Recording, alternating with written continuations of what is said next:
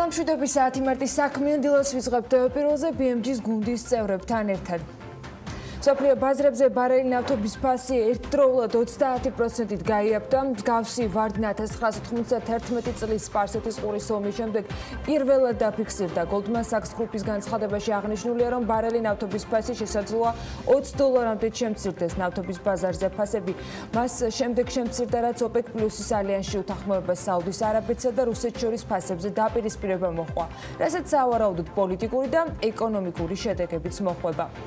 სოფლიო ბაზარზე ნავთობის ფასების დაცემის ფონზე რუსული რუბლი დოლართან და ევროსთან მიმართებაში მკვეთრად გაუფასურდა. საერთაშორისო სავალუტო ბაზარზე 2016 წლიდან პირველად $1 ფასმა 74 რუბლი შეადგინა, 1 ევროს ღირებულება კი 84 რუბლს მცირედით აჭარბებდა.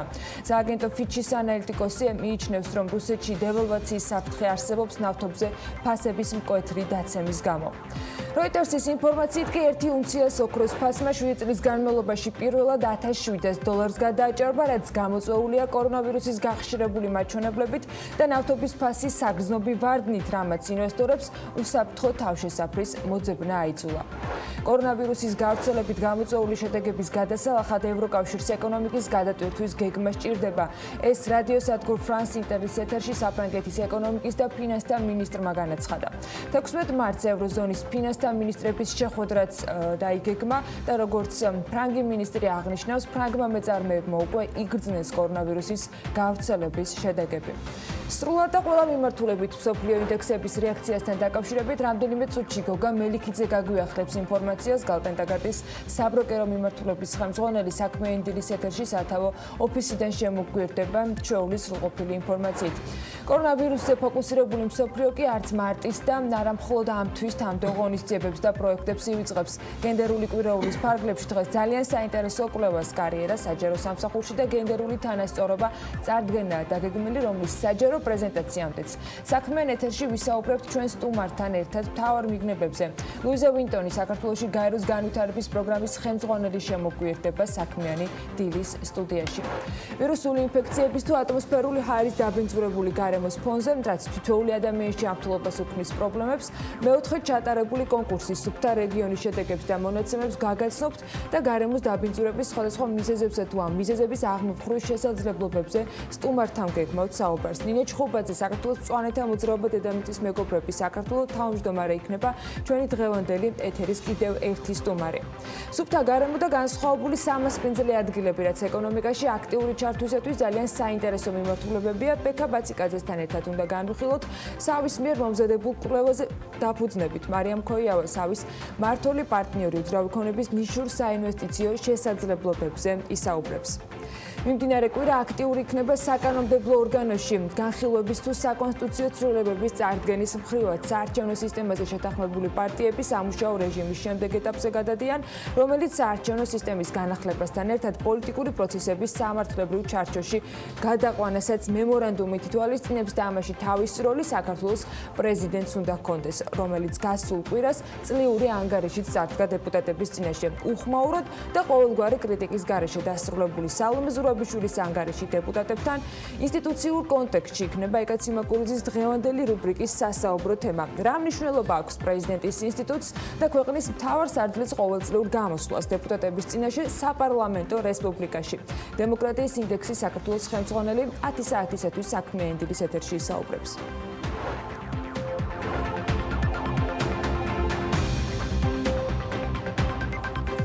დილამშვიდობისა, მოგესალმებით. დღეს 10 მარტია და საქმიანი დილის ეთერს ვიწყობ ძალიან საინტერესო ამბებით. ყველას მოგესალმებით, ჯანმრთელობას, მშვიდობას და ბარაკას გისურვებთ. 9 მარტი კი გლობალური საფინანსო ბაზრებისთვის, მათ შორის ქართული კომპანიებისთვისაც საკმაოდ მძიმე, მე ვიტყოდი უმძიმესი შედეგებითაც დასრულდა ნავთობის ფასის რეკორდული სისწრაფით ვარდნას, ასევე კორონავირუსის გავრცელების ზრდას.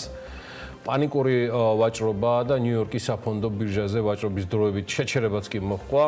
15 წუთის განმავლობაში ბირჟა შეჩერებული იყო. მსოფლიოს ყველა საფინანსო ცენტრმა სამუშაო დღე კოლოსალური ზარალით დაასრულა. აშშ-ის წამყვანი Dow Jones-ის ინდექსი თითქმის 8%, S&P 500 7.6-ით, NASDAQ 6.9-ით. დაეცა ესეთი მწვავე იყო დანაკარგი ლონდონის საფონდო ბირჟაზეც, რომელზეც საქართველოს უმსხვილესი კომპანიებიც ივაჭრება. ლონდონის საფონდო ბირჟის წამყვანის FTSE 100-ის ინდექსი, რომელიც ბირჟის 100 უმსხვილეს კომპანიას აერთიანებს, 7.79%-ით დაეცა. აი FTSE 250-ის ინდექსი კი, რომლის შემადგენლობაშიც ქართული კომპანიებიც შედიან, გუშინ 6.4%-ით დაეცა. უფრო კონკრეტულად კი ქართული კომპანიების დანაკარგი ასეთია: საქართველოს ბანკის ჯგუფი BGO აქციების ღირებულების ვარდნა 10.6% შეადგინა, საქართველოს კაპიტალი CGO 13.12%, TBC ბანკის ჯგუფის აქციები 8%, საქართველოს ჯანდაცვის ჯგუფის აქციების ვარდნა 8.8%. ამ ყველაფრის ფონზე გაერთიანებული ერების ორგანიზაციის ახალი ანგარიშის თანახმად ახალმა კორონავირუსმა COVID-19-მა, რომელმაც უკვე შეანელა წარმოება ჩინეთში და ხელს უშლის მსოფლიო ვაჭრობას, შესაძლოა გლობალური ექსპორტი მთლად 50 მილიარდი დოლარით შეამციროს. გაერო აფასებს, რომ ყველაზე დაზარალებულ სექტორებს შორის არის დანადგარები, საავტომობილო და საკომუნიკაციო მოწყობილობები, ხოლო ყველაზე დაზარალებულ ეკონომიკებს შორის კი ასახელებს ევროკავშირს, სადაც საუბარია წინასწარ ზარალზე 15 მილიარდ 600 მილიონზე. მას მოყვება შეერთებული შტატები თითქმის 6 მილიარდიანი ზარალით, იაპონია 5 მილიარდ 200, კორეა 3 მილიარდ 800 მილიონი და ტაივანის პროვინცია 2 მილიარდ 600 მილიონით. გაერო ვიეტნამს 2 მილიარდ 300 მილიონი დოლარით ზარალსაც უწინასწარ მეტყველებს. როგორც გითხარით, გუშინდელი დღე 9 მარტი გლობალური საფინანსო ბაზრებისთვის უკანასკნელი პერიოდის განმავლობაში გახდათ ერთ-ერთი ყველაზე მძიმე დღე. სწორედ ასეთად ჩაიწერება ის ისტორიაში. ბაზრები ნედლი ნავთობის ფასის რეკორდული 30%-იანი ვარდნით გაიხსნა, რაც საუდის არაბეთს და რუსეთს შორის ნავთობის წარმოების შეზღუდვასთან დაკავშირებით გადაწყვეტილების მიუღწევლობამ განაპირობა. საპასუხოდ საუდის არაბეთმა სარეალიზაციო ნავთობის ფასი დაწია, რასაც მალევე საერთაშორისო ბაზრებზე ნავთობის ფასის ვარდნა მოჰყვა.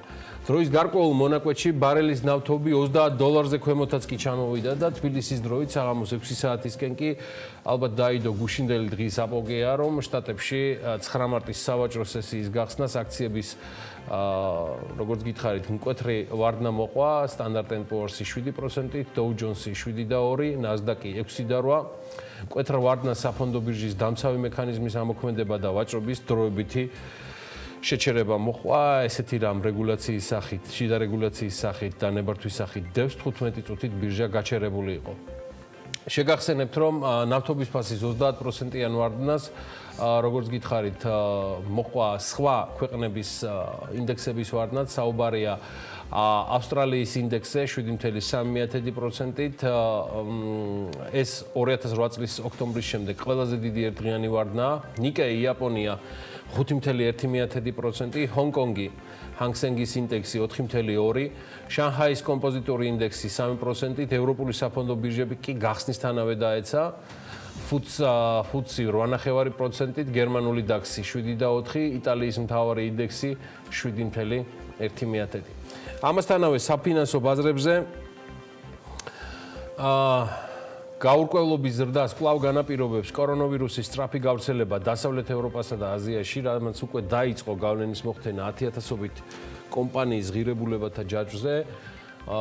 ისეთი უმსხვილესი კომპანია, როგორც BP გახლავთ, British Petroleum, მისი აქციების ფასი არც მეტი და ნაკლები 20%-ით არის გაუფასურებული. დღეს გვექნება ჩვენ ტრადიციული ჩართვა, ექნება გოგა მელიქიძეს, Golden Dagart-ის სათაო ოფისიდან და ის გაგვიახლებს ინფორმაციას 10 წუთებზე დავალოდოთ ჩართვას.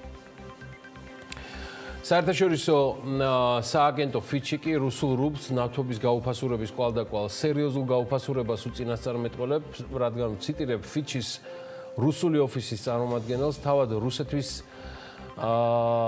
Fitch-ის წარმომადგენლობასაც ალბათ ისინი ეს რამეს ამბობენ, რომ ალბათ რუსეთის ხელისუფლებასაც ვერ წარმოედგინა თუ რა შედეგებს მიიღებდნენ OPEC Plus-ის მოლაპარაკების გამოსვლიდან. თან ეს ყველაფერი ხდება იმ ფონზე, რომ მსოფლიოში ნავთობის მეორე მომხმარებელი ქვეყანა ჩინეთი, რომელმაც ნავთობპროდუქტების მოხმარება ბოლო 5 წლის განმავლობაში 40%-ით გაზარდა, დღეს საკმაოდ რთულად განჭვრეტად ვითარებაშია კორონავირუსის გამო. კორონავირუსმა გავრცელება ჩინეთიდან დაიწყო, რომელიც გარდა იმისა, რომ მსოფლიოს სიდიდით მეორე ეკონომიკაა, უმსხვილეს ექსპორტიორთან ერთად ნავთობპროდუქტების გარდა უმსხვილესი მომხმარებელი, ანუ იმპორტიორი, შემსყიდველიც არის. შესაბამისად, ჩინეთის ფაქტორი ყოველთვის იყო თემა. ამიტომაც განსაკუთრებული მსჯელობის საგანი იყო ყოველთვის ნებისმიერი სავაჭრო პრობლემები, რაც უნდა ჩინეთს და მსოფლიოში სიდიდით პირველ ეკონომიკას, ანუ შეერთებულ შტატებს შორის კორონავირუსამდეც არსებობდა. ფაქტიურად COVID-19-მა ეს ყველაფერი გადაალაგა და 2020-ში ჩვენ თვისებრივად სხვა ვითარებას მივიღებთ. მანამდე კი მოდი გადავხედოთ ჩვენ პატარა საქართველოს, რას ვაჭრობთ იმ ძირითად ქვეყნებთან და დავიწყოთ ჩინეთით, რა ბალანსი გვაქვს, როგორც გითხარით, მსოფლიოს ნომერ მეორე ეკონომიკასთან და ასევე გადავხედოთ რამდენიმე ქვეყანას, რომელიც დღეს ეპიცენტრშია COVID-19-ის, ანუ კორონავირუსის გავრცელებისა. 2019 წლის განმავლობაში საქართველოს და ჩინეთს შორის მთლიანმა სავაჭრო ბრუნვამ $1 მილიარდ გადააჭარბა, რაც მთლიანი სავაჭრო ბრუნვის 8.5% იყო. ჩინეთმა ამით უმსხვილეს სავაჭრო პარტნიორთა სიაში საქართველოსთან მიმართებაში თურქეთისა და მესამე ადგილი დაიკავა. ანუ მესამე ადგილზე გასულ წელს, ანუ 2019-ში ჩინეთში ჩვენ ქართველებმა მოახერხეთ $227 მილიონი ექსპორტის განხორციელება. ეს 15%-ით მეტი იყო 2018-ის შედეგებზე და ჩინეთმა მთლიან ექსპორტში, როგორც გითხარით, ამ ყველაფრიდან გამომდინარე, ექსპორტის ნაწილში უკვე მე-6 ადგილზე გადაინაცვლა. რაც შეეხება იმპორტს, საქართველოს გასული წლის განმავლობაში 2019-ში 858 მილიონი ღირებულების საქონელი შემოვიტანეთ, ზრდა 1.5%-ია და ჩინეთმა მთლიან იმპორტში რუსეთის შემდეგ უკვე მესამე ადგილი დაიკავა. საქსტატის ანგარიში ვკითხულობ, რომ საქართველოს მთავარ საექსპორტო საქონელს ალკოჰოლური სასმელები წარმოადგენს. უმსხვილესი საექსპორტო საქონლის ხუთეული კი ჩინეთთან ესეთია, ეს არის სპილენძის მადლები და კონცენტრატები, როგორც გითხარით, ყურძნის ნატურალური ღვინოები, ხელსაწყოები, მოწყობილობები, ანუ მედიცინაში, ვეტერინარიაში გამოსაყენებელი მადნები და კონცენტრაციები, ძვირფასი ლითონები, ასევე ზაფრანა, ურცი, დაფნის ფოთოლი, კოჭა და სხვა სანელებლები, ამით დაახლოებით $3.6 მილიონი ვივაჭრებთ.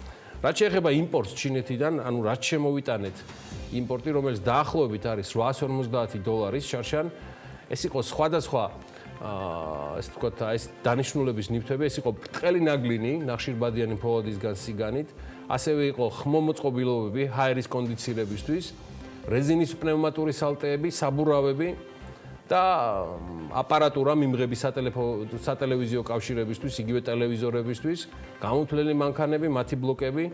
ანუ ეს არის დომინაციაში, რასაც გადახედავთ, რასაც ვაჭრობდით ჩინეთიდან 2019 წელს. 2020 წელს იანვარში ჩინეთში ქართველებმა მოახერხეთ $44 მილიონი ექსპორტი, იმპორტის ოდენობა კი $65 მილიონამდე იყო. ეს რაც შეეხება ჩინეთს. და კორონავირუსის კერას, რომელიც პირველად 2019-ში სწორედ ჩინეთში ფიქსირდება, ამიტომაც ვუჰანში აღმოცენებული ეს ვირუსი მოგვიანებით იძენს სახელს COVID-19, თუმცა საქართველოს და მისი მოსახლეობის ჯანმრთელობისთვის ამ ეტაპზე გაცილებით მძიმე აღმოჩნდა იტალია და იტალიიდან მომავალი რისკები. ვიდრე გეტყვით, რას ვაჭრობთ იტალიასთან, გეტყვით განახლებულ ინფორმაციას, რომ იტალია ფაქტიურად არის ჩაკეტილი ქვეყანა. ეს აღარ არის გუშინდელი დილის მდგომარეობით მხოლოდ 16 მილიონი ადამიანის კარანტინი. მთელი ქვეყანა ფაქტიურად მოეცა საკარანტინო ზონაში. საკმაოდ მძიმე განცხადებებს და ასევე პროგნოზებს აკეთებს იტალიის პრემიერ-მინისტრი, რომელიც თვლის, რომ ძალიან მძიმე და ეს შავი ხანა უდგას იტალიის რესპუბლიკას, ასე რომ რეალურად გადაადგილება და მოგზაურობა იტალიის რესპუბლიკის მაცხოვრებლებისათვის სრულად არის შეზღუდული და მხოლოდ ლომბარდიის რეგიონში გავრცელებული რეგულაციები არ გახდა საკმარისი და ის გავრცელდა მთელ იტალიაზე. კარგი, გადავხედოთ რა ხდება იტალიასთან, დანარჩენ ინფორმაციებს სხვაებიც დაფარავენ. 2019 წელს საქართველოს იტალიას შორის სავაჭრო ბრუნვა არის 3%-ით შემცირებული. ჯამში იტალიასთან ჩვენ ვივაჭრეთ თითქმის $267 მილიონი. ეს ნაკლებია 18-ზე თუ ხედავთ კიდეთ 274-ს ვაჭრობდით 274 მილიონამდე ვივაჭრეთ 2018-ში. ჩვენ გამოვითხოვეთ ინფორმაცია საქსტატიდან და მონაცემები შემდეგნაირად გამოიყურება. შემცირებულია ექსპორტის, ასევე იმპორტის მაჩვენებელი და გასულ წელს იტალიაში ექსპორტირებულია ჯამში 40 მილიონი საქონელი. 2018-ში ეს 3 მილიონით მეტი იყო, იმპორტი კი 226 მილიონი. ანუ იტალიიდან წამოვიღეთ 226 მილიონი საქონელი. რა გავყიდეთ იტალიაში გასულ წელს?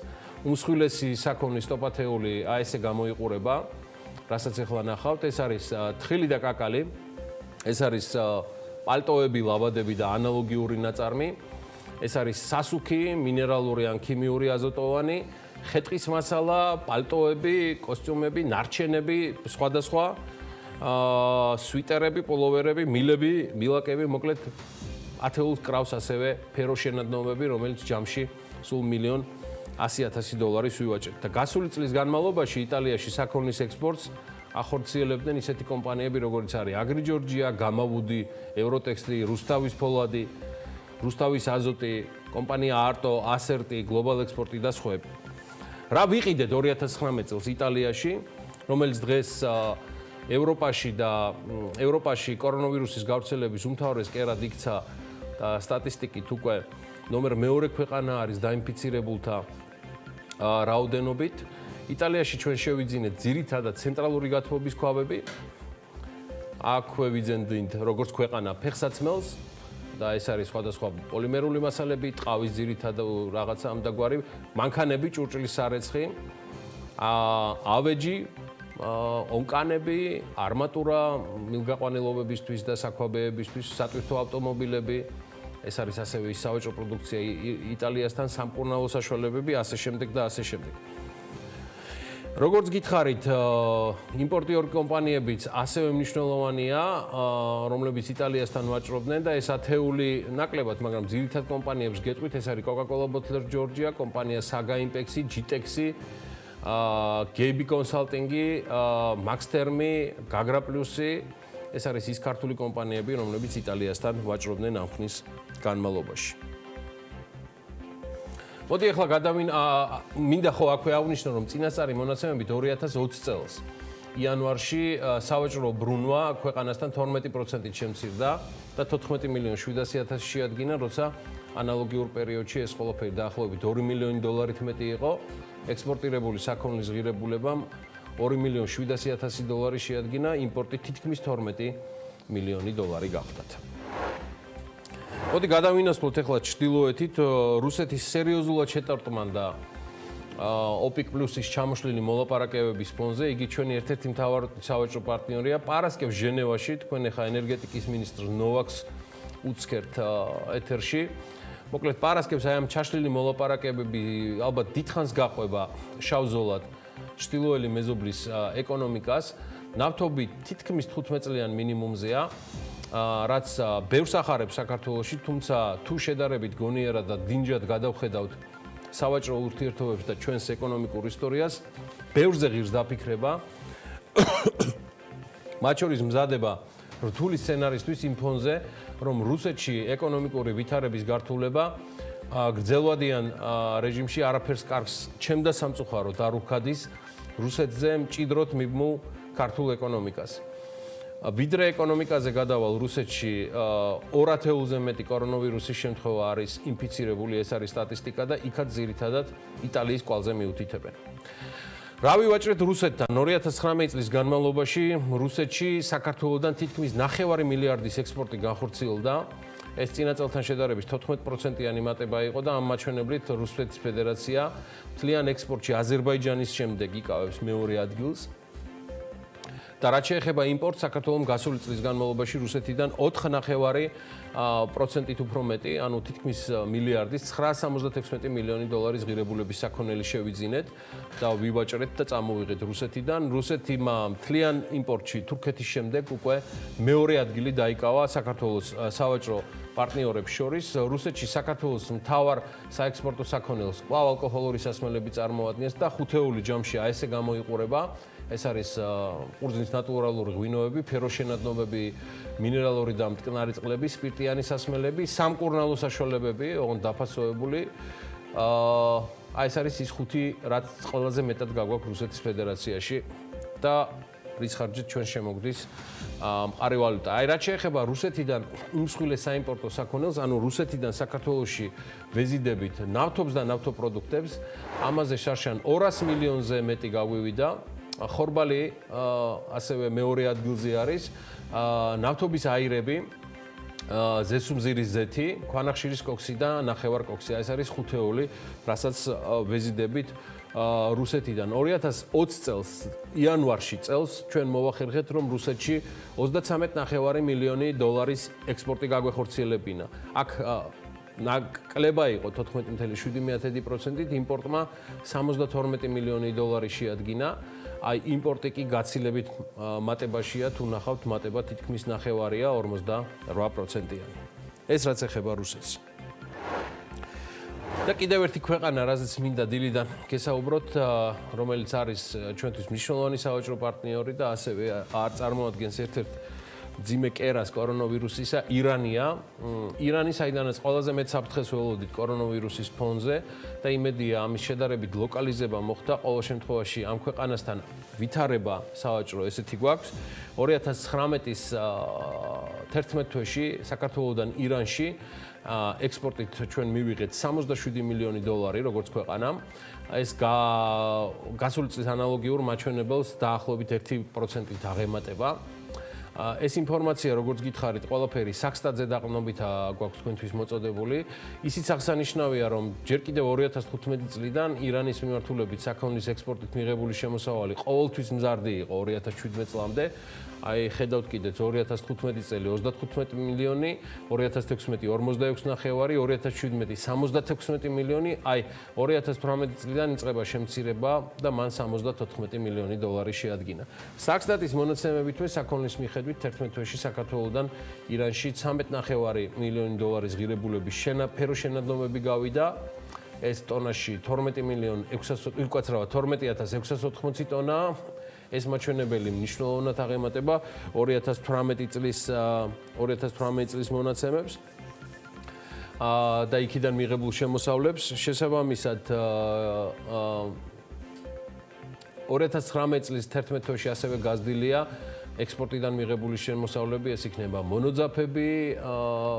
მონოძაფები, რეზინის პნევმატური სალტეები და საბურავები. საქსტატის მონაცემებითვე ექსპორტირებული საქონლის ათეულში ასევე მოხდა ცხვრის და თხის ხორცი, რომელსაც ირანში ვაჭრობთ, ხე-ტყის მასალა გადის საკმაოდ სერიოზულად, პოლიამიდები, სიგარები, სიგაროლები და სიგარეტები და მისი შემცვლელები, მინის ჭურჭელი, ხელის პნევმატური, ჰიდრავლიკური და ჩადგმული ძრავით ინსტრუმენტები. ეს არის ის ჩამონათვალი რეალურად, რაც ჩვენ გვაქვს ურთიერთობაში ირანთან. ეს არის ის 4 ქვეყანა, რომელიც ჩვენ თქვენთვის მიმოვიხილეთ. და ჯერჯერობით ინდიკაცია სწორედ ამ ქვეყნებზე კეთდება, ყოველ შემთხვევაში სავაჭრო ბალანსთან დაკავშირებით, თუმცა ადგილობრივ ბიზნესზეც არნაკლები გავლენა იქონია ვირუსმა, რომელიც მთელი მსოფლიოს ბირჟებს ახდენს გავლენას და ამას კიდევ მიუბრუნდებით. კორონავირუსი და მისი გავლენა ბიზნესზე ჩვენი ერთ-ერთი მიმართულება იქნება, რომელსაც არაერთ ეთერს დაუთმობ და ბევრს ვისაუბრებთ. COVID-19-ის პრობლემატურობაზე პერიოდულად, პრინციპში რაღა პერიოდულად ყოველდღურად გიყვებით და ახლა ელენე გოგბერაშვილის მიერ მომზადებული მასალა უნდა შემოგთავაზოთ, რომელმაც სხვა სექტორის წარმომადგენლებთან მოიკითხა ეფექტი, გავლენა და მათი შეფასებები. მოდით ნახოთ, რას ამბობენ ბიზნესის წარმომადგენლები. სოფლიოში განვითარებული მოვლენები პროდუქციის ექსპორტზე გავლენას ახდენს და ამ მხრივ გამონაკლისი არც ქართული ღვინოა. მიმდინარე წელი ქართული ღვინისთვის რიგით მეოთხე უმსხვილეს ბაზარზე 6%-იანი კლებით დაიწყო, რაც დროში ემთხვევა ჩინეთში კორონავირუსის ეპიდაფეთქებას. თბილღვინოს გენერალური დირექტორი ვარაუდობს, რომ ჩინეთში ღვინის ექსპორტის კლება შესაძლოა გაგრძელდეს. ქართულ კომპანიებს კი ჩინეთის ბაზრისთვის განკუთვნილი ღვინის სხვა ბაზრებზე გადანაწილება მოუწევთ. 6%-იანი კლება მე ვთვლი არის მინიმალური ეფექტი, თუ ეს შენარჩუნდება აი ამ პროცენტულ მაჩვენებელში იქნება კარგი, თუმცა მე ვშიშობ, რომ კლება თუ ეს პრობლემა გახანგრძლივდა, იქნება გაცილებით უფრო მეტი. ეს კიდევ ერთი ალბათ დაკვეთილია ჩვენთვის, რომ ქართულმა მეღვინეებმა ყველა აქცენტი უნდა გავაკეთოთ ბევრად უფრო სტრატეგიულად სტაბილურ ბაზრებზე. რას ნიშნავს სტრატეგიულად სტაბილური? ანუ იმ ბაზრებზე, სადაც რისკები ეკონომიკური თუ პოლიტიკური არის მინიმალური. ეს არის დასავლეთ ევროპის ბაზრები, ეს არის შეერთებული შტატები და აი ამგვარი ტიპის ბაზრები. კორონავირუსის გავრცელებას უარყოფითი ეფექტი აქვს ადგილობრივ ბიზნესებს. რესტორატორთა ასოციაციის წარმომადგენლის განცხადებით, მომხმარებელთა კლება მნიშვნელოვანი არ არის, თუმცა ეს ტენდენცია შეინიშნება და განსაკუთრებით იმ რესტორნებში, რომლებიც ტურისტულ ნაკადებზე იყვნენ დამოკიდებული. ჯერ არ გაუცდია სარესტორნო ბიზნესს მკვეთრი ვარდნა, მაგრამ რეალურად იქიდან გამომდინარე ტურისტული სეზონი ჯერ დაწყებული არ არის, მაგრამ მიუხედავად იმისა, ჩვენ განებივრებული ვიყავით საქართველოს ამ დროსაც კი გარკვეული ნაკადის ტურისტებისა, ეს რა თქმა უნდა გარკვეულწილად შეწყდა, შენელდა და აქედან გამომდინარე ამ კუთხით ის სარესტორნო ბიზნესი, რომელიც ტურისტზე იყო დამოკიდებული, ხშირ შემთხვევაში თბილისი იქნება, ქუთაისი იქნება თუ ბათუმი იქნება, რა თქმა უნდა ამ კუთხით გარკვეულწილად არის პრობლემები და ეს პრობლემები სამწუხაროდ უფრო მოიმატებს. კორონავირუსის გავრცელების გამო მოქალაქეების სიფრთხილით ეკიდებიან თავად კლინიკებში ვიზიტებს. მათ შორის რიგმა მოქალაქეებმა პრევენციის მიზნით ვიზიტი გააუქმეს სტომატოლოგიურ დაწესებულებებშიც. ზოგადად მწვავე რესპირაციული დაავადებების მქონე პაციენტები, რა თქმა უნდა, რუტინულად მოგმართავენ ხოლმე სტომატოლოგიურ კლინიკებს. დღესდღეობით კორონავირუსთან დაკავშირებით, როგორც ახალი ტიპის ვირუსთან დაკავშირებით, რა თქმა უნდა, ვენებათა ღელვა არსებობს ძალიან დიდი შიში, ამიტომ ბუნებრივია, რომ ტენდენცია იმის, რომ ვიზიტები გაუქმებულია, ეს ბუნებრივი არის. დიდი კლინიკებისთვის 2-3 პაციენტის გაუქმება ბიზნესის კუთხით და იმის ნამდვილად ეს პრობლემას არ წარმოადგენს, მაგრამ პატარა კლინიკებისთვის ალბათ ნამდვილად სერიოზული პრობლემაა. მომხმარებლების შემცირდა სილამაზის სალონებშიც. კლება საგანგაშო ტრენდს არ აჩვენებს, თუმცა როგორც სილამაზის სალონების ფედერაციაში განმარტავენ, რიგ მომსახურებებზე მოთხოვნა საერთოდ გაქრა კიდეც. როგორც არის ვიზაჟის ვარცხნილობების პროცედურები, რა თქმა უნდა, ასეთმა პროცედურებმა მოიკლო. გამომდინარე იქიდან, რომ ღონისძიებები ნაკლები არის, ისეთი ღონისძიებები, რომლებიც დიდ თავყრილობებს ითხოვს, არის შემცირებული კი არა და ზოგმა გააუქმა, გადაიტანა და ასე შემდეგ. შესაბამისად, ასეთი ტიპის პროცედურებისთვის უკვე ვეღარ მოგმართავს მომხმარებელი. რა თქმა უნდა, ნებისმიერი პროცენტით შემცირება გარკვეულ ფინანსურ ზეგავლენას ახდენს სალონებზე. და ეს არ არის, რა თქმა უნდა, სასურველი, თუმცა ეს სათხაც ალბათ 20%-ის ფარგლებში შეგვიძლია ვივარაუდოთ, მეტი არა. რაც შეეხება სამასპინძლო დაწესებულებებში ვიზიტორების შემცირებას, რესტორატორთა ასოციაცია თბილისის მერიის სახელზე მიმართვას ამზადებს. ბიზნესი მერიისგან კრიზისულ პერიოდში საიჯარო გადასახადისგან გათავისუფლებას მოითხოვს.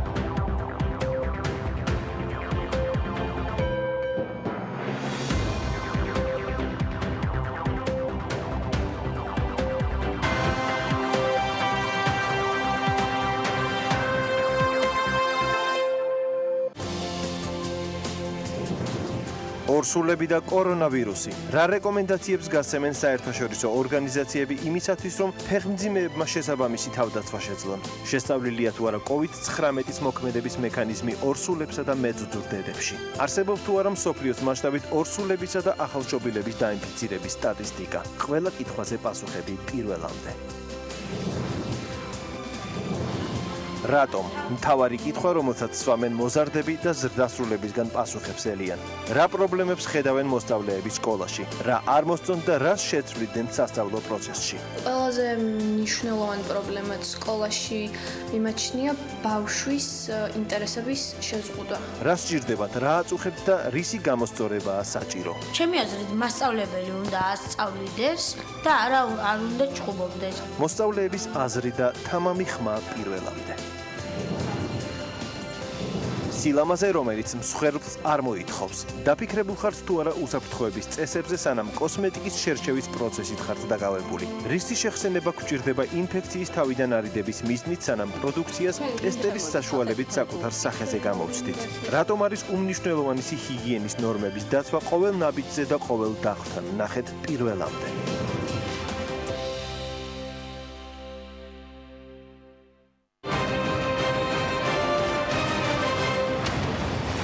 ეს რეაქცია, რომელსაც ყოველ სამშაბათს და ხუთშაბათს წარმოგიდგენთ მე ჟურნალისტი ინგა გრიგოლიანი.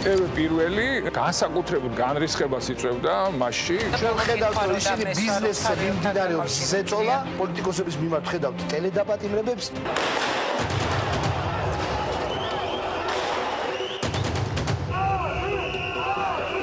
ამ შვიდობიანი მომიტინგეების საკითხი.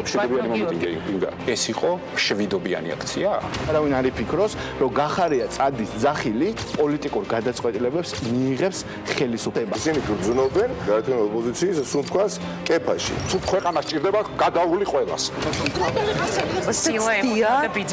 ყველას ერთად ეკუთვნოდა ეს სილა. ადამიანები, რომლებიც მასობრივად ჩადიოდნენ ცუდ რაღაცებს, ეხლა ჩადიან კარგ რაღაცებს. არ არის კატეგორია, რომელსაც მჯერა, რომ საარჩევნო დაპირებები იქნება შესრულებული. თქვენ ბიძინა ივანის შესაუბრებით თუ ის აპირებს არჩევნები იგივე მეთოდებით ჩაატაროს, მისი ჭიქიდან ჩაისწავლებენ. ივანიშვილი იყო პრაქტიკულად პატარა სახელმწიფო, რომელიც საქმეს არჩევდა. ინაშვილები და ყვიციანები ჩვენ ისინი უნდა დავამარცხოთ. უნდა დამთავრდეს ხარდაჭერა ბოკერია და სააკაშვილებისადმი. ნატოში უფრო ადრე შევა საქართველო, ვიდრე ირმა ინაშვილი გიგა ბოკერია შეიყვარებს. ჩვენ გვაქვს უფლება გქონდეს ჩვენი რეაქცია ქვეყანაში განვითარებულ პროცესებზე და ჩვენ ეს რეაქცია აუცილებლად უნდა გქონდეს.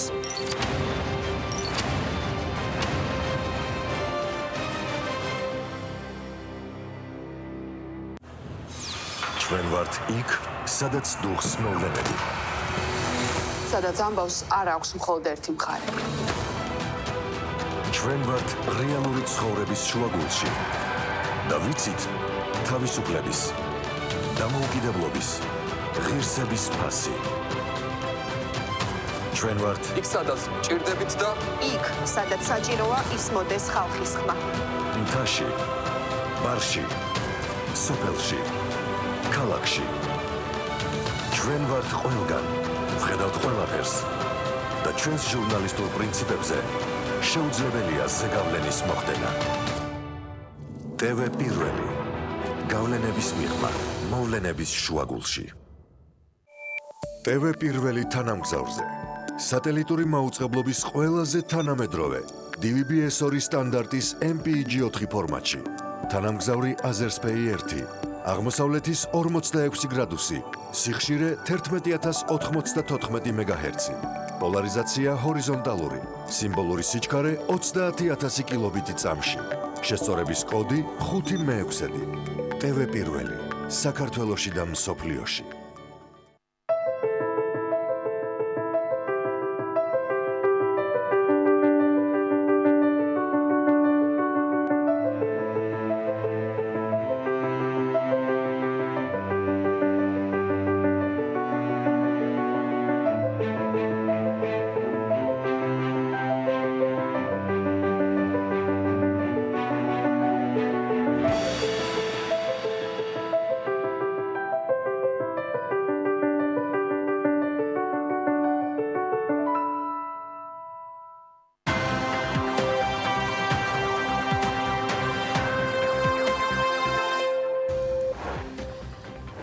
კორონავირუსთან დაკავშირებით შექმნილი უწყებათა შორის საკოორდინაციო საბჭო მოქალაქეებს, რომლებსაც ჯანდაცვის უწყების მიერ მიცემული აქვთ მითითება თვითიზოლაციაში საკარანტინო პერიოდის გატარების თაობაზე კიდევ ერთხელ კაცრად მოუწოდებს, რომ გამოიჩინონ მაღალი სოციალური პასუხისმგებლობა და ჯანდაცვის სამინისტროს რეკომენდაციის შესაბამისად თვითიზოლაციის წესები დაიცვან.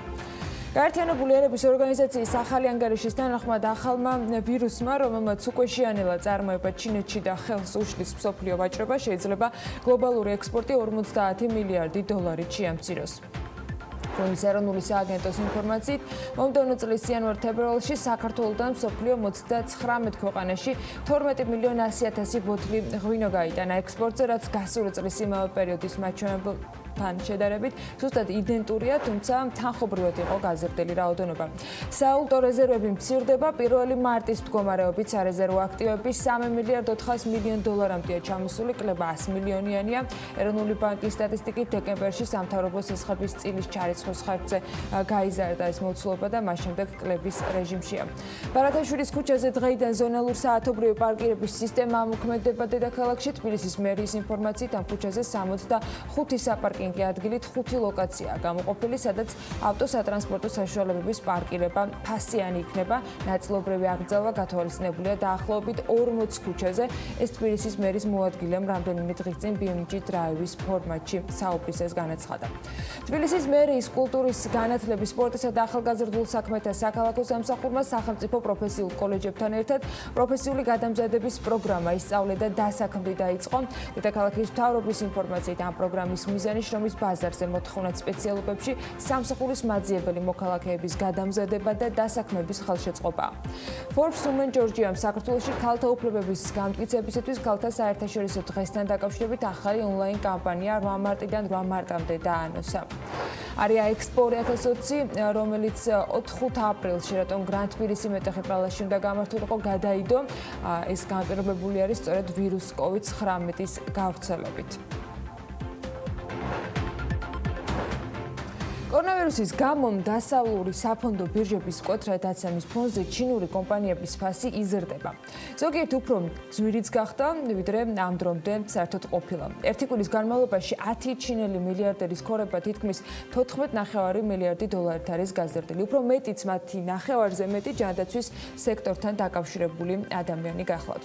ამათგან აღსანიშნავი არის, რომ ჩინური ფარმაცევტული კომპანია Hanson Pharmaceuticals ხელმძღვანელი ჟუნ Zhiyuanis ქონება 6 მარტის ვაჭრობის მონაცემებით 16 მილიარდ 600 მილიონი დოლარი იყო, ანუ 2 მილიარდ 200 მილიონი დოლარით მეტი და 16%-ით მეტი, ვიდრე ერთი კვირით ადრე. 59 წლის ბიზნესმენი და მისი ქალიშვილი კომპანიის 75%-ს ფლობენ. Hanson Pharmaceuticals აწარმოებს ინფექციების, დიაბეტის, სიმსივნის სამკურნალო მედიკამენტებს. კომპანია ჰონკონგის საფონდო ბირჟაზე ივაჭრება. გამდიდრებულ მილიარდერებს შორის არის ჩინელი მილიარდერი ლი სიტინიც, რომელიც უმსხვილესი ჩინური სამედიცინო აღჭურვილობის მიმწოდებელი კომპანიის Mindra Medical International-ის აღმასრულებელი დირექტორია და მისი კაპიტალი 1.3 მილიონით, ანუ 11%-ით გაიზარდა და 13 მილიარდ 200 მილიონი დოლარი შეადგინა. ამ კომპანიის დამფუძნებლის სიუხანის ქონებაც გაზრდილი არის 1.3 მილიონით და 12 მილიარდ 800 მილიონი შეადგინა. ერთ კვირაში ყველაზე მეტად გამდიდრებული ჩინელი მილიარდერების სრული სია, აი ასე გამოიყურება ეკრანზე ნახავთ და შევეცდები, რომ მათი სახელები სრულად წავიკითხო. როგორც გითხარით, ჟუნ ხუეცზიუანი 2 მილიარდ 200 მილიონი დოლარით გამდიდრდა. გამდიდრებულთა სიაში არის ასევე ცინ ინლინი, მისი ქონება 1.9 მილიონით გაიზარდა. ლიუ იუნხაო ასევე 1.8 მილიონით გამდიდრდა. ამ სიაში წაიკითხავთ ცენ ძიუნდას სახელს და გვარს, ალი სიტინის, სიუხანის, ასევე მა ხუატენის და ჩენ ბანის გვარებს, რომლის ქონებაც ყველაზე ნაკლებით 1 მილიარდი დოლარით არის გაზრდილი. მოკლედ, ავკარგიანი ეფექტის დევს კორონავირუსს, რომელიც ცალსახაა, რომ 2020-ის მსოფლიო ეკონომიკურ ზრდას და სავაჭრო კავშირებს ნამდვილად გადააწყობს და უფრო დიდი ალბათობით კარგისკენ ნამდვილად ვერ. კორონავირუსის გამო ავიაკომპანიებში 10,000 სამუშაო ადგილი რისკის ქვეშ დგება და CNN წერს, რომ მას შემდეგ, რაც ვირუსის გამო მსოფლიოში მგზავრთნაკადი მცირდება, ავიაკომპანიებში 10,000 მისი სამუშაო ადგილი შესაძლოა გაუქმდეს. ბოლო მონაცემებით ჰონკონგის ავიაკომპანიამ Cathay Pacific-მა, რომელმაც ფრენები 40%-ით შეამცირა, იძულებული გახდა, რომ 33,000-მდე თანამშრომელი სამკვირიან უხელფასო შვებულებაში გაეშვა. მსოფლიოში ცნობილმა ავიაკომპანია Lufthansa-მ კი გასულ კვირას განაცხადა, რომ კომპანიის ფრენებმა დაახლოებით 50%-ით იკლო და ვარაუდობს, რომ თანამშრომლებს სამუშაო საათებს შეუმცირებს, რადგან მათ უკვე გამოიყენეს უხელფასო შვებულებების ნაწილი. დუბაის ავიაკომპანია Emirates-მა, რომელიც მთლიანად საერთაშორისო მგზავრებზეა დამოკიდებული, მოუწოდა თანამშრომლებს, რომ საშვებულებო პერიოდი გამოეყენებინათ. შედარებით ადრე ანალოგიურ ზომებს მიმართეს United Airlines-მა და JetBlue United Airlines-მა, რომელთაც საერთაშორისო ფრენები 20%-ით შეუმცირეთ, ხოლო შიდა და კანადის მიმართულებით ფრენები 10%-იან კლებას აჩვენებს. ავიაკომპანიამ ასევე განაცხადა, რომ ახალი თანამშრომლების აყვანას შეაჩერებენ და როგორც მაგალითად JetBlue აცხადებს, კომპანია ეცდება შეზღუდოს არააუცილებელი ხარჯები და ახალი კადრების აყვანა. IATA-ს მონაცემებით ავიაკომპანიებში მსოფლიოს მასშტაბით 2,950,000 ადამიანია დასაქმებული და გამოცემა აღნიშნავს, რომ ავიაბიზნესში შემოსავლების თუნდაც 5%-იანი კლება დაახლოებით 150,000 სამუშაო ადგილის დაკარგვას გამოიწვევს მთელი მსოფლიოს მასშტაბით. რა სირთულეები აქვს და გამოწვევები ამერიკულ კომპანიებს ეს ამბავი ხოთაშორის დონალდ ტრამპმა მოიკითხა მათთან შეხვედრისას და როგორც შტატების პრეზიდენტი ამბობს, კორონავირუსი აზარლებს საავიაციო ბიზნესს, მაგრამ მათ ამ ეტაპზე ფინანსური დახმარებისათვის თეთრი სახლის ლიდერისათვის არ მიუმართავთ. Business Insider-ის ინფორმაციით ტრამპი აღნიშნავს, რომ ამ ნეგატიურ მოვლენებში რაღაც დადებისთვის დანახვაც შესაძლებელია. არის ერთი პოზიტიური რამ, რაც ამდენი ხალხის ქვეყნის ფარგლებს გარეთ შეაჩერებს და ფულს ჩვენს მაღაზიებსა და სასტუმროებში დახარჯავენ, ამბობს ტრამპი. ცოტა ლოგიკასთან შეიძლება სადებატო თემა იყოს. პრეზიდენტმა აღნიშნა, რომ ამერიკელებს ქვეყნის შიგნით ფრენების არ უნდა ეშინოდეთ, მიუხედავად იმისა, რომ COVID-19-ის რამდენიმე შემთხვევა შეერთებულ შტატებშიც ასევე დაფიქსირებულია. ძალიან ბევრი კითხვა არსებობს ვირუსთან დაკავშირებით, რომელიც მთელს მსოფლიოს მოედო, მიუხედავად იმისა, რომ ზღვა ინფორმაცია ამ თემაზე, ნამდვილობის გარკვევა და განსაზღვრა კიდევ უფრო რთულდება ამ ინფორმაციული ნაკედებიდან გამომდინარე. კითხვებიდან და ინტერესიდან გამომდინარე, დაავადებათა კონტროლის ეროვნულმა ცენტრმა კორონავირუსის COVID-19-ისა და გრიპის ვირუსს შორის განსხვავებების შესახებ რეკომენდაციებიც გაავრცელა, რომელშიც ხოთაშორის ხაზგასმით არის აღნიშნული, რომ გრიპს COVID-19-თან შედარებით ხანმოკლე მედიანური ინკუბაციური პერიოდი აქვს, ანუ დრო ინფექცირებიდან სიმპტომების გაჩნამდე და სერიული ინტერვალი, ანუ ძირითადი შემთხვევები სიმპტომის დაწყებიდან შემდეგი შემთხვევის სიმპტომის დაწყებამდე უფრო მოკლე არის.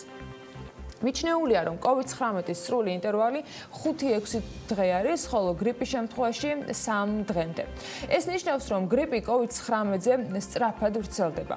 დამატებით ტრანსმისია ავადობის პირველ 3-5 დღეს ამ პოტენციური პრესიმპტომური ტრანსმისია, ანუ ვირუსის სიმპტომების გამოჩენამდე პერიოდი წარმოადგენს ძირითად მამოძრავებელ ფაქტორს ამ გრიპის გავრცელებისათვის.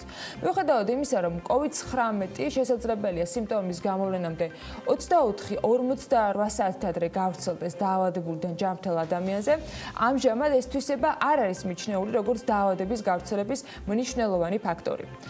თავად ეს ციფრი, რომელიც რეპროდუქციის ციფრი გახლავთ და ინდექსი, როცა ერთი შემთხვევიდან რამდენიმე მეორადი შემთხვევის გამოწვევა არის შესაძლებელი, COVID-19 შემთხვევაში 2-დან 2,5-მდე მერყეობს, რაც გრიპთან შედარებით საკმაოდ მაღალი მაჩვენებელია. თუმცა, ორივე დაავადების შემთხვევაში შეფასება კონტექსტის და დროის ფაქტორების შესაბამისად უნდა მოხდეს, რაც ართულებს პირდაპირ შედარების შესაძლებლობას. ბავშვებში მნიშვნელოვან როლს ასრულებენ გრიპის საზოგადოებაში გასავრცელებლად. COVID-19 შემთხვევაში ამჟამინდელ ცნობებს თუ დავეყრდნობით, ბავშვებზე ზრდასრულებთან შედარებით დაავადება ნაკლებ ზეგავლენას ახდენს და კლინიკური დაზიანებადობის მაჩვენებელიც დაბალი არის 0-დან 19 წლამდე ასაკობრივ ჯგუფებში. ასევე, ჩინეთში ჩატარებული კვლევების წინასწარი მონაცემებით, ოჯახში დაავადების გავრცელება ხდება მოზარდებიდან ბავშვებზე და არა პირიქით. მაშინ, როდესაც ორი ვირუსული დაავადების მიერ გამოწვეული სიმპტომები ერთმანეთის მსგავსია, მძიმე ავადობის შემთხვევაში გარკვეული თავისებურებები მაინც არსებობს. COVID-19 შემთხვევაში შემთხვევების 80% მსუბუქი ან ასიმპტომურია, 15 მძიმედ მიმდინარეობს და საჭიროებს, რომ იყოს ოქსიგენოთერაპია ჩართული და 5% შემთხვევაში კრიტიკულად მძიმე შემთხვევები ფიქსირდება, როდესაც ფილტვების ხელოვნური ვენტილაცია საჭირო ხდება. ეს ნაწილი მძიმე და კრიტიკულ შემთხვევებს განეკუთვნება, საუბრობთ უფრო მაღალი ალბათობით, ვიდრე შეიძლება რომ გრიპის შემთხვევებში საერთოდ დაფიქსირდეს. გრიპით მძიმე ავადობის ყველაზე მაღალი რისკი ბავშვებში, ორსულებში, ხანდაზმულებში და თამხლები დაავადების და სუსტი იმუნიტეტის მქონე პირებში არის. COVID-19-ის შემთხვევაში ძირითად პრობლემური ამ შემთხვევაში მახასიათებლები უვლინდებათ ხანდაზმულ ასაკში ადამიანებს, თანხმლებ დაავადებათა ზრდის მძიმე ავადობის განვითარების რისკის ქვეშ მყოფ ადამიანებს. COVID-19-ის ლეტალობა გრიპის ლეტალობაზე მაღალი არის, განსაკუთრებით სეზონურ გრიპს თუ შევადარებთ, თუმცა COVID-19-ის ჭეშმარიტი სიკვდილიანობის დადგენას გარკვეული პერიოდი დასჭირდება და ისიც აღსანიშნავია, რომ ეს ვირუსი არ არის მკვლელი ვირუსი და მისგან გადარჩენის საკმაოდ მაღალი მაჩვენებელი ფიქსირდება მსოფლიოს მონაცემების მიხედვით, მაქსიმალური მაჩვენებელი ლეტალობის 4%-ს არ აღწევს, თუმცა ლეტალობის მაჩვენებელი სავარაუდოდ უფრო დაბალი აღმოჩნდება, ვიდრე პირველადი მონაცემები არსებობს. ისე კი გრიპის სიკვდილიანობა, სეზონური გრიპის სიკვდილიანობა არის დაახლოებით 1/1000% და ლეტალობა მეტწილად დამოკიდებული არის ჯანმრთელობის სერვისების ხელმისაწვდომობასთან და მის ხარისხთან. რა თქმა უნდა, მნიშვნელოვანი არის ნებისმიერ შემთხვევაში, რომ ვირუსი იყოს მკურნალობას დაქვემდებარებული, აუცილებელი არის, რომ COVID-19-ის ვაქცინის შექმნამდე, რაც შეიძლება სწრაფად იყოს რეაგირება ამ თემასთან დაკავშირებით და მაქსიმალურად უნდა იყოს საზოგადოებრივი პასუხისმგებლობა, რომ ვირუსის გავრცელება არ მოხდეს, ანუ თუ კი არსებობს სიმპტომები ადამიანების კონკრეტულ ჯგუფებში, ისინი აუცილებლად უნდა იყვნენ დანარჩენი საზოგადოებისაგან მაქსიმალურად დისტანცირებული. ვიდრე შეიქმნება აცრა ამასთან დაკავშირებით მინიმუმ 18 თვე 1 წელი არის საჭირო და გაფრთხილება მოგვიწევს, მით უმეტეს ჯერ უცნობია, იქნება თუ არა COVID-19-ის ქცევა ისეთივე, როგორც დათბობასთან ერთად ზოგადად ვირუსებს ახასიათებს ხოლმე, ანუ შესუსტდება თუ არა მისი მოქმედება და გავრცელება. ვირუსი თუ ვირუსის გარეშე და უფრო მეტად ვირუსის გარეშე ძალიან მყიფე აღმოჩნდა ამავე დროს ნავთობის ბაზრის რეაქციები, რომლის ფასის რეკორდულმა ცვლილებამაც თავის მხრივ მსხვილი ნავთობმოპოვებელი ქვეყნები ახალი თავსატეხის წინაშე დააყენა. ერთის მხრივ თუ კარგია და გვიხარია, რომ ნავთობის ფასის შემცირებას ველოდებით, როგორც ამ პროდუქტის იმპორტიორ ქვეყანას, მეორე მხრივ ძალიან დიდი მნიშვნელობა აქვს ფასის ზღვარს და დროს, ვიდრე ის შენარჩუნდება, ანუ რა გავლენას იქონიებს ჩვენი ძირითადი სავაჭრო პარტნიორი ქვეყნების ეკონომიკებზე ფასის ასეთი ვარდნა და მიგრანტებზე, რომლებიც რემიტენსებით ვალუტის შემოდინებას ქვეყანაში მნიშვნელოვნად განსაზღვრავენ. გუშინ 9 მარტს რუსული რუბლი დოლართან მიმართებაში 2016 წლის შემდეგ ყველაზე დაბალ ნიშნულამდე გაუფასურდა. ორშაბათის ვაჭრობის დაწყებისას $1 ფასი 68 რუბლამდეც კი იყო ჩამოსული, თუმცა გლობალური ნავთობის ფასების დაცემასთან ერთად რუბლის გაუფასურება ადვილი სავარაუდო იყო. მოლოდინები როგორ აისახა ეროვნულ ვალუტაზე, გუშინ ესეც საინტერესო დასაკვირვებელი იყო Bloomberg-ის პლატფორმაზე, რაც უნდა ველოდოთ ლართან მიმართებაში, ამაზე თათია ჩაფიცაჩაძე ძალიან მალე საინტერესო მიმოხილვას შემოგთავაზებს. იქამდე გადავხედოთ BMG-ის მონაგარს არაერთ თემატიკაზე. სავაჭრო სამრეწველო პალატის ორგანიზებით რეგიონებში ქალთა გაძლიერების პრინციპებსა და მათ კერძო სექტორში დანერგვის თაობაზე საინფორმაციო სესიები გაგრძელდება. ქართული პლატფორმა Fabric, რომელიც ქართულ მომხმარებელს ტანსაცმელს, ფეხსაცმელს და აქსესუარებს ონლაინ გაყიდვას და ყიდვას უკვე 11 თვეა, რაც ქართულ ბაზარზე სთავაზობს, ივნისისათვის საერთაშორისო ბაზარზე გასასვლელად ემზადება.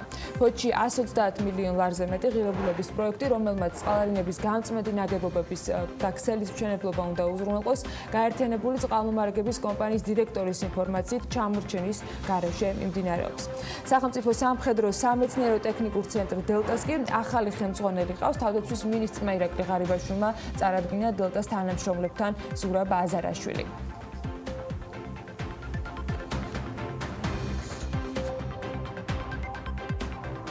ბერლინში ჩატარებულ კონკურსში თბილისი 2020 წლის საუკეთესო კულტურულ ქალაქად დასახელდა. ტურიზმის ეროვნული ადმინისტრაციის ინფორმაციით, Berlin Awards-ი გლობალური კულტურული სამოგზაურო ქსელის და Visit Berlin-ის ერთობლივ ცერემონიალზე საქართველოს დედაქალაქი გამარჯვებულად არის დასახელებული. მასში მონაწილეობის მისაღებად მოსამზადებელი მუშაობები ეკონომიკისა და მდგრადი განვითარების სამინისტროს ტურიზმის ეროვნულმა ადმინისტრაციამ ჩაატარა და LCD Berlin Awards-ზე კონკურსისათვის საჭირო შესაბამისი მასალა გადააგზავნა. Awards-ის დაჯილდოება მოგზაურობის მე-6 ცერემონიალზე 28 ქვეყნის 50 კულტურული მიმართულება იყო წარმოდგენილი. სხვადასხვა ჯილდო 18-მა კულტურულმა მიმართულებამ მიიღო.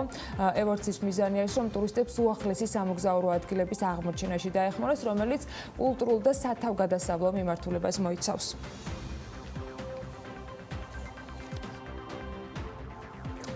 ხმაურის შესახებ კანონში ცვლილებები იგეგმება. ახალი კანონპროექტი თბილისის მუნიციპალიტეტმა ღამის ეკონომიკის მენეჯმენტთან და დაინტერესებულ პირებთან ერთად შეემუშავა და როგორც თბილისის ღამის ეკონომიკის მენეჯერი სერგი გვარჯელაძე ამბობს, მიუხედავად იმისა, რომ კანონი ძალაშია, გარკვეული ხარვეზები და პრობლემები ისევ არსებობს.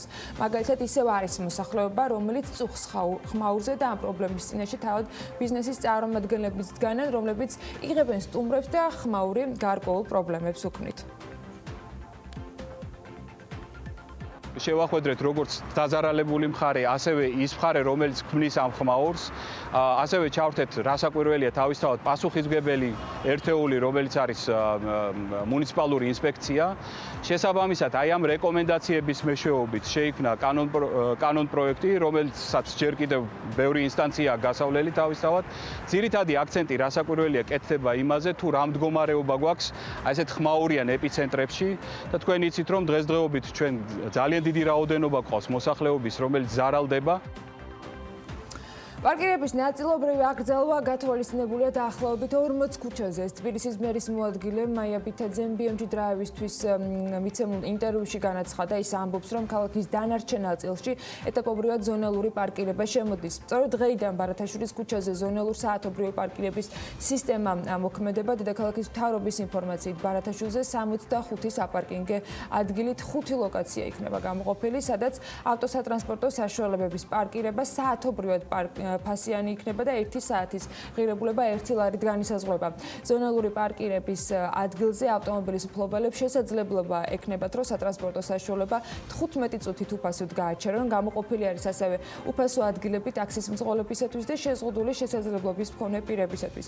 მათ, ვისაც ზონალური პარკირების არეალში უძრავი ქონება გააჩნიათ, 100 მეტრის რადიუსში 2 ავტომობილზე უფასო პარკინგით სარგებლობის საშუალება აქვთ. იანვარ-თებერვალში მსოფლიოს 39 ქვეყანაში 12 მილიონ 100,000 ბოთლი ღვინოა ექსპორტირებული, რაც გასული წლის ამავე პერიოდის იდენტური მაჩვენებელია. ექსპორტირებული ღვინის ღირებულება 31 მილიონი დოლარია, ეს მაჩვენებელი 2019 წლის იანვარ-თებერვლის იგივე პერიოდის მაჩვენებელს 7%-ით აღემატება. როგორც ღვინის ეროვნული სააგენტოს თავმჯდომარე განმარტავს, ექსპორტის ზრდის ტენდენცია როგორც ევროპის, ისე იაპონიისა და კანადის ბაზრებზე შეინიშნება. წლის დასაწყისში ღვინის ბრენდის, ჭაჭის, საბრენდე სპირტის და ჩამოსასმელი ბრენდის ექსპორტი 140 კომპანიამ განახორციელა.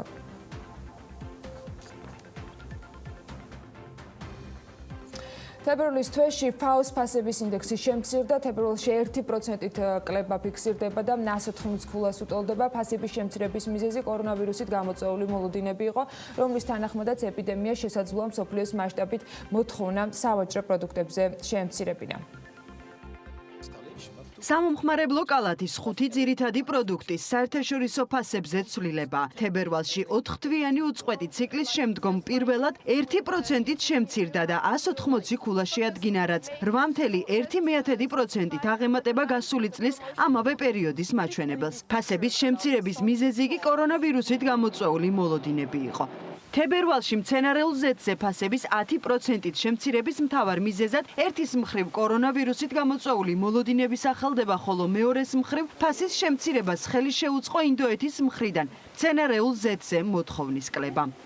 0.9%-ით შემცირდა FAO-ს მარცვლეულის ფასებიც. სხვა მარცვლეულ კულტურებთან შედარებით თებერვალში ყველაზე დაბალი ფასი ხორბალზე დაფიქსირდა, რაც კულტურის უხვი საბაზრო მარაგებით იყო განპირობებული. მეცხოველეობის სექტორში შემცირებული მოთხოვნის გამო იკლო სიმინდის ფასების ინდექსმაც. ხორბლისა და სიმინდისაგან განსხვავებით აზიისა და აფრიკის ქვეყნებში გაზრდილი მოთხოვნის გამო გაიზარდა ბრინჯის ფასების ინდექსიც. სამომხმარებლო კალათის სხვა პროდუქტებთან შედარებით თებერვლის თვეში 2%-ით შემცირდა ხორცის ფასების ინდექსი, რაც ძირითადად ჩინეთში შემცირებული იმპორტითა და ახალ ზელანდიაში პროდუქტის დიდი მარაგებით იყო განპირობებული. 4.6%-ით არის გაზრდილი რძისა და რძის პროდუქტების ფასების ინდექსი, რაც ავსტრალიაში ნედლი რძის მარაგის სიმცირით იყო გამოწვეული. ნედლი რძისა და რძის პროდუქტებისგან განსხვავებით შემცირებულია რძის ფხვნილის ფასები, რისი მიზეზიც ჩინეთსა და სხვა ქვეყნებში არსებული საწარმოო პრობლემებით აიხსნება. იანვრის თვესთან შედარებით 4.5%-ით გაიზარდა შაქრის ფასების ინდექსი, რაც ინდოეთსა და ტაილანდში წარმოების შემცირებამ და პროდუქტებზე მოთხოვნის ზრდამ განაპირობა.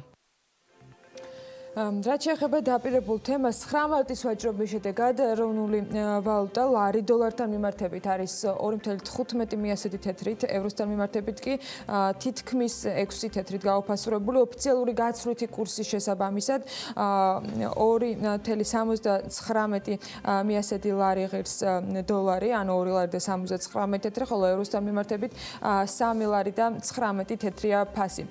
ლარის ბოლოდროინდელ ტენდენციაზე სასაუბროთ თათია ჩაფიცა ჩაძე შემოგვიერთება ახლა პირდაპირ ეთერში, რომელსაც მივესალმებით. თათია, დილა მშვიდობისა, რამ განაპირობა ლარის განყარება და როგორი არის მოლოდინები, რას უნდა ველოდოთ, რას ამბობენ რესპონდენტები, რომელიც ჩვენ გულში მოიკითხეთ. მშვიდობისა, კიდევ ერთხელ მივესალმები ჩვენს მაყურებელს. დიახ, გულში ბლუმბერგის სავაჭრო სისტემაში ლარმა ვაჭრობა 2.77 თეთრის ფარგლებში დაიწყო. დღის განმავლობაში კი მან 2.80 თეთრიანი ნიშნულიც კი გადალახა. ეს ყველაფერი ეროვნული ბანკის ოფიციალურ კურსზე ტრადიციულად 5 საათისთვის გამოქვეყნდა და როგორც ჩვენ უკვე ახსენე, შედეგად ლარი დოლართან მიმართებით 2 თეთრით, ევროსთან მიმართებით კი 5.5 თეთრით გაუფასურდა. რაც შეეხება სავალუტო ჯიხურებში არსებულ მდგომარეობას, როგორც თქვენ ახლა კადრშიც ხედავთ, ყიდვა-გაყიდვის ღირებულება 2.80 თეთრის ფარგლებში მერყეობს. მიუხედავად გუშინდელი გაუფასურებისა და იმისა, რომ პროგნოზების გაკეთება ექსპერტებს უჭირთ იმ გლობალური პროცესებიდან გამომდინარე, რაც მიმდინარეობს, მაინც ვარაუდობენ, რომ ფუნდამენტალური ფაქტორები ლარის გაუფასურების ამ ეტაპზე არ არსებობს და საშუალო ვადიან პერიოდში ლარმა სიმყარე კვლავ უნდა შეინარჩუნოს.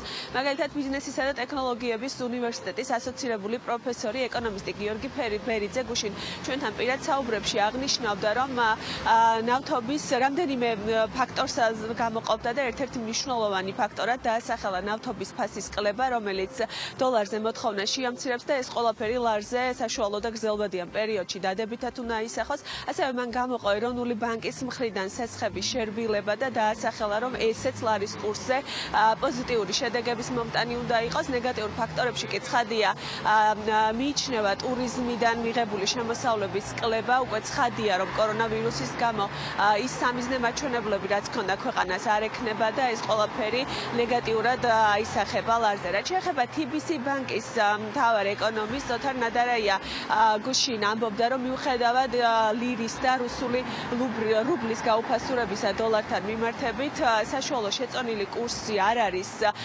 მნიშვნელოვნად შეცვლილი და ამ ყველაფერმა ლარზე ნეგატიური გავლენა არ უნდა მოახდინოს. ის ასევე აცხადებს, რომ ტურიზმიდან შემოსავლები შემცირდება, თუმცა იმ პერიოდისთვის, როდესაც საქართველოს განსაკუთრებით ელოდება ტურისტებს, ანუ ზაფხულისთვის, ვარაუდობს, რომ შოკები მეტნაკლებად გადავლილი იქნება და ესეც საგრძნობლად დადებით შედეგს იქონიებს. ნადარაია ვარაუდობს, რომ კურსის ცვლილება დაახლოებით 5%-ის ფარგლებში იქნება. ასევე გამოყოფს ეროვნული ბანკის მხრიდან გატარებულ პოლიტიკას და ამბობს, რომ მათი ქმედებები ბოლო პერიოდში იყო სწორი, რის შედეგადაც კურსი შენარჩუნდა და ასევე გაიზარდა და ნარჩუნდება ეკონომიკური ზრდა. შეგვიძლია მოვისმინოთ ნადარაიას კომენტარი. ნავთობის ფასი ნუ აი დღემდე ორშაბათამდე რაც იყო დაცემა, მე ვფიქრობ, რომ უფრო გვაწყობდა რეალურად, იმიტომ რომ იგივე რუსეთის ბიუჯეტში ისეთი ფასი იყო ჩადებული, რომელიც ფაქტობრივად ეკონომიკას იცავდა ამ დონემდე, თუმცა დღეს უკვე ჩამოწდა რეალურად ეს ფასი ამ დონეს და არა მარტო ნავთობის იმპორტით ვიხეირებთ, არამედ ცოტა შეგვიცირდება ექსპორტის და გზავნილებით ამ კუთხით. საპროცენტო დიფერენციას რაც შეეხება არა მარტო ლარშია მაღალი პროცენტები, არამედ პრაქტიკულად რეკორდულად დაეცა დოლარის პროცენტები. დღეს ფაქტობრივად 10-წლიანი დოლარის ფასიანი ქაღალდები 0.5%-ზე უფრო დაბლაც კი ივაჭრება, რაც რა თქმა უნდა ლარს გარკვეულწილად მიმზიდველს ხდის. არ ვფიქრობთ, რომ ეს არის იმ ტიპის შოკი, რომელიც ძირითადად კურსი აისახება და აუცილებლად უნდა ველოდეთ კურსის გაუფასურებას, თუმცა ანუ გარკვეულ შესწორებას ჩვენ არ გამოვრიცხავთ, სადღეისოდ რთულია თქმა ზუსტად, მაგრამ დღევანდელი გადასახედიდან შეიძლება არა უმეტეს 5% გაუფასურებისა შეიძლება იყოს საბოლოო სცენარი. კავკასიის უნივერსიტეტის ბიზნესის სკოლის დეკანი სოსო ბერიკაშვილი კი ჩვენთან საუბრისას ნავთობზე ფასების შემცირებას ორი მიმართულებით განიხილავდა. ერთის მხრივ ის აცხადებს, რომ ეს მნიშვნელოვნად დააზარალებს რუსეთის ეკონომიკას და იქიდან გამომდინარე, რომ ჩვენ რუსეთის ეკონომიკაზე მნიშვნელოვანწილად ვართ მიბმულები, ნეგატიურად იმოქმედებს ქვეყანაში მიმდინარე პროცესებზე, თუმცა მეორეს მხრივ ეს ფაქტორი ასევე ფასების მხრივ ინფლაციაზე წნეხში ამცირებს და ფასები ნავთობპროდუქტების გაიაფებასთან ერთად სხვა პროდუქტებზეც შემცირდება. ყველაზე პესიმისტური სცენარით ბერიკაშვილი ვარაუდობს, რომ ქვეყნის ეკონომიკა მიმდინარე წელს 4%-იან ნიშნულს მაინც მიაღწევს.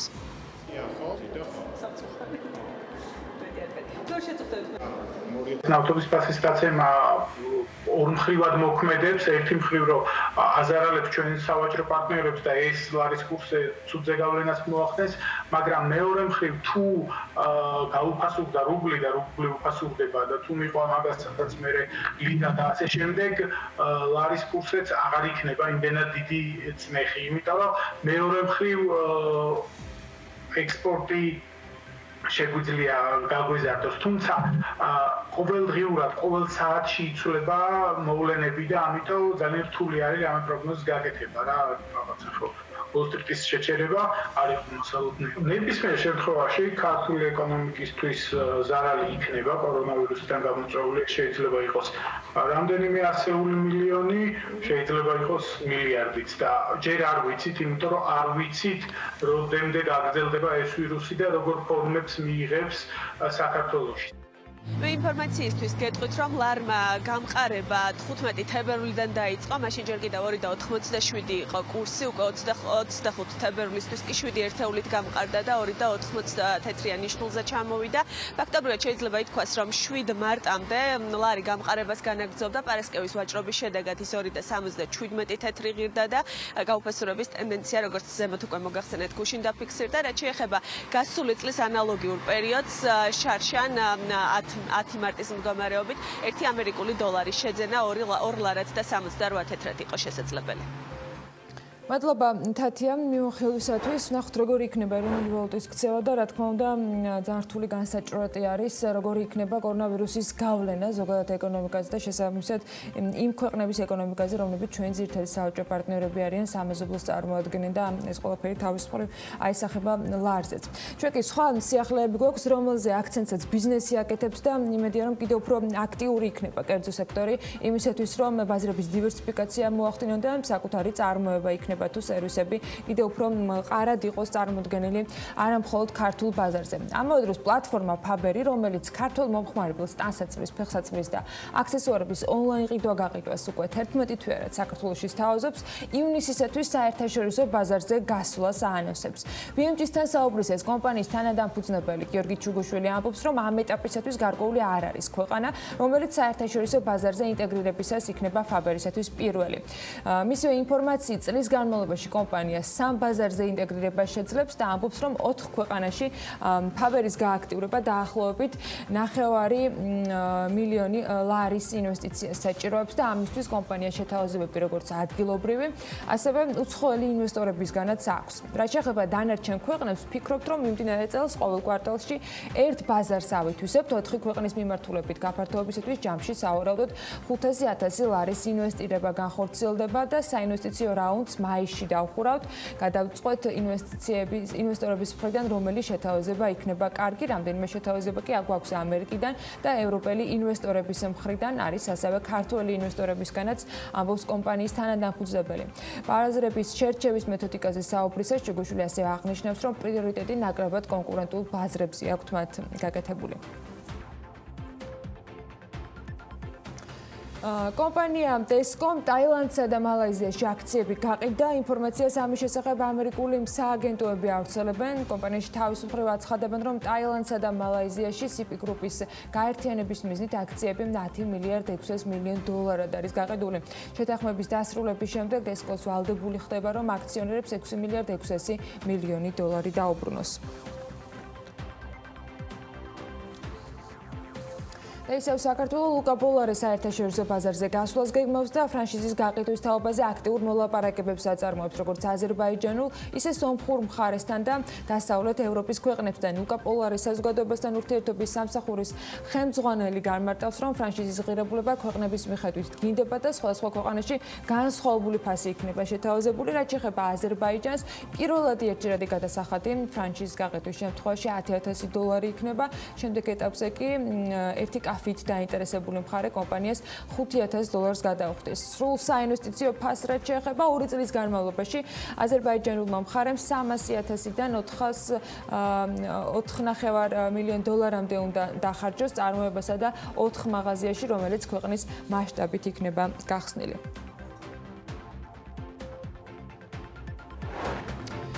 ჩვენი უკვე შევსტუმრების მისაღებად ვემზადებით გენდერული კვირაულის ფარგლებში დღეს IDF-ის მიერ ჩატარებული გამოკითხვის შედეგებზე დაფუძნებულ ძალიან საინტერესო კვლევას კარიერას საჯარო სამსახური და გენდერული თანასწორობა წარდგენა არის დაგეგმილი, რომლის საჯარო პრეზენტაცია საქმე დილის ეთერში ვისაუბრებთ სტუმართან ერთად მთავარ მიგნებებზე. ლუიზა ვინტონი საქართველოში გაეროს განვითარების პროგრამის ხელმძღვანელი შემოგვიერთდება საქმე დილის სტუდიაში რამდენიმე წუთში დაგველოდეთ.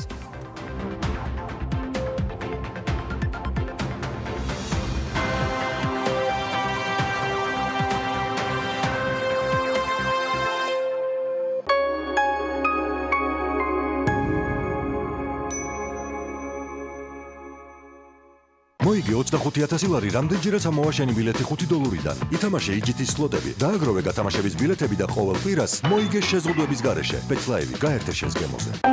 დედამიწის საიდან ჩნდებიან ღრუბლები. ყველაზე გემრიელი ჩახუტება. გადასვლური ისტორიები საოცარ არსებებზე. დედამიწის ფაგიო. ფაგიო გამოიყენება ანგინას, სინუსიტისა და ბრონქიტის მკურნალობისა და პრევენციის მიზნით. გამოყენებისას გაეცანით ინსტრუქციას გვერდითი მოვლენების შესახებ დეტალური ინფორმაციის მისაღებად მიმართეთ ექიმს. წყლის ზალა უსაზღვროა, მაგრამ მასთან გამკლავება შესაძლებელია პენეტრონის სისტემის გამოყენებით. საკმარისია წაუსვათ ის ზედაპირზე ან შეურიოთ ბეტონში, რომ პენეტრონი მიანიჭებს მას წყალგაუნტარობასა და დაცვას. ჰიდროიზოლაციის ყველა ნაირსახეობიდან გამოიყენეთ პენეტრონი, რადგან ის მოქმედებს ბეტონის შიგნით და თქვენი შენობა იქნება საუკეთესოდ დაცული. გამძლე, საიმედო პენეტრონი. კრისტალბეტზე კვადრო რეიტინგი დაბრუნდა. დადე უპასო ბილეთი ყოველ დღე შეასრულე მისიები მოიგე უახლესი Ford Mustang-ი და წილი $300,000-დან. კრისტალბეტი, მუდამ ნომერი პირველი. ისარგებლეთ ემბავუდის სპეციალური შეთავაზებით. შეიძინეთ დახვეწილი დიზაინით გამორჩეული მაღალი ხარისხის ეკოლოგიურად სუფთა საოჯახო ავეჯი და მიიღეთ საჩუქრად $600-ლარამდე ფულადი ვაუჩერი. ავეჯი თქვენი კომფორტისთვის იქმნება ემბავუდში. განაახლეთ ჩვენთან. გინდა მე რა? ჩვენ შეგვიძლია ერთმანეთი გავაღიმოთ. ვუგულ შემატკივროთ ერთმანეთს. ერთმანეთით ვიამაყოთ. გავახაროთ ერთმანეთი. ჩვენ გულშემატკივრობთ ერთმანეთს. რადგან გვჯერა, რომ ქართული ნიშნავს საუკეთესოს. ლუდი ზედაზენი, ახალი დიზაინი და დაუვიწყარი გემო. საქართველოს გულშემატკივარი. ზედაზენი, აბარა. ყველა ოჯახს თავისი რითმი აქვს. საშუალოდ ცხოვრების 8 წელს საბაზანაში ატარებ. კიდევ ვსწავლობ. ისვენებ. ემზადები. ცხოვრების უმეტეს ნაწილს სახლში ატარებ. გაატარე ის განსაკუთრებულად. მწვანე ქალაქი მისზე. აქ ყოველი დღე განსაკუთრებულია.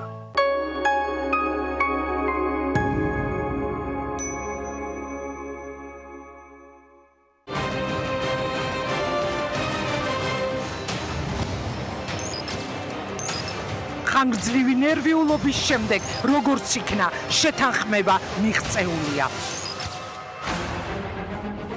2020 წლის საპარლამენტო არჩევნები ჩატარდება პროპორციულ და მაჟორიტარულ მანდატებს შორის 120-30-ზე განაწილებით. გადაწყდა თუ არა დაპატიმრებული ლიდერების ციხიდან გამოშვება. ჩვენი ინფორმაციით, თუ პატიმრებს არ გამოუშვებენ, ოპოზიცია პარლამენტში არჩევნების ახალი წესით ჩატარებას ხმას არ მისცემს. საღამოს 8-ზე პარლამენტის თავმჯდომარის რეაქცია და პასუხები ყველა შეკითხვაზე ოფიციალური თუ არაოფიციალური დეტალებით. თუ განიხილავთ, რომ მოხდეს თქვენი შეწყალება ოღონდ პრეზიდენტის მიერ. რა მგონი რომ რამე ვიხეს მიმართო, ჩემი მიმართვა არ ჭირდება მას მიმართვის გარეშე შეუძლია იმ საკუთარ საქმის გამწვევა.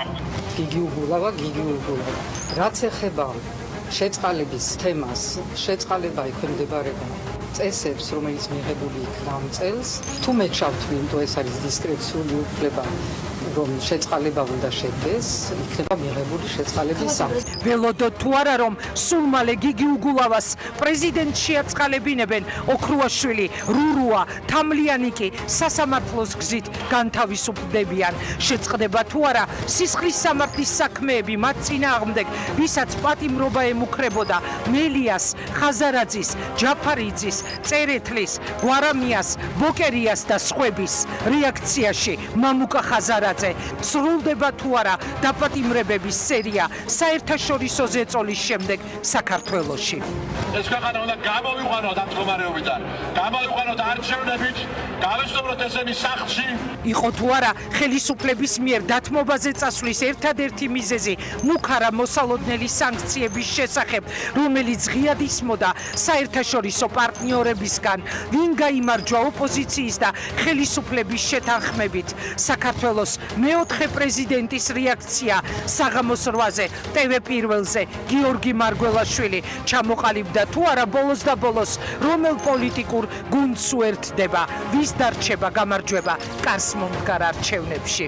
მინდა რომ იმ ადამიანებს, ვინც ძალიან უწყვეტი შეიტანა მიზანში, რომ ბოლოს და ბოლოს არჩევნები იყოს შეჯიბრება პოლიტიკოსებს შორის და არა მოპარვა ხმების, იმ ადამიანებს უთხრა მადლობა და მიულოცო გამარჯვება. პოლიტიკურ გეგმებს გაჩაეხებათ, მაშინ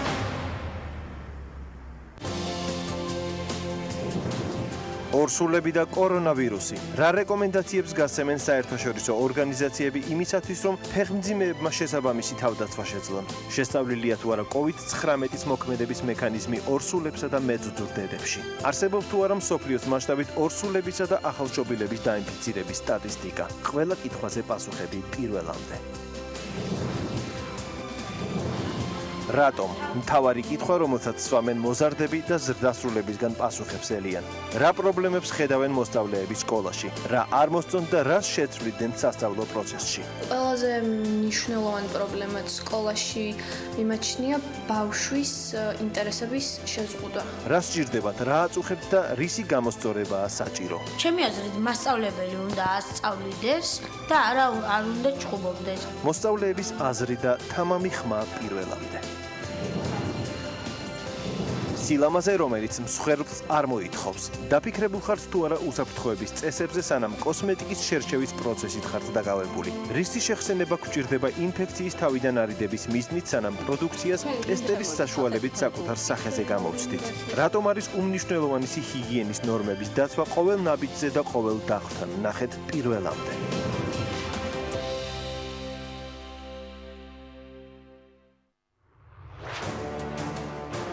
ორშაბათიდან პარასკევის ჩათვლით 18 საათზე მხოლოდ საუკეთესო ევროპული სერიალები ქართველი მაყურებლისთვის. ჩვენ ვირჩევთ ევროპას. შემოგვიერთდით TV პირველზე. ჩვენ ვართ იქ, სადაც დუხს მოვლენები. სადაც ამბავს არ აქვს მხოლოდ ერთი მხარე. ჩვენ ვართ რეალური ცხოვრების შუაგულში და ვიცით თავისუფლების, დამოუკიდებლობის, ღირსების ფასი. ჩვენ ვართ იქ სადაც ჭირდებით და იქ სადაც საჭიროა ისმოდეს ხალხის ხმა. მთაში, ბარში, სოფელში, ქალაქში. ჩვენ ვართ ყველგან. ვხედავთ ყველაფერს და ჩვენს ჟურნალისტურ პრინციპებზე შეუძლებელია ზეგავლენის მოხდენა. TV პირველი. გავლენების მიღმა, მოვლენების შუაგულში. ეთერშია დღის ამბები, მე ვარ ჟურნალისტი დიანა ტრაპაიძე. ჩვენი დაანონსებული შეხვედრა შედგა. დაგვისახელოთ თქვენი სამი ჯგუფელი. თქვენ ფიქრობთ, რომ დაცვა გჭირდებათ? აზრი არა. ბულგარიასთვის სააკაშვილი არ არის პრიორიტეტების ჩამონაცვალი. ხო, ვერ გავიგე. ისინი ერთნი არიან. სისტემას ყავს ავტორები, სისტემას ყავს მსახურები. ჩვენ გვაქვს ჩვენი გზა. თუ მიიღეთ მისი მილოცვა, ალახს რატო ისვრია? დამნაშავეები უნდა დაისაჯონ, ვიდაუთ ყველაფერზე დრო გვაქვს. სიმბოლო დღევანდელი აქციის არ ვარ სოფლის კესრი. მოთხოვნებას მუზომავე. ქართველო ხალხო. სახელმწიფო ეს მე ვარ, ოქტომბრელების ნიშანი მოერგო ოლიგარქს. ხოლო დღის ამბები 2-ზე და 4-ზე. TV პირველი თანამგზავრზე. სატელიტური მაუწყებლობის ყველაზე თანამედროვე DVB-S2 სტანდარტის MPEG-4 ფორმატში. თანამგზავრი Azerspay 1, აღმოსავლეთის 46 გრადუსი, სიხშირე 11094 MHz, პოლარიზაცია ჰორიზონტალური, სიმბოლური სიჩქარე 30000 კილობიტი წამში. შესწორების კოდი 5-6. TV პირველი, საქართველოში და მსოფლიოში.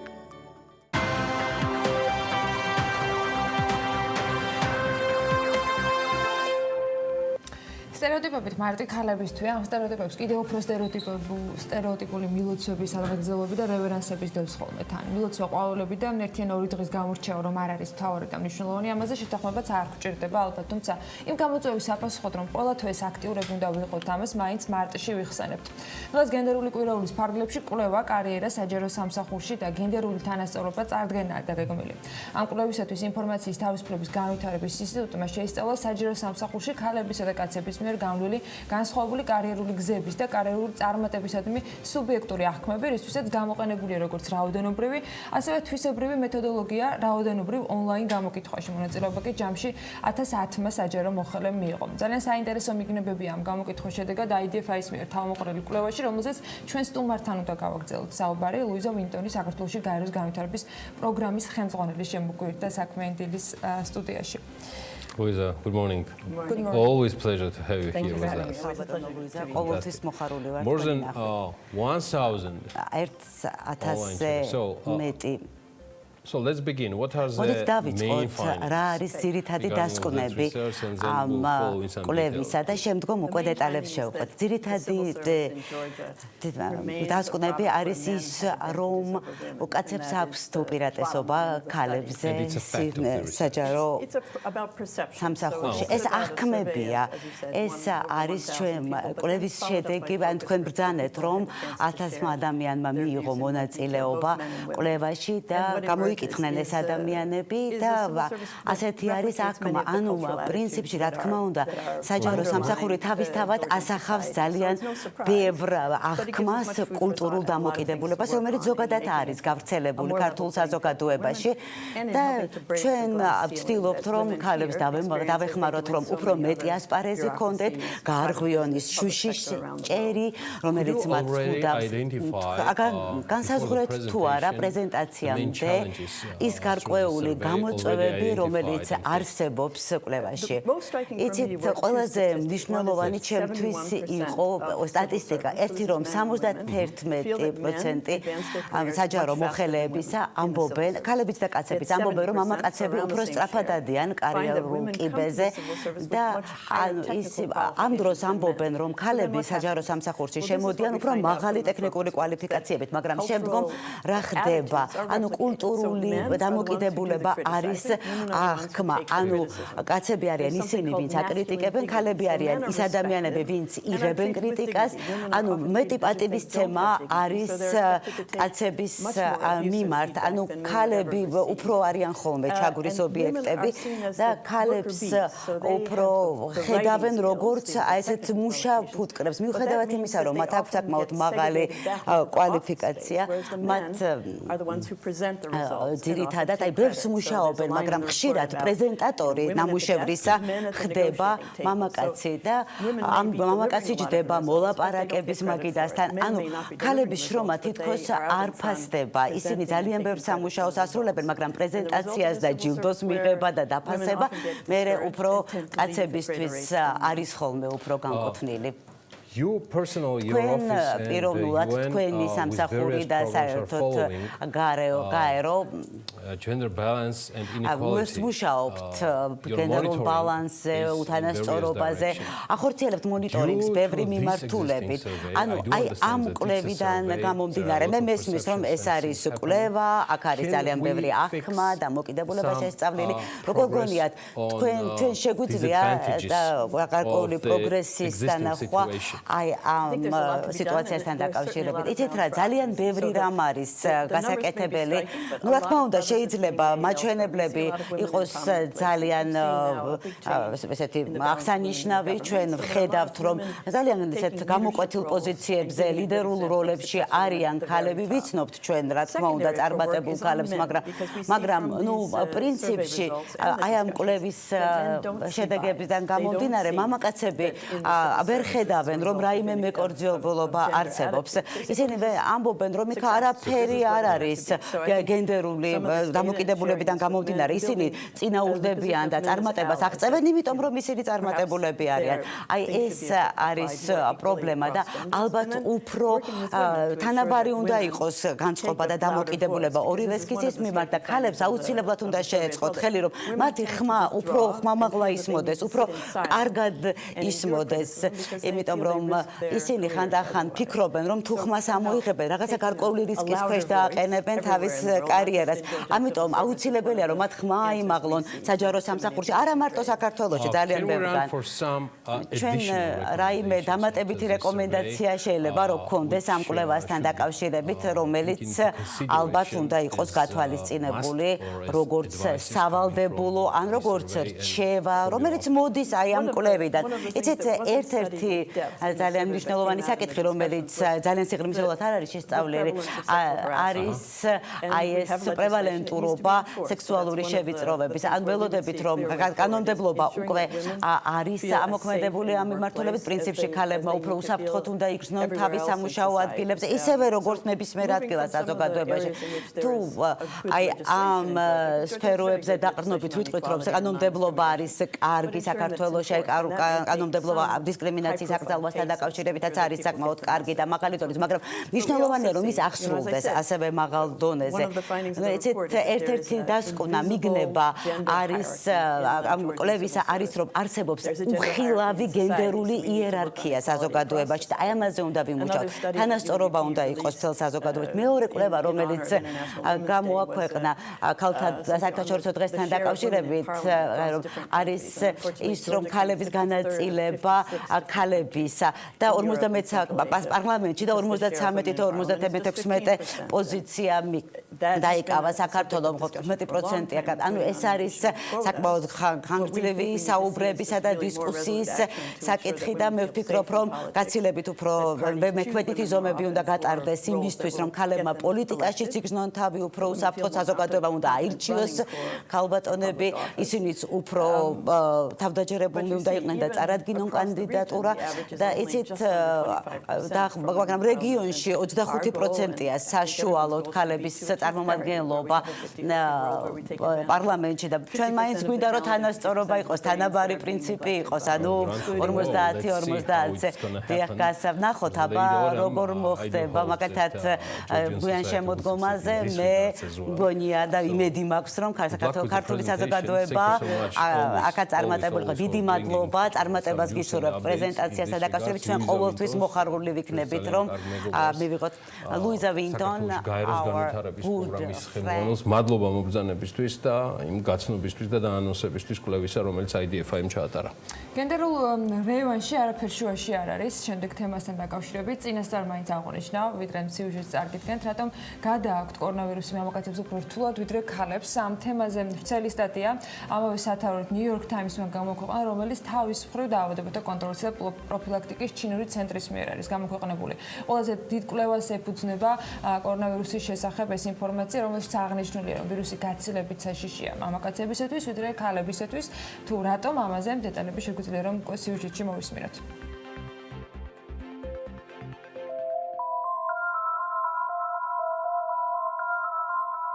მეცნიერები ვარაუდობენ, რომ ქალებს გაცილებით ძლიერი იმუნიტეტი აქვთ და უფრო ძლიერად რეაგირებენ ვირუსზე, ვიდრე მამაკაცები. ამ ფაქტს კი რამდენიმე მიზეზით ხსნიან. მაგალითად, ისევ ჩინეთი, რომ ავიღოთ, აქ ცხოვრობს ყველაზე მწვაველი საზოგადოება, ანუ 316 მილიონი ადამიანი. მსოფლიოში მწველთა თითქმის მესამედი. აქედან მხოლოდ 2%-ია ქალი, შესაბამისად ეს ზრდის კორონავირუსის გართულების რისკს მამაკაცებში. ასევე მამაკაცების დიდ ნაწილს აქვთ დიაბეტი და მაღალი არტერიული წნევა, ამიტომაც მკურნალობა ურთულდებათ. რიგით მესამე მიზეზი კი არის ის, რომ ქალები გაცილებით მეტად ზრუნავენ ჯანმრთელობაზე, ვიდრე მამაკაცები. განსაკუთრებული რისკის ქვეშ კი საშუალო და უფროსი ასაკის ადამიანები არიან. ანუ ხანდაზმულები, რომელთა თანმხლები დაავადება ზრდის მძიმე ავადობის განვითარების რისკებს. დაავადებათა კონტროლისა და პროფილაქტიკის ჩინურმა ცენტრმა ყველაზე დიდი კვლევა გამოაქვეყნა კორონავირუსის შესახებ, რომლის თანახმადაც მიუხედავად იმისა, რომ ქალთა და მამაკაცთა ინფიცირება დაახლოებით თანაბარი რაოდენობითა, შეიძლება ზოგ შემთხვევაში აჭარბებდეს კიდეც ქალები, თუმცა კვლევებმა დაადგინეს, რომ მამაკაცთა შორის სიკვდილიანობა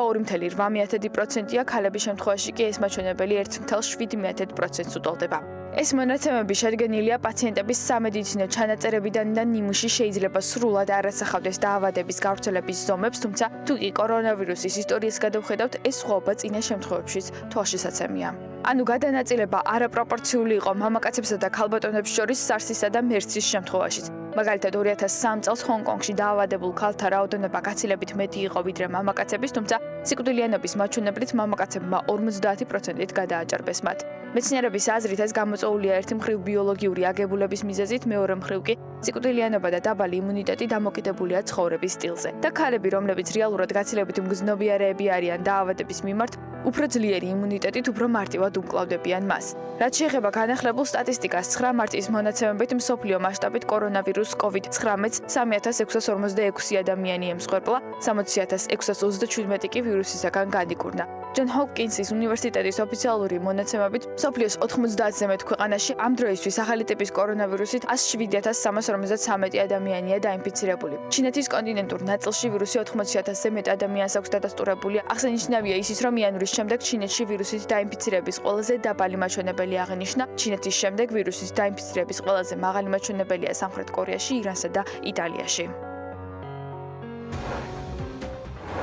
მომრავლებული დაავადებების ფონზე, რომელსაც დაბინძურებული გარემო იწვევს, თითოეული მოქალაქის აქტივობა და უყურადღებობა გავლენას ახდენს ამაზე და როგორ ვზრუნავთ გარემოზე, სისუფთავეზე, სივრცეში, სადაც ვცხოვრობთ. მეოთხედ ჩატარებული კონკურსის სუფთა რეგიონის შედეგებს გაგაცნობთ რამდენიმე წუთში.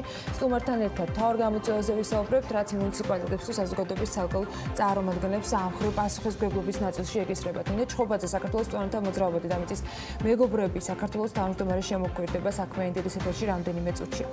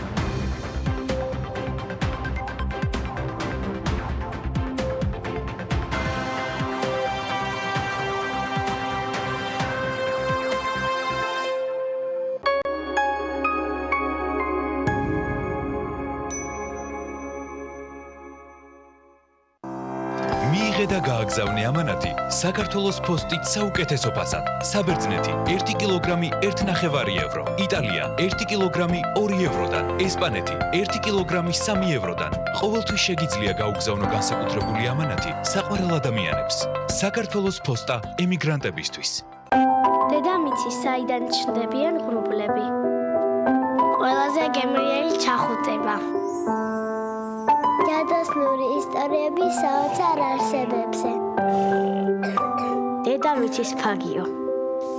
ფაგიო გამოიყენება ანგინას, სინუსიტისა და ბრონქიტის მკურნალობისა და პრევენციის მიზნით. გამოყენებისას გაეცანით ინსტრუქციას გვერდითი მოვლენების შესახებ დეტალური ინფორმაციის მისაღებად მიმართეთ ექიმს.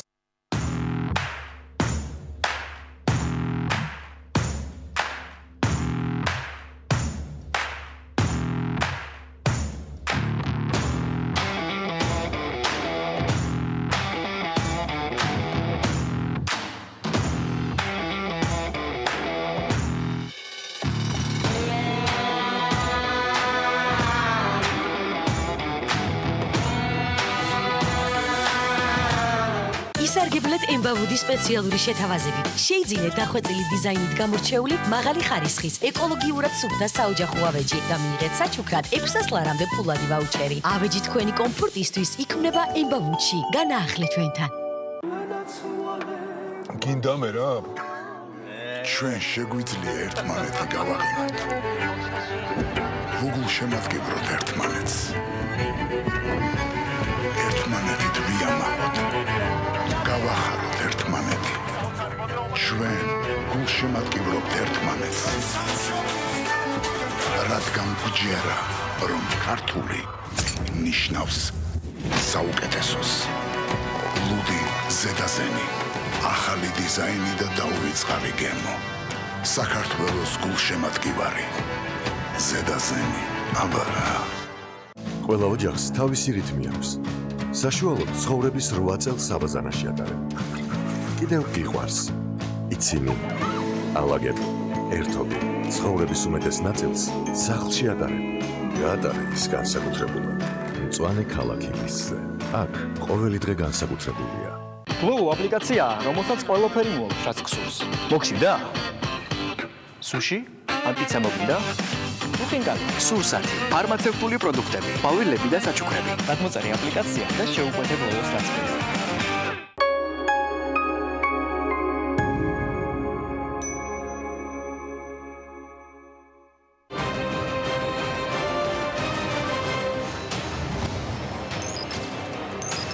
ხანგრძლივი ნერვიულობის შემდეგ როგორც იქნა შეთანხმება მიღწეულია. 2020 წლის საპარლამენტო არჩევნები ჩატარდება პროპორციულ და მაჟორიტარულ მანდატებს შორის 120-30-ზე განაწილებით. გადაწყდა თუ არა დაპატიმრებული ლიდერების ციხიდან გამოშვება. ჩვენი ინფორმაციით, თუ პატიმრებს არ გამოუშვებენ, ოპოზიცია პარლამენტში არჩევნების ახალი წესით ჩატარებას ხმას არ მისცემს. საღამოს 8-ზე პარლამენტის თავმჯდომარის რეაქცია და პასუხები ყველა შეკითხვაზე ოფიციალური თუ არაოფიციალური დეტალებით. თუ განიხილავთ, რომ მოხდეს თქვენი შეწყალება ოღონდ პრეზიდენტის მიერ. რა მგონი რომ რამე ვიღეს მიმართო, ჩემი მიმართვა არ ჭირდება მას მიმართვის გარეშე შეუძლია იმ საკუთარ საქმის გამწვევა. გიგი უგულავა. რაც ეხება შეწყალების თემას, შეწყალება ექვემდებარება წესებს, რომელიც მიღებული იქნა ამ წელს. თუ მეკშავთ ვინ თუ ეს არის დისკრეციული უფლება, რომ შეწყალება უნდა შედგეს, იქნება მიღებული შეწყალების საფრთხე. ველოდოთ თუ არა რომ სულ მალე გიგი უგულავას პრეზიდენტში აწყალებინებენ, ოქრუაშვილი, რურუა, თამლიანი კი სასამართლოს გზით განთავისუფლდებიან. შეწყდება თუ არა სისხლის სამართლის საქმეები მათ წინააღმდეგ, ვისაც პატიმრობა ემუქრებოდა მელიას, ხაზარაძის, ჯაფარიძის, წერეთლის, გვარამიას, ბოკერიას და სხვების რეაქციაში მამუკა ხაზარაძე სრულდება თუ არა დაპატიმრებების სერია საერთაშორისო ზეწოლის შემდეგ საქართველოში. ეს ქვეყანა უნდა გამოვიყვანოთ ამ მდგომარეობიდან. გამოვიყვანოთ არჩევნებით, გავესწროთ ესენი სახლში.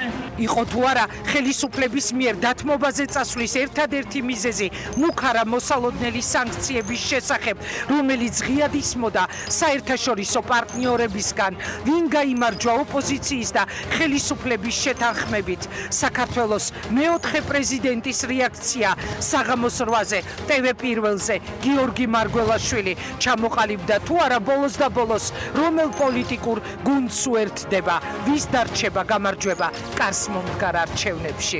მინდა რომ იმ ადამიანებს, ვინც ძალიან მოწვეული შეიტანა მიზანში, რომ ბოლოს და ბოლოს არჩევნები იყოს შეჯიბრება პოლიტიკოსებს შორის და არა მოპარვა ხმების, იმ ადამიანებს უთხრა მადლობა და მიულოცო გამარჯვება. პოლიტიკურ გეგმას რაც შეეხებათ მაშინ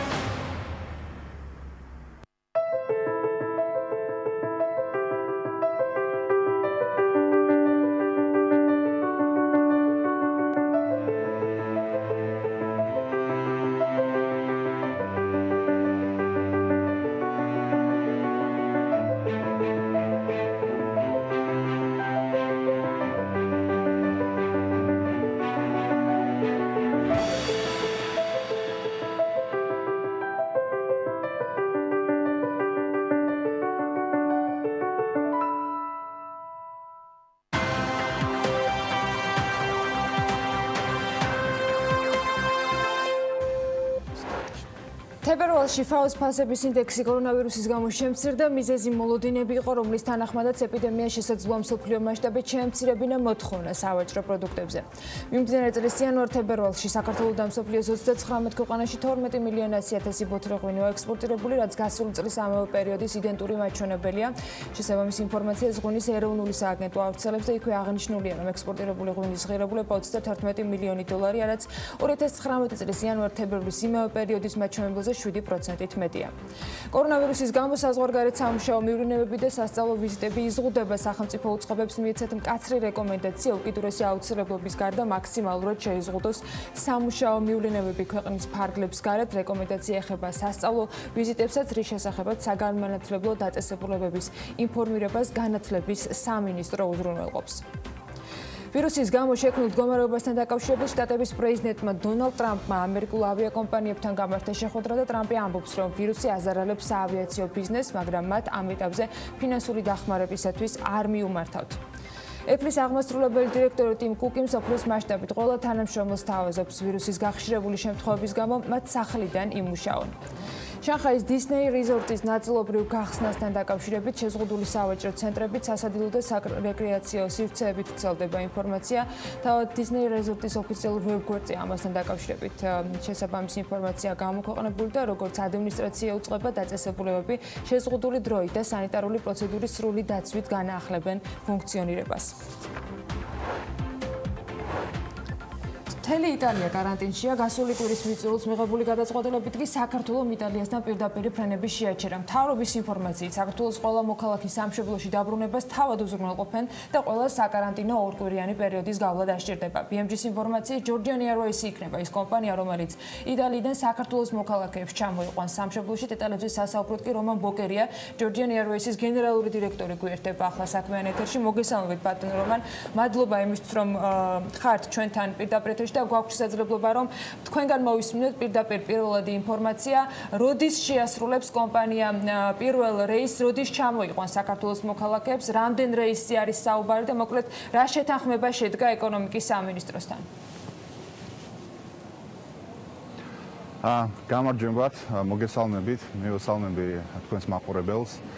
დიახ, Georgian Airways-ი მოგეხსენებათ არის სამთავრობო ავიახაზები, ჩვენ ვასრულებთ სახელმწიფო რეისებს ქვეყნის პირველი პირებისათვის, საქართველოს პრეზიდენტისათვის, პრემიერ-მინისტრისათვის. შესაბამისად, გუშინ მოხდა საბოლოოდ გადაწყვეტილება საქართველოს ეკონომიკის სამინისტროსთან ერთად, რომ ჩვენ შეგვესრულებინა 2 რეისი დღეს რომის მიმართულებით და ჩამოგვიყვანა საქართველოში 200 ჩვენი ქართველი მოქალაქე. დღეს 10 საათზე და 25 წუთზე და 10 საათზე და 15 წუთზე განხორციელდება რეისები ჩვენი თვითმფრინავებით. ეს არის ჩვენი ყველაზე დიდი თვითმფრინავი Boeing 737-800, რომელიც საერთო მოცულობა არის 180 მგზავრი და მეორე თვითმფრინავი ეს არის Embraer 195, რომელთა მეშვეობითაც განხორციელდება 200 ქართველი მოქალაქის ტრანსპორტირება საგანგებო ვითარებაში რომიდან საქართველოში. ახლა მიმდინარეობს ჩვენი პილოტების ბორტგამცილებლების მომზადება, შესაბამის სპეცკოსტუმებში მათი ჩაცმა და მთელი რეისის თვითმფრინავის მომზადება ამ სპეციალური რეისისათვის. გუშინ დასრულდა რომის აეროპორტთან მოლაპარაკება სპეციალური 2 ლოტის გამოყოფასთან დაკავშირებით ექსტრემალურ ვითარებაში, რადგანაც მომხდარ იყო შეუფერხებლად ჩვენი ქართველი 200 მოქალაქის ჩამოყვანა საქართველოში. ბატონ რომან, შეიძლება თუ არა ითქვას, რომ ეს 200 საქართველოს მოქალაქე, რომლის გადმოყვანასაც უზრუნველყოფს Georgian Airways-ი რომიდან თბილისში, ეს რაც გადაწყვეტილია ამ 2 რეისის განმავლობაში, 2 რეისით, ხომ არ არის კიდევ დაგეგმილი დამატებითი რეისები და რა ინფორმაციას ფლობთ იმ სტატისტიკასთან დაკავშირებით, შესაძლოა დამატებით მარშრუტებზე, საიდანაც სახელმწიფომ უნდა უზრუნველყოს თქვენი დახმარებით თუ სხვა საშუალებებით მოქალაქეების დაბრუნება საქართველოში და შესაბამისი საკარანტინო საინკუბაციო პერიოდში, მაგრამ რაც თავარია სამშობლოში იქნებიან. ესე იგი მოგახსენებთ, ჯერჯერობით ცნობილია და ჩვენ დარეგისტრირებული ყავს 200 საქართველოს მოქალაქე, რომლებიც დღეს იმყოფებიან რომში, იტალიაში. გამომდინარე იქიდან, რომ გადაკეტილია ყველა რეისები და ჩაკეტილია ყველა რეისები, მათ საშუალება არ ჰქონდათ საქართველოში ჩამოსულიყვნენ და აქედან გამომდინარე საქართველოს მთავრობამ, საქართველოს ეკონომიკის სამინისტრომ, Georgian Airways-თან თანამშრომლობით განახორციელა, ორგანიზება გაუკეთა ამ 2 რეისის. თუ შემდგომში დაჭირდება სხვა ქვეყნებიდან ჩამოყვანა საქართველოს მოქალაქეების, ჩვენ Georgian Airways-ი, საქართველოს ეროვნული ავიახაზები, საკურორია ვიქნებით ქვეყნის ხალხის გასაგებია. და მინდა აღვნიშნო, რომ როდესაც ეს ჩვენი ინფორმაციით ამ ადამიანების გადაყვანა მოხდება კარანტინში, რაც შეეხება პერსონალს, რომელიც ემსახურება Georgian Airways-ის ბორტს. თქვენ აღნიშნეთ, რომ ისინი იქნებიან სპეციალურ ფორმებში ჩაცმულები, შესაბამისად მათი უსაფრთხოება იქნება მაქსიმალურად დაცული. ვისგან მიიღეთ და რა დამატებით ინფორმაცია გაქვთ სწორედ უსაფრთხოების ზომებიდან გამომდინარე, თქვენ ინსტრუქტაჟი მიღებული საიმისოდ, რომ არ მოხდეს ბორტის წევრების დაინფიცირების რაღაცა რისკების, თქვა, დაშვება და რა გაიდლაინები ხელმძღვანელობს ამ შემთხვევაში კომპანია იმისათვის, რომ ადამიანების გადმოყვანა მოხდეს უსაფრთხოდ და ამავე დროს მათი, თქვა, გადაცემა შესაბამისად ჯანდაცვის სამინისტროს შესაბამის სამსახურებთან.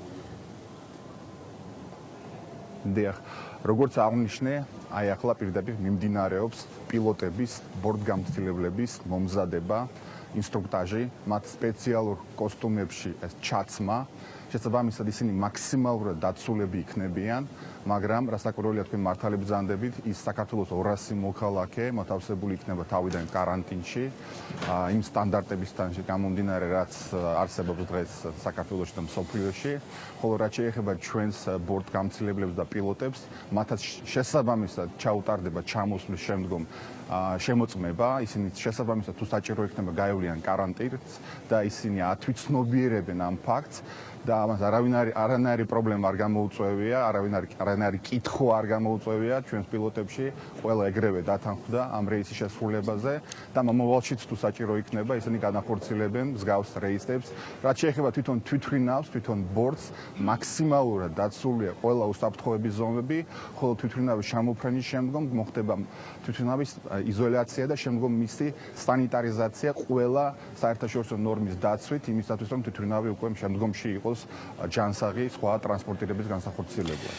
მადლობა, ეს იყო რომან ბოკერია, მადლობა მას ექსკლუზივისთვის. Georgian Airways-ის გენერალური დირექტორი საუბრობდა დღევანდელ 2 სპეცრეისზე, რომელიც საქართველოს ეკონომიკის სამინისტროს და კომპანია Georgian Airways კოოპერაციით განხორციელდება იტალიის რესპუბლიკაში, საიდანაც Georgian Airways-ის კუთვნილი 2 ბორტით მოხდება დღის ბოლომდე 200 საქართველოს მოქალაქის გადმოყვანა საქართველოში, გამომგზავრება და ცხადია შესაბამის საკარანტინო ვითარებაში მათი მოხვედრა, საიმისოდ რომ მოხდეს გავლა ყველა პრევენციული პროცედურებისა და ასევე როგორც Georgian Airways-ის ტოპ მენეჯერი და გენერალური დირექტორი ბატონი ბოკერია საუბრობდა, შესაბამისი ინსტრუქტაჟი სრულად აქვს გავლილი Georgian Airways-ის ეკიპაჟს და მთელ ბორდს მომზადებული არის ბოინგი და ბომბარდერი, რომელიც წარმოადგენს Georgian Airways-ის ასე ვთქვათ კუთვნილებებს და სწორედ ისინი უზრუნველყოფენ იტალიიდან 200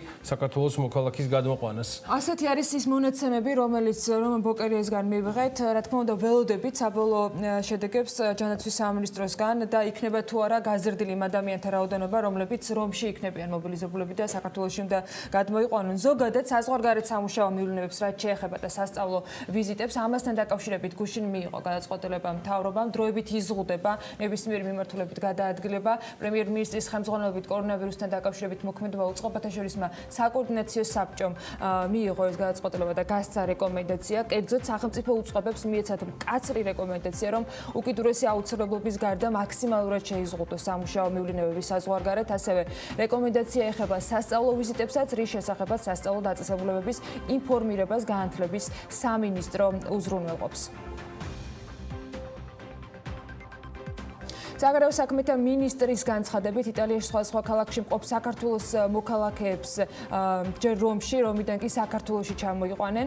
საკოორდინაციო საბჭოს ხდომის დასრულების შემდეგ განაცხადა ეს დავით ზალკალიანმა და ეს მოხდება სახელმწიფო ხარჯით. მისი ინფორმაციით მოქალაქეებს მისივე განცხადებით გუშინდელი ინფორმაციით უახლოეს დღეებში ჩამოიყვანენ, თუმცა როგორც ჩვენ მოვისმინეთ, სავარაუდოდ ეს პროცესი დღის განმავლობაში განხორციელდება. საელჩოში არსებობს სია იმ ადამიანებისა, რომლებიც იტალიის სხვადასხვა ქალაქებში იმყოფებოდნენ ამ დროისთვის და ჰქონდათ ბილეთები საქართველოში დასაბრუნებლად. მოხდება მათი ორგანიზებული ჩამოყვანა რომში, რადგანაც რეისი განხორციელდება რომიდან და საქართველოს საელჩო რომში უკვე მუშაობს იმისთვის, რომ მოხდეს მათი ორგანიზებული ჩამოყვანა და ვფიქრობ, რომ უახლოეს დღეებში მოხდება მათი რომიდან საქართველოში დაბრუნება და ამას ყველაფერს სახელმწიფო უზრუნველყოფს და მოხდება ეს რა თქმა უნდა სახელმწიფო ხარჯებით. კორონავირუსის გამო გაუქმებული ჯავშნებიდან გამომდინარე სასტუმრო გალერი პალასმა თანამშრომლების ნაწილი უხელფასო შეებულებაში გაუშვა. BMG სასტუმროს გენერალურმა მენეჯერმა თამარ ციხარულიძე მიაწოდა ამის შესახებ ინფორმაცია და ის ამბობს, რომ ჯავშნების გაუქმება თებერვლის ბოლოდან დაიწყო, მაშინ როცა საქართველოში ვირუსის პირველი შემთხვევა დაფიქსირდა. სასტუმროს გენერალური მენეჯერის განმარტებით მარტში სასტუმროს ნომრების 55% იყო დაჯავშნილი, დღეს ეს რიცხვი კი 7-8%-ამდეა შემცირებული. ნასური შემოსავალი აისახა იმაზე, რომ თებერვლის ბოლოს უკვე როგორც კი გააქტიურდა ეს ჯავშნების გაუქმება და უკვე მოლოდინი მარტის თვეზე საკმაოდ ისეთი გქონდა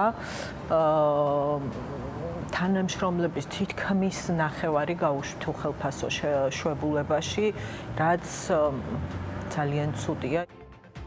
სოციალურად დაუცველი მოსახლეობის ენერგეტიკული დახმარების არსებული სქემები არაეფექტიანია და ხელს უწყობს სოციალური უთანასწორობის ზრდას. ამის შესახებ ორგანიზაციის მსოფლიო გამოცდილება საქართველოსთვის კვლევაშია ნათქვამი. ამ კვლევის ავტორები მიიჩნევენ, რომ ბუნებრივ გაზზე საფეხურებრივი ტარიფი უნდა დაწესდეს და მოხდეს სეზონურობის გათვალისწინებაც. ორგანიზაცია მსოფლიო გამოცდილება საქართველოსთვის ბოლო 10 წლის განმავლობაში ელექტროენერგიის და ბუნებრივი გაზის სამხმარებლო ტარიფები ინფლაციის გათვალისწინებით დაიანგარიშა და შედეგი ასე გამოიყურება. 2009 წლის ფასებში ელექტროენერგია 17%-ით არის გაიაფებული, გაზი 20%-ით, ხოლო მოსახლეობის შემოსავლები იზრდება, მათ შორის სოციალურად დაუცველი მოსახლეობის დეკლარირებული შემოსავლები და დახმარების ოდენობა 1,8 ჯერ გაიზარდა. კვლევის ავტორების გათვლებით, რომელიც თავის მხრივ სოციალური მომსახურების სააგენტოს მონაცემებზე დაფუძნებით არის დამუშავებული, ენერგეტიკულ სუბსიდიას თუ გამოვაკლებთ, სოციალურად დაუცველი მოსახლეობის ელექტროენერგიის და გაზის გადასახდელები მათი მთლიანი შემოსავლის 10%-ს შეადგენს. ელექტროენერგიის ხარჯების წილი მოწყვლადი მომხმარებლების მთლიანი შემოსავლების 4%-ია, ხოლო ბუნებრივი გაზის ხარჯები 6%. საერთო ჯამში ენერგეტიკული ტარიფების სუბსიდირების მოცულობა წელიწადში $200 მილიონ აღწევს, მაშინ როცა მთლიანი ფულადი სოციალური დახმარების მოცულობა ფულთა კატეგორიების მიხედვით დაახლოებით $110 მილიონი ეკვივალენტია. ამ პირობებში ორგანიზაციამ გარკვეული დასკვნა გააკეთა, რომელშიც აღნიშნული არის, რომ ამ მიმართულებით საფეხურებრივი უნდა იყოს შესაბამისად ტარიფების განაწილება. იმ მიზეზებიდან გამომდინარე, რომელსაც ორგანიზაცია მიუთითებს, ელექტროენერგიისა და გაზის ტარიფის კვლევის ავტორები მიიჩნევენ, რომ ფინანსური დახმარება უნდა გაეწიოს მხოლოდ დაბალ შემოსავლიან მოსახლეობას, ამ მიდგომას საკანონმდებლო ხელისუფლებაში იზიარებენ. მაგალითად, რევაზ არველაძე ფიქრობს, რომ ელექტროენერგიის საფეხურებრივი ტარიფი უნდა გაუქმდეს, ბუნებრივი გაზის გადასახადის სუბსიდია კი მხოლოდ მოსახლეობის მოწყვლად ფენას დაუწესდეს. სუბსიდირება, დახმარება გაეწიოს მხოლოდ იმ ხალხს, რომლებიც შეყვანილიანიან იმ სიაში, რომლებიც გაჭირვებულთა სიაში. და არა ეხლა მთლიანად გამოდის, რომ ხშირ შემთხვევაში აი მდიდარ ხალხს, ვისაც არ ჭირდება ეს დახმარება, იმას უფრო მეტად ვეხმარებით. იგივე შეიძლება გაზის თემაზეც ითქვას, ხო? როდესაც სახელმწიფომ თავის თავზე აიღო გარკვეული წილი ტარიფისა დაფინანსებისას, სულ ყველასთვის ერთნაირად წავიდა ეს. თუ იქნება დახმარება, სუბსიდირება მხოლოდ მიზნობრივი უნდა იყოს. აი ესეთმა სამხრეთ კავკასიაში ეკონომიკის შესახებ გამოაქვეყნა ბლოგი და რამდენიმე მიგნება აქედან ასეთი ინფორმაციას გვაძლევს. ყველაზე ცხელი 20 წელიწადი და ბოლო 22 წლის განმავლობაში დაფიქსირებული ველური ბუნების ბინადართა რაოდენობა არის მონაცემებში და ბოლო 40 წელიწადში 60%-ით შემცირება ფიქსირდება. ყოველწლიურად დაახლოებით 1 მილიონი ჰექტარი სანაპირო ეკოსისტემა ნადგურდება, ამით გამოწვეული ბუნებრივი კატასტროფებით ბოლო 20 წელში ასევე 4 მილიარდ 200 მილიონი ადამიანია დაზარალებული, არაერთი კი მსხვერპლი. კვლევითი ორგანიზაცია წერს, რომ კლიმატის ცვლილებას ეს და უამრავი სხვა უფრო ფართომასშტაბიანი ცვლილება უკავშირდება. მე-20 საუკუნის შუა პერიოდიდან საშუალო ტემპერატურამ მკვეთრი ზრდა დაიწყო, რაც სიცოცხლეზე, სურსათის მოხმარებაზე, ჯანმრთელობას უცხოვრების წესი აისახება და ცვლის ყოველდღიურობას. ეკონომიკის ყველა სექტორს თავისი წვლილი შეაქვს კლიმატის ცვლილებაში, თუმცა ყველაზე მეტი წილი ენერგეტიკაზე 61% მოდის, ტრანსპორტზე 20% და ცოტა მეტი და სოფლის მეურნეობაზე 8.5%. საინტერესოა, რომ ადამიანის საქმიანობით გამოწვეული სათბურის გაზების გამონაბოლქვის 25% სოფლის მეურნეობაზეა. მეტყევებასა და შეცვლილ მიწათსარგებლობაზე ასევე საკმაოდ მსხვილი წილი ფიქსირდება სოფლის მეურნეობიდან. მთავარი წვლილი კი მეცხოველეობის დარგში აქვს, რომელზეც ადამიანის საქმიანობით გამოწვეული მეთანის გამონაბოლქვის 44% მოდის, აზოტის ოქსიდის გამონაბოლქვის 53% და ნახშირორჟანგის გამონაბოლქვის 5%. თავის მხრივ კლიმატის ცვლილებაც მნიშვნელოვან გავლენას ახდენს სოფლის მეურნეობაზე, რადგან მეურნეობის პროდუქცია, წარმოება კლიმატისა და ამინდის ცვლილებისადმი ძალიან გრძნობიარია. კლიმატის ცვლილებამ შეიძლება სხვადასხვა რეგიონის სასოფლო-სამეურნეო წარმოებაზეც იმოქმედოს, აღნიშნავს აისეტი. ეს გავლენა კი უარყოფითი იქნება ტროპიკულ ზონებში და დადებითი ზომიერ ზონებში. ზოგადად, კლიმატის ცვლილების მთავარი უარყოფითი ეფექტი სოფლის მეურნეობაზე შეიძლება იყოს ბიომრავალფეროვნების დაკარგვა, სანაპირო მიწების შემცირება, ზღვის პროდუქტების რაოდენობისა და დისტრიბუციის მკვეთრი შემცირება, პარაზიტების და ინფექციური დაავადებების ზრდა, ბუნებრივი კატასტროფების გახშირება და ასე შემდეგ. კლიმატის ცვლილება კი იმოქმედებს სასურსათე უსაფრთხოების 4-ე მიმართულებაზე, აღნიშნავს აისეტი და აქვე მიუთითებს, რომ მოსალოდნელია კლიმატის ცვლილება უარყოფითად აისახოს სოფლის მეურნეობის პროდუქციის წარმოებაზე დაბალ შემოსავლიან განვითარებად ქვეყნებში, რომლებიც უკვე დგანან სურსათის უსაფრთხოების პრობლემის წინაშე. რაც შეეხება კონკრეტულად საქართველოს, აისეტის მიერ მოგროვებული ინფორმაციის ანალიტიკურ ნაწილთან დაკავშირებით, რომელიც მათ საზოგადოებას შესთავაზეს, ამ კვლევის შედეგების თანახმად, სხვა დაბალშემოსავლიანი ქვეყნების მსგავსად, საქართველომაც შეიძლება ბევრი დაკარგოს კლიმატის ცვლილების გამო. მსოფლიო ბანკის გამოთვლებით, კლიმატის ცვლილებას საქართველოში შეიძლება ისეთი შედეგები მოჰყვეს, როგორიც არის მაგალითად 2040-59 წლებში წლიური ტემპერატურის 2.5 გრადუსით მატება. მაღალი ტემპერატურა და ხანგრძლივი თბური ტალღები ყველაზე მეტ პრობლემას სამხრეთ და აღმოსავლეთ რეგიონებში შეუქმნის. მოსალოდნელი არის, რომ ურბანულ დასახლებაში ტემპერატურა გაიზრდება, რაც თბური ტალღებისაგან წარმოქმნილი კუნძულის ეფექტით იქნება გამოწვეული. ასევე არ არსებობს შესაბამისი ინფრასტრუქტურა, რომელიც გაგრილებაზე გაზრდილ მოთხოვნას დააკმაყოფილებს და ორგანიზაცია აღნიშნავს, რომ კლიმატის ცვლილებასთან მიმართებით საქართველოში სურსათის უსაფრთხოება სერიოზული გამოწვევების წინაშე დგება. ქვეყნის მოსახლეობისათვის უვნებელი უსაფრთხო და ხელმისაწვდომი სურსათის მიწოდებაში ძირითად როლს კი ქართველი ფერმერები ასრულებენ. კვლევაში შემოთავაზებული რეკომენდაციებიც, რომელიც მომდევნო წლებში ქართულ სოფლის მეურნეობის სექტორში უნდა გატარდეს. მათ შორის აღნიშნული არის ის, რომ სოფლის მეურნეობაში ბუნებრივ კატასტროფაზე გადაუდებელი რეაგირების სამოქმედო გეგმების კვლევა და განვითარება უნდა განხორციელდეს. ინოვაციური სარწყავი სისტემის მართვის და ირიგაციის სხვადასხვა მეთოდი უნდა დაენერგოს. ადგილმდებარეობის შესაბამისად ნიადაგის ეროზიისაგან დაცვის ღონისძიებები უნდა გატარდეს და საინფორმაციო ცენტრების დაარსება უნდა მოხდეს, რომელიც ფერმერებს სოფლის მეურნეობაში ადაპტაციური მართვის მეთოდზე მიაწვდის ინფორმაციას.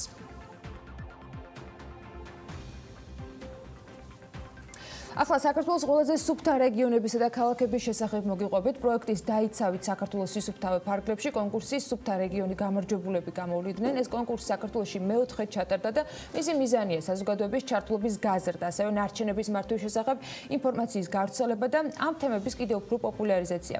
კონკურსში მონაწილეობა ნებისმიერ მსურველს კერძო პირს თუ დაწესებულებას შეეძლო, თუმცა ვინ გახდნენ 2019 წლის კონკურსის რჩეულები, სიუჟეტში შეგვიძლია ვნახოთ. 2019 წლის სუფთა რეგიონის კონკურსში სულ 8 გამარჯვებული გამოვლინდა. ყველაზე სუფთა რეგიონად კახეთი აღიარეს. ყველაზე სუფთა ქალაქისა და მუნიციპალიტეტის სტატუსი ზუგდიდს მიენიჭა. სუფთა სოფლის ნომინაციაში ზუგდიდის მუნიციპალიტეტმა ლიდერობა არავის დაუთმოდა. სოფელი ორსანტია გასული წლის პირველ ადგილოსნად დასახელდა. თბილისის მუნიციპალიტეტმა სხვა ნომინაციებში ვერ იმარჯვა, მაგრამ ყველაზე სუფთა ქუჩის სტატუსი დედაქალაქში მდებარე სერგო ზაქარიაძის ქუჩა მოიპოვა. კახეთში წავიდა საწარმოს ყველაზე ლამაზი ეზოს სტატუსიც. ნომინაციაში ღვინის კომპანია შუმმა გაიმარჯვა. ლამაზი ეზოსა და ლამაზი აივნის სტატუსები კი გურჯაანმა და მცხეთამ გადაინაწილეს. საქართველოს მასშტაბით გამოცხადებულ კონკურსში გასამარჯვებლად სხვადასხვა კრიტერიუმის დაკმაყოფილება იყო საჭირო. რამდენად ეფექტურად მიმდინარეობს ნარჩენების მართვის რეფორმა, რამდენად არის ჩართული მოსახლეობა დასუფთავების ღონისძიებებში, რამდენად მიუწვდება ხელი მოსახლეობას ნარჩენების მართვის სერვისებზე და ასე შემდეგ. გამარჯვებულები სპეციალურმა კომისიამ გამოავლინა, რომელშიც გარემოს დაცვისა და სოფლის მეურნეობის სამინისტროსა და საზოგადოებრივი ორგანიზაციების წარმომადგენლები მონაწილეობდნენ. საქართველოს მწვანეთა მოძრაობა დედამიწის მეგობრები საქართველოს თავმჯდომარე ნინო ჩხობაძე და სიუჟეტის ავტორი სალმა მეცხვარეშვილი არიან ჩვენთან ერთად. ამ წლების განმავლობაში რა ტენდენცია ჩანს ამ კონკურსით და რამდენად არის შედეგები დამოკიდებული ერთგვარ კულტურაზე ან ეკონომიკურ მდგომარეობაზე? ამაზე შეგვიძლია მონაცემებზე დაყნობით პირველ რიგში შეფასება ქალბატონ ნინოს კითხოთ. მოგესალმებით ქალბატონ ნინო. ჩვენთან ერთად 4 წლის შედეგებს მინდა რომ გადავხედოთ. წლევანდელი უფროსად 2019 შედეგების მიღმა სხვაობას, ცვლილებას თუ ხედავთ და კავშირს ეკონომიკურ მდგომარეობასა და კულტურასთან რაც იკვეთება ამ კონკურსის შედეგად. პირველში ძალიან დიდი მადლობა მივესალმები თქვენ ტელემაყურებელს და მივესალმები ყველა ადამიანს, რომელიც დღეს უყურებს საქმიან დილას. და არა მარტო დღეს, ყოველ დღე, იმიტომ რომ ეს ძალიან მნიშვნელოვანი გადაცემაა საქართველოს განვითარებისთვის. რაც ეხება შედეგებს, რაც ჩვენ ვნახეთ 4 პერიოდის განმავლობაში, მოდი ვთქვათ ესე, 4 წლის განმავლობაში, რა თქმა უნდა, ძალიან საგნობრივად, ძალიან დიდი ცვლილება არის მომხდარი, იმიტომ რომ ჯერ ერთი მენტალობაში შეიცვალა, უფრო მეტი მონაწილე გახდა, უფრო მეტი მონომინაციაც გვაქვს და ყველაზე მნიშვნელოვანი რაც არის ამაში, ის რომ როცა ჩვენ პირველ გამარჯვებულს პირველ კონკურსში ვაჯილდოებდით, ეს იყო სამეგრელოს რეგიონი, მაგრამ მერე ვერ შეძლო სამეგრელოს რეგიონმა პირველი ადგილი დაემყარებია. და არასოდეს არ დამავიწყდება ის გამოწვევა, რომელიც ჩვენ მივეცით მაშინ კახეთის რეგიონს, როცა მაშინ გამარჯვებული მუნიციპალიტეტი ახმეტის მუნიციპალიტეტი იყო, იმიტომ რომ ერთადერთი მუნიციპალიტეტი იყო, რომელსაც ჰქონდა განთავსებული ნარჩენების ურნები და გამოტანაც ცდილობდა გაეკეთებია ყველა სოფლიდან. დღეს ასეთი მუნიციპალიტეტები საკმაოდ ბევრია უკვე, შედარება არ არის, საიდანაც ხდება მობილიზაცია, ასე ვთქვათ, ნარჩენისა, ეხლა უკვე სხვა გამოწვევები და სხვა ამოცანები გვიდგას დღეს ჩვენ და რაც მნიშვნელოვანია, გაჩნდა ისეთი ნომინაცია, როგორც არის სუფთა ეზო და უკვე შაშან გაჩნდა პირველად ნომინაცია ყველაზე სუფთა საწარმო ეზო, ანუ ეზო, რომელიც თვითონ მეწარმეები კონკურსმისამად ბიძგი რომ გაკეთდეს ესეთი რამე. თან ყველაზე მნიშვნელოვანი ამ შემთხვევაში ამ კონკურსით აღმოჩნდა რომ უფრო მეტი მონაწილე, უფრო მეტი გამოხმაურება გვაქვს და ჩვენ ძალიან ბედნიერები ვარ და მე არ შემიძლია რომ არ აღვნიშნო ზაქარიაძის ქუჩის დამსახურება და იმ აქტივისტების, რომლებმაც ეს ქუჩა მოაწესრიგეს, იმიტომ რომ ეს იყო ძალიან კარგი მაგალითი, მე მგონი არის მთლიანად საქართველოსთვის, იმიტომ რომ ბატონ ლევან შვიდაძის ესე ვთქვათ თავკაცობით მოხდა ასეთი რაღაცის გაკეთება, რომ გამარჯვებული გამოვლინდა ქუჩა, რომელიც მართლა მე მერიისგან დახმარებას კი არ ითხოვდა. თვითონ მოქალაქეები იყვნენ ჩართულები. ეს საწარმოო ეზო არის ინდივიდუალური გამოვლენა, რაც ძალიან მნიშვნელოვანია, იმიტომ რომ რაც უფრო მასობრივი იქნება ეს თავისთავად მე აისახება ქუჩაზეც, რაიონზეც, ქალაქზეც და ასე შემდეგ, მაგრამ თქვენ ახსენეთ ურნები, რომელიც ერთ მუნიციპალიტეტში იყო და ეხლა კიდევ უფრო მომრავლებული. ეს იყო ახმეტაში. აი კრიტერიუმები, ანუ რის მიხედვით მოწდება? კრიტერიუმები იცვლება რა თქმა უნდა ყოველ წელს, იმიტომ რომ უფრო მეტად მკაცრდება, უფრო მეტი მოთხოვნა. მთავარი ამოცანა, რომელიც არის დღეს, ეს არის პირველ რიგში გამოტანა ნარჩენების, ასე ვთქვათ, მთლიანად დასახლებული პუნქტებიდან, რომელიც არსებობს. ეს ყოველთვის ვერ ხერხდება. ძალიან ბევრ შემთხვევაში არც მანქანები აქვს, არც ტექნიკა აქვს, არც შესაბამისი, ასე ვთქვათ, მოწყობილობები აქვს, რომ ეს გამოიტანო, მაგრამ არის მეორე პრობლემა, რომელიც აქ არის. თვითშეგნებაც აქვს ამას დიდი მნიშვნელობა აქვს, იმიტომ რომ ჩვენ ვიძახით, რომ ერთ-ერთი კრიტერიუმი მაგალითად არის არალეგალური ნაგავსაყრელების შემცირება. საიდანაც ვერ ხდება გამოტანა და ახლობთ 30% კიდე გრჩება გამოუტანელი, ასე ვთქვათ, მთელ საქართველოს მასშტაბით. ძალიან ხო, მაგრამ ძალისხმევად სჭირდება მოსახლეობის თავისთავად. მთავარი რაც არის ამ შემთხვევაში და რასაც ჩვენ ვთხოვთ მოსახლეობას, რომ შეეცადონ თვითონ არ დაყარონ იქ, სადაც შეუძლებელია, რომ დაყაროს ადამიანი. თუ არა თანაბრობაა, თქვა რაღაცა მონდომება. ეს არის ერთადერთი სფერო, რომლის მოწესრიგება არ შეუძლია ადმინისტრაციულად სახელმწიფოს. ეს არის ერთადერთი სფერო, თუ ადამიანი გვერდზე არ დაუდგა სახელმწიფოს, ვერასოდეს ვერ მიაღწევს. სანქციების გამკაცრებაზე არის ამ მიმართულებით საუბარი, ბოლო პერიოდში იყო კანონპროექტი ამასთან დაკავშირებით. თქვენ როგორ უყურებთ ამას? საჭიროა სანქციების გამკაცრება ამ მიმართულებით თუ უფრო კანონის აღსრულებასთან? მე მგონი უფრო მეტად აღსრულებაზე უნდა ვიყოთ, ვიდრე სანქციების გამკაცრებაზე, იმიტომ რომ ძალიან ბევრ შემთხვევაში, რა თქმა უნდა, რაღაც დოზით ალბათ უნდა გამკაცდეს, მაგრამ ჩვენი მთავარი პრობლემა აღმოჩნდა, ჩვენ მქონდა ამ ნომინაციაში წელს და შაშან გამოყოფილი სპეციალურად ინსპექტორები, რომლებიც ყველაზე მეტი ჯარიმა გამოწერეს, ასე ვთქვათ, და რატო გავაკეთეთ ეს. შემდეგ წელს ჩვენ გულისხმობთ, რომ 2020-ში გვინდა უკვე ზედამხედველობის სამსახურები მუნიციპალიტეტების გამოვყოთ, იმიტომ რომ მათ ევალებათ კანონის აღსრულება. ამ შემთხვევაში ადგილობრივ დონეებზე და მათ ყოველთვის ორი წამახალისებელი კონკურსი გამოდის. ერთის მხრივ კარგი წახალისება იმის, რომ მოწესრიგო და მეორე მხრივ დამჯერიმებლების წახალისება. არა, სწორად გამიგეთ, ყოველთვის ეს არ არის კარგი ინდიკატორი, როცა შენ დამჯერიმებელს ახალისებ, მაგრამ ძალიან ბევრ შემთხვევაში ჩვენ უბრალოდ ვითხოვთ კანონის აღსრულებას. სწორად გამიგეთ, არ შეიძლება ეკონომიკურად განვითარდეს ქვეყანა მხოლოდ საჯარიმო სანქციებით. შეუძლებელია, ეს არ არის სწორი მიმართულება. სქემა, სისტემა უნდა იყოს აწყობილი ისე, რომ ეს საჯარიმო სანქციები ყველაზე ნაკლებად ჭირდებოდეს. გარემოს დაცვაში ეს ინდიკატორი არის ძალიან მნიშვნელოვანი. საჯარიმო სანქციას კი არ აქვს მნიშვნელობა. მნიშვნელობა აქვს როგორი პრევენცია იქნება გატარებული.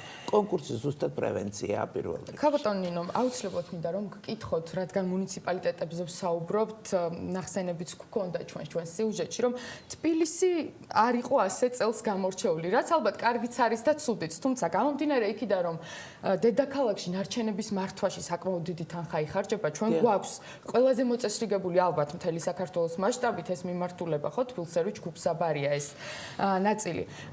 სად არის აი ამ კონკურსში თბილისი? რატომ ვერ მოიძებნა მისი ადგილი? ანუ ეს მათზე უარყოფითად მოქმედებს თუ სხვებმა იყო ჩაგას? არა, სხვებმა იყო ჩაგას, მოდი ვთქვათ, იმიტომ რომ მე მართლაც სერიოზულად ვქონდა ჩვენ როცა ვაფასებთ რეგიონებს და როცა ვაფასებთ ქალაქებს, ჩვენ მარტო მათი მონაცემებს არ ვეყდნობით ადგილობრივიდან, რომელიცაც გვაწვდიან, არამედ არსებობს საზოგადოებრივი მონიტორინგი და საზოგადოებრივი მონიტორინგის მიხედვით ხდება დამატებით შეფასება. საზოგადოებრივი ორგანიზაციები ამიტომ იღებენ კომისიაში ძალიან დიდ მონაწილეობას, იმიტომ რომ მათაც ევალებათ, ესე ვთქვათ, ზოგადი სურათის შექმნა.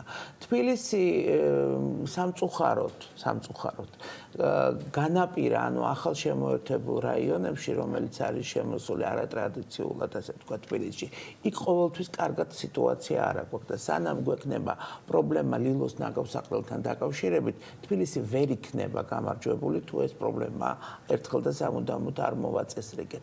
თქვენ რო გაიაროთ ლილოს მიდამოებში, საშინელება ხდება და მოსახლეობა პირველ რიგში არის კატეგორიული წინააღმდეგი იმისა, რაც იქ ხდება და მათ შეწუხებულები არიან ძალიან. ეს პრობლემა დგას დღის პრობლემა დგას და ეს არის თბილისის მუნიციპალიტეტის პასუხისმგებლობა ამ შემთხვევაში, განსხვავებით სხვა მუნიციპალიტეტებისგან, სადაც ესე ვთქვათ, მყარი ნარჩენების კომპანია მუშაობს და ნაგავსაყრელების, ანუ ნარჩენების პოლიგონებთან მიმართებაში.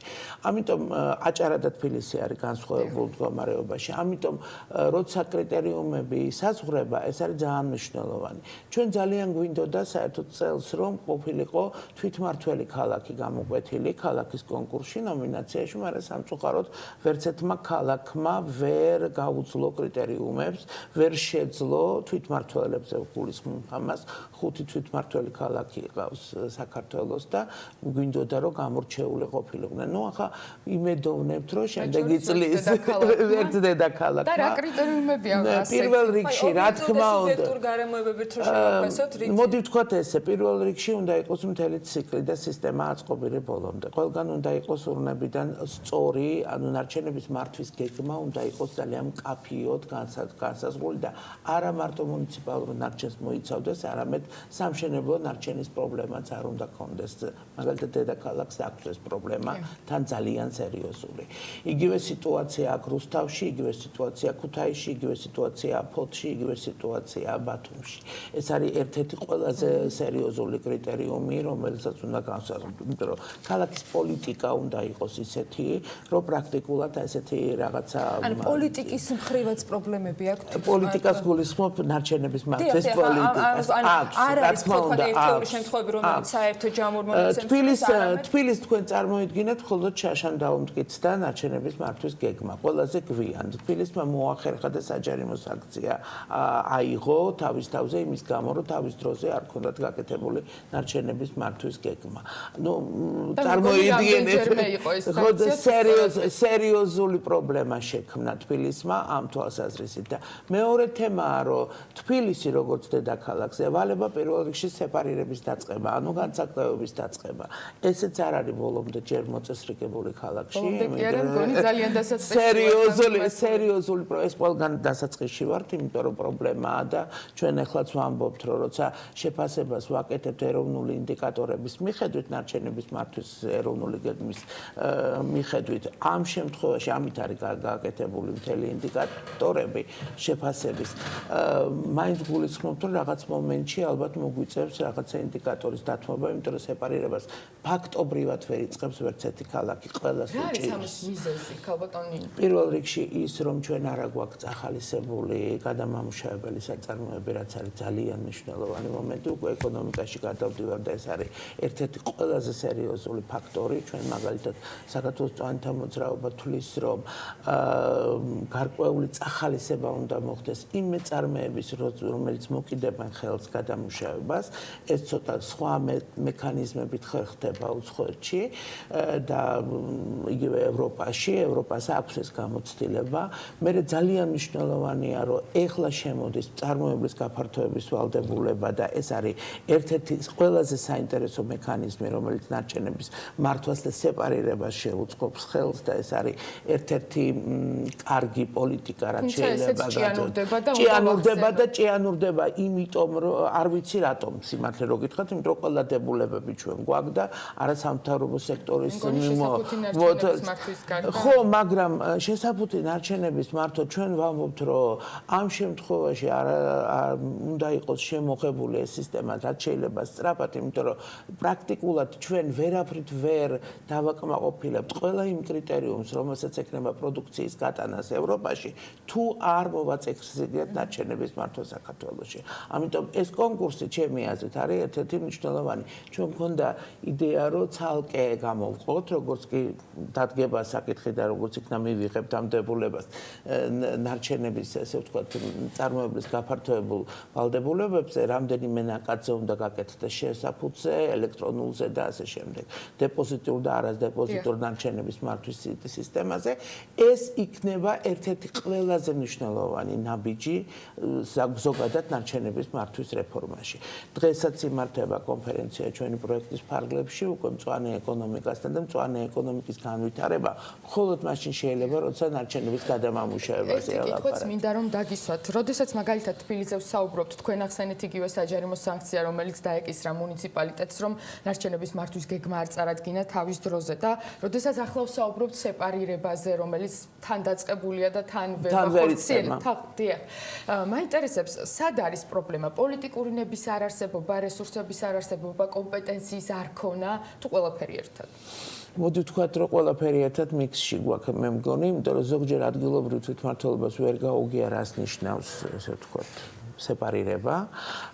ზოგმა თავისებურად შეხედა ამას.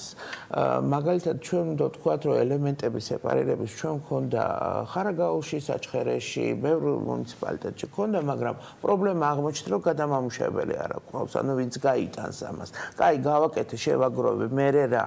აი, ეს მომენტი არის ძალიან მნიშვნელოვანია, რომ გადამამუშავებელი საწარმოები არსებობდეს და წახალისება არსებობდეს იმ მეწარმეების, რომელიც ამას გააკეთებენ, ეს ერთი. წახალისებას გულისხმობ ჭყალებში, ანუ ეს არის გარკვეული, სპეციფიური წახალისებები, რომელიც უნდა არსებობდეს. მერე თვითონ მეწარმეები, ვინც კი არიან და ვინც არის, ყველა წარმოქმნის ნარჩენს ეს პირველ რიგში არის და ნარჩენიდან წარმოქმნიდან გამომდინარე თვითონ უნდა იყვნენ დაინტერესებული, რომ სეპარირება დაიწყონ თავის საწარმოებში. ძალიან ბევრ სახელმწიფო არა სახელმწიფო დაწესებულებაში უკვე არის მწვანე ურნები, რომელშიც ხალხს აგროვებენ. ეს ამას მივეჩვიეთ. ეხლა უნდა მივეჩვიოთ პლასმასის და ნარჩენების შეგროვებას. და კიდევ ერთი, რაც შეიძლება ნაკლებად არ უნდა წარმოქმნათ ნარჩენი, ამაზეა საუბარი. ჩვენ უნდა მივეჩვიოთ, რომ შესაფუთი მასალები ცელოფნების სახით მანდ-მაინც კარგი არ არის. ჩვენ უნდა მივეჩვიოთ, რომ ჯობია კალათებით და ჩანთებით ვიაროთ და ნაკლები ამისთვის ცნობიერება, რაც არის ამ კონკურსის ერთ-ერთი მთავარი ამოცანა. და ზოგადად მთელი ჩვენი პროექტის დავიცვათ საქართველოს სისუფთავეს, ჩვენ ამას რამდენიმე ორგანიზაცია ერთობლივად ვახორციელებთ და ერთ-ერთი ორგანიზაცია მაგალითად წლევანდელი წლის შემდეგ იწყებს მუშაობას უკვე ახალგაზრდა თაობასთან, ანუ სკოლებთან და მწვანე სკოლის სერტიფიკატის მიღებასთან დაკავშირებით. ეს ცალკე თემაა საერთოდ. ასე რომ ვფიქრობთ, რომ ეს ძალიან აქტიურები. წელს ვიმედოვნებთ, რომ გამოწვევა მიიღო ბევრმა რეგიონმა, მე მაქვს იმედი, რომ ჩემი მხარეც, ანუ იმერეთიც იქნება გამარჯვებული როდისმე, თუმცა ვერაფრით ვერ გავაკეთებ, ესე ვთქვათ, ლობირებას, უნდა ობიექტური სურათი ქონდეს. ამ კონკურსის შედეგები რომ გამოქვეყნდა, Facebook-იც აიღო პოსტებმა, მაგალითად, სამეგრელოს წარმომადგენლების, რომ ზუგდიდი არის ყველაზე სუფთა ქალაქი და ალბათ იმედია, მაგრამ ჯერჯერობით კახეთი არის სუფთა რეგიონი. მე მადლობა მინდა მოუხადო გუბერნატორს ბატონ ირაკლი ქადაგიშვილს, იმიტომ რომ მისი გუნდის ძალისხმევით პრაქტიკულად არალეგალური ნაგავსაყრელები რაც კი იყო კახეთში, განსაკუთრებით ველებზე, ძალიან ბევრი იყო, ანუ ვენახი მოდიოდა და თან ნაგავი ეყარა. ის არის ალაგებული, გაწმენდილი, გასუფთავებული, რაც რა თქმა უნდა მოქმედებს უკვე ხარისხზე დიდ პროდუქციას. მონდომების ამბავია პირველ რიგში, რა თქმა უნდა. გამოწვევა მეგონი ყველა რეგიონის და ქალაქისათვის მიღებულია. ნინო ჩხობაძე, საქართველოს მწვანეთა მოძრაობა, დედამიწის მეგობრების საქართველოს თავმჯდომარე. ყოველთვის თანმიმდევრული. რა გამომჩა? 22 მარტს არის წყლის დაცვის დღე. აი და მე მინდა ვთხოვო ყველას, რომ იქნებ შემოგვიერთდნენ, რა თქმა უნდა, კორონავირუსის გათვალისწინებით ამ შემთხვევაში საკუთარი ოფისები დაალაგონ, გაწმინდონ და დაასუფთავონ. სისუფთავეთ მოვერევით ვირუსს. მადლობა მას მობრძანებისთვის, მადლობა ყოველთვის წყობრი თანმიმდევრული წლებია. ეს არა მხოლოდ ამ მისი სტატუსიდან გამომდინარე, დღევანდელი ქალბატონი ნინო ზუსტად ესეთია და ყოველთვის სინქრონში ეკონომიკასთან და ქვეყნის განვითარებასთან. მადლობა კიდევ ერთხელ სტუმრობისათვის. ჩვენ რამდენიმე წუთში რეკლამის შემდეგ დაგებრუნდებით. გოგა მელიქიძე უნდა შემოგვიერთდეს პირდაპირ და ბირჟები ტორტმანობს და ჩვენ საქარავთ. სოფლიოს რა ხდება ბირჟებზე?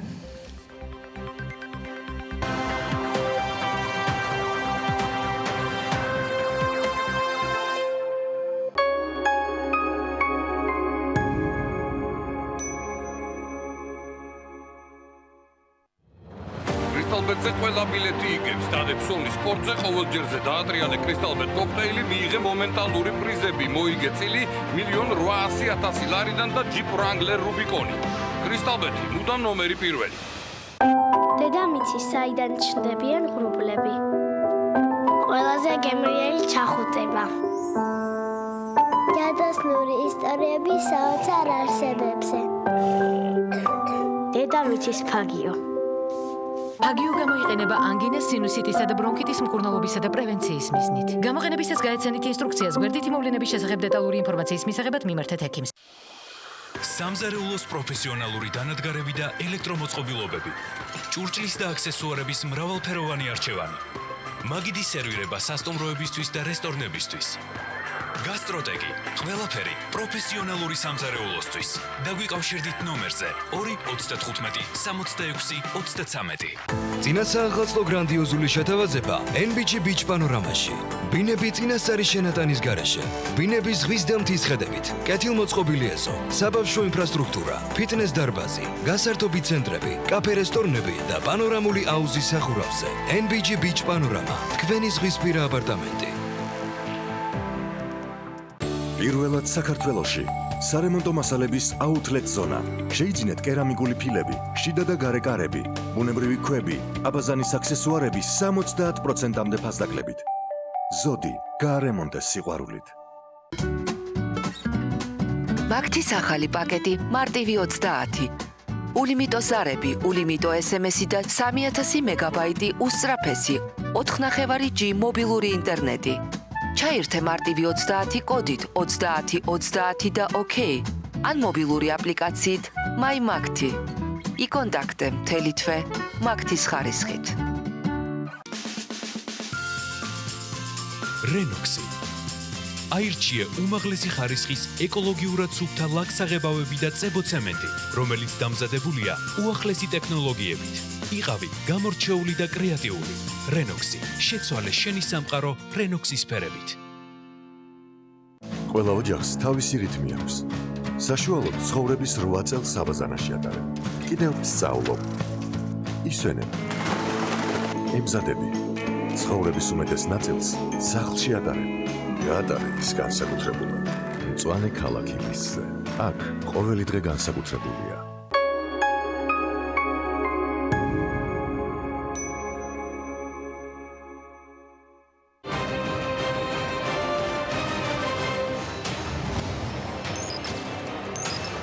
ხანგრძლივი ნერვიულობის შემდეგ როგორც იქნა შეთანხმება მიღწეულია. 2020 წლის საპარლამენტო არჩევნები ჩატარდება პროპორციულ და მაჟორიტარულ მანდატებს შორის 120-30-ზე განაწილებით. გადაწყდა თუ არა დაპატიმრებული ლიდერების ციხიდან გამოშვება. ჩვენი ინფორმაციით, თუ პატიმრებს არ გამოუშვებენ, ოპოზიცია პარლამენტში არჩევნების ახალი წესით ჩატარებას ხმას არ მისცემს. საღამოს 8-ზე პარლამენტის თავმჯდომარის რეაქცია და პასუხები ყველა შეკითხვაზე ოფიციალური თუ არაოფიციალური დეტალებით. თუ განიხილავთ, რომ მოხდეს თქვენი შეწყალება ოღონდ პრეზიდენტის მიერ. არა მგონი რომ რამე ვიხეს მიმართო, ჩემი მიმართვა არ ჭირდება, მას მიმართვის გარეშე შეუძლია იმ საკუთრების გამწვევა. გიგი უგულავა.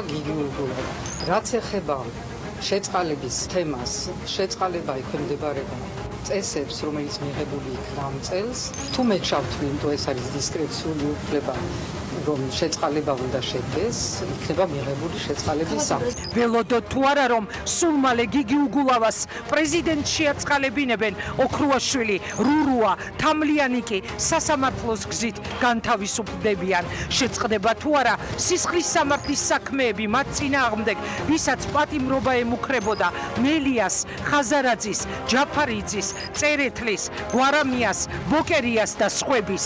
რეაქციაში მამუკა ხაზარაძე. სრულდება თუ არა დაპატიმრებების სერია საერთაშორისო ზეწოლის შემდეგ საქართველოში. ეს ქვეყანა უნდა გამოვიყვანოთ ამ მდგომარეობიდან. გამოვიყვანოთ არჩევნებით, გავესწოროთ ესენი სახლში. იყო თუ არა ხელისუფლების მიერ დათმობაზე წასვლის ერთადერთი მიზეზი მუქარა მოსალოდნელი სანქციების შესახებ, რომელიც ღიად ისმოდა საერთაშორისო პარტნიორებისგან, ვინ გაიმარჯვა ოპოზიციის და ხელისუფლების შეთანხმებით. საქართველოს მეოთხე პრეზიდენტის რეაქცია საღამოს 8-ზე TV პირველზე გიორგი მარგველაშვილი ჩამოყალიბდა თუ არა ბოლოს და ბოლოს რომელ პოლიტიკურ გუნდს უერთდება, ვის დარჩება გამარჯვება კარს მომდგარ არჩევნებში. მინდა რომ იმ ადამიანებს, ვინც ძალიან უწვრილი შეიტანა მიზანში, რომ ბოლოს და ბოლოს არჩევნები იყოს შეჯიბრება პოლიტიკოსებს შორის და არა მოპარვა ხმების, იმ ადამიანებს უთხრა მადლობა და მიულოცო გამარჯვება. პოლიტიკურ გეგმას რა შეეხება მაშინ?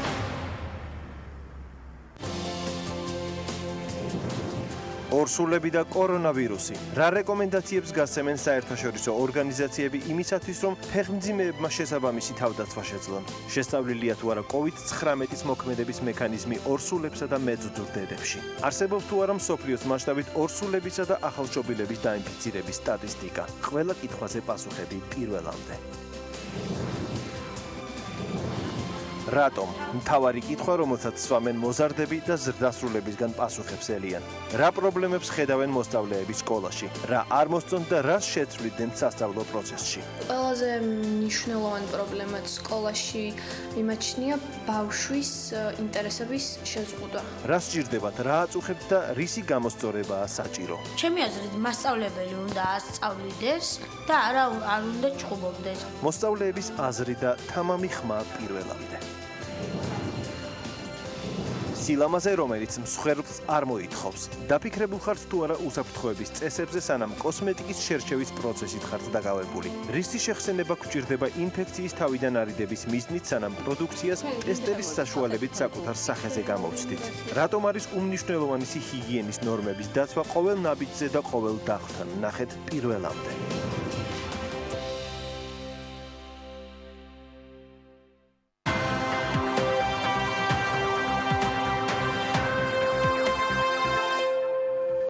კორონას გავლენისგან მიღებული ზარალის შემდეგ ბიზნესს სჭირდება ახალისება და ხელშეწყობა, როგორც ზოგიერთი აუდიტორული კომპანია ამბობს, ის ცვლილებები, რომელიც 2020-21 წლებში საგადასახადო კანონმდებლობაში დღგ-ის გარშემო შევა, ბიუროკრატიულ ბარიერებს შეამცირებს და აქამდე არსებულ ხარვეზებსაც გამოასწორებს. ლევან თაღიაშვილმა მოუყარა თავი ამ ცვლილებებს და რესპონდენტებსაც გამოკითხა აზრი. ლევანი გვერდება ახლა პირდაპირ ეთერში. ლევან, რამდენად პოზიტიური არსებული ცვლილებები და როდესაც უნდა ველოდოთ მის ამოქმედებას, რას ამბობენ შენი რესპონდენტები? ანა, ბიზნესისთვის 2019 წელი საკმაოდ დატვირთული აღმოჩნდა რეგულაციების კუთხით და როგორც ჩვენს რესპონდენტებს არაერთხელ უთქვამთ, მათი ძირითადი ენერგია რეგულაციების მორგებასა თუ შეგუებაზე მიდიოდა და არა ძირითად საქმიანობაზე. თუმცა დღეს შედარებით პოზიტიურ ცვლილებებზე უნდა მოგვიყვეთ, რომელიც 2020-21 წლის პერიოდში ამოქმედება. როგორც სხვადასხვა აუდიტორიული კომპანიები განმარტავენ, ეს ცვლილებები იმ ხარვეზების აღმოფხვრისკენაა მიმართული, რომელიც კანონმდებლობაში დამატებული ღირებულების გადასახადის გარშემო და არა მხოლოდ დაგროვდა. ხშირად კომპანიები სხვადასხვა დაბრკოლებების გამო ვერ ახერხებდნენ დღგ-ის ჩათვლას, ან ზედმეტად მოკლე პერიოდში უხდებოდა თვალდებულებების შესრულება, რასაც არსებული რეგულაციები მეტწილად გამოასწორებს და ბიზნესს მეტი ლავირების საშუალებას მისცემს. ძირითადად ყველა ცვლილებას აქ საერთო ის, რომ რაღაც გარკვეულ პრობლემურ თემებს აგვარებს, ის შეცდომები, რაც იყო კანონმდებლობაში, ანუ ეს შეცდომები სწორდება. ჩვენ, როგორც აღვნიშნე, საკმაოდ კრიტიკულად ვართ ხოლმე განწყობილი ბევრი ცვლილების მიმართ, რაც შემოდის კანონმდებლობაში, როცა აშკარად დამძიმებაზე არის საუბარი. იგივე ახალი დღგ-ის რეფორმაში ძალიან ბევრი პოზიტივი არის, მაგრამ დამძიმებები სამწუხაროდ იქაც აგვაქვს ცალკეულ შემთხვევაში. შემიძლია გითხრათ, რომ ეს ცვლილების ეს პაკეტი, რაზეც ჩვენ დღეს ვსაუბრობთ, ძირითადად პოზიტიურ ხასიათს ატარებს. პირველი მნიშვნელოვანი ცვლილება უსასყიდლო მიწოდებას ან გაჩუქებას ეხება, თუ ორივე მხარე ჩართული იქნება ეგრეთ წოდებულ ესტონურ მოდელში, ამ შემთხვევაში უსასყიდლო მიწოდება მოგების გადასახადისგან სრულად გათავისუფლდება. მოგეხსენებათ, აქამდე მსგავსი ოპერაცია 15%-ით იბეგრებოდა და დავით პაპიაშვილის აზრით, ტრანზაქციების 50-60% გადასახადისგან გათავისუფლდება, რაც ცალსახად დადებითი ფაქტია. თუმცა 11 ცვლილებიდან ყველაზე მნიშვნელოვანი და პრობლემური მაინც საბაჟო დეკლარაციის საფუძველზე დღგ-ის ჩათვლის ვადის შეზღუდვის გაუქმება. მაგალითად, თუ პროდუქტს საზღვარზე 28 დეკემბერს შემოიტანდით, მისი ჩათვლა 31 დეკემბრამდე უნდა მოგეხერხებინათ და კომპანიები ამის გამო საკმაოდ დიდი მოცულობის თანხებს კარგავდნენ და მოქმედი ცვლილებებით ეს ხარვეზებიც აღმოიფხება. მარტივად რო ვთქვათ, 2019-ის საბაჟო დღგ უნდა ჩაგვეთვალა ოქტომბრის დაუშვათ ოქტომბერში, ნოემბერში, დეკემბერში. დეკემბრის მერე ჩათვლის ვადა გვერთმეოდა. ეს არის ამ წამს მოქმედი კანონმდებლობით და მე ხაზგასმით შემიძლია ვთქვა, რომ რამოდენიმე კომპანია ვიცი, ვისაც გამორჩა დაუშვათ ეს და 100.000 ლარის დღგ-ის თანხა დაუშვათ 50.000, 200.000 ლარი გადახდილი აქვს საბაჟოზე.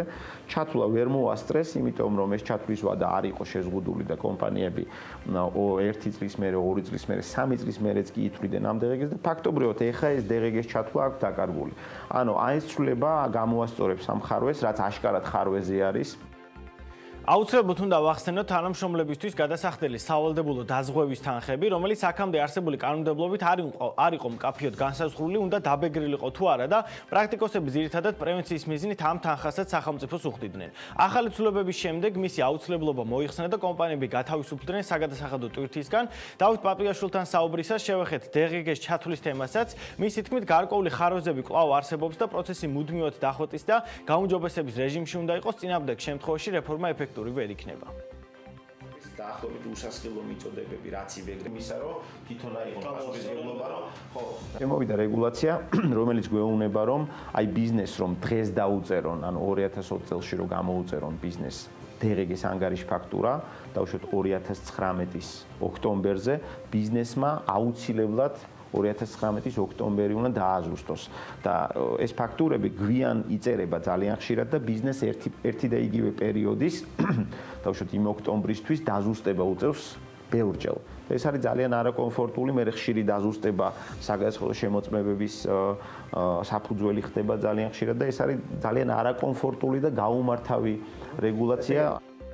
მე მაყურებელს ვეთქვი რომ ცვლილებების ჩამონათვალი საკმაოდ ვრცელია და მისი სრულად განხილვა სატელევიზიო ფორმატით რთულიცაა, ასე რომ თუ სრული ვერსიის ნახვა გსურთ, აუცილებლად უნდა ეწვიოთ ჩვენს ვებგვერდს bm.gis.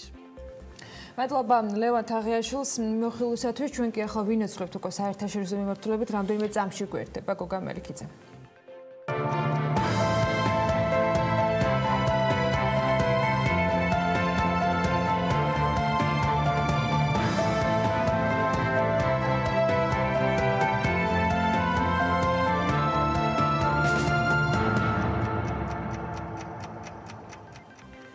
ბირჟებზე საკმაოდ რთული პანიკური ვითარებაა, ორშაბათს ინდექსები ავის მომასწავლებლად გაწილხდა.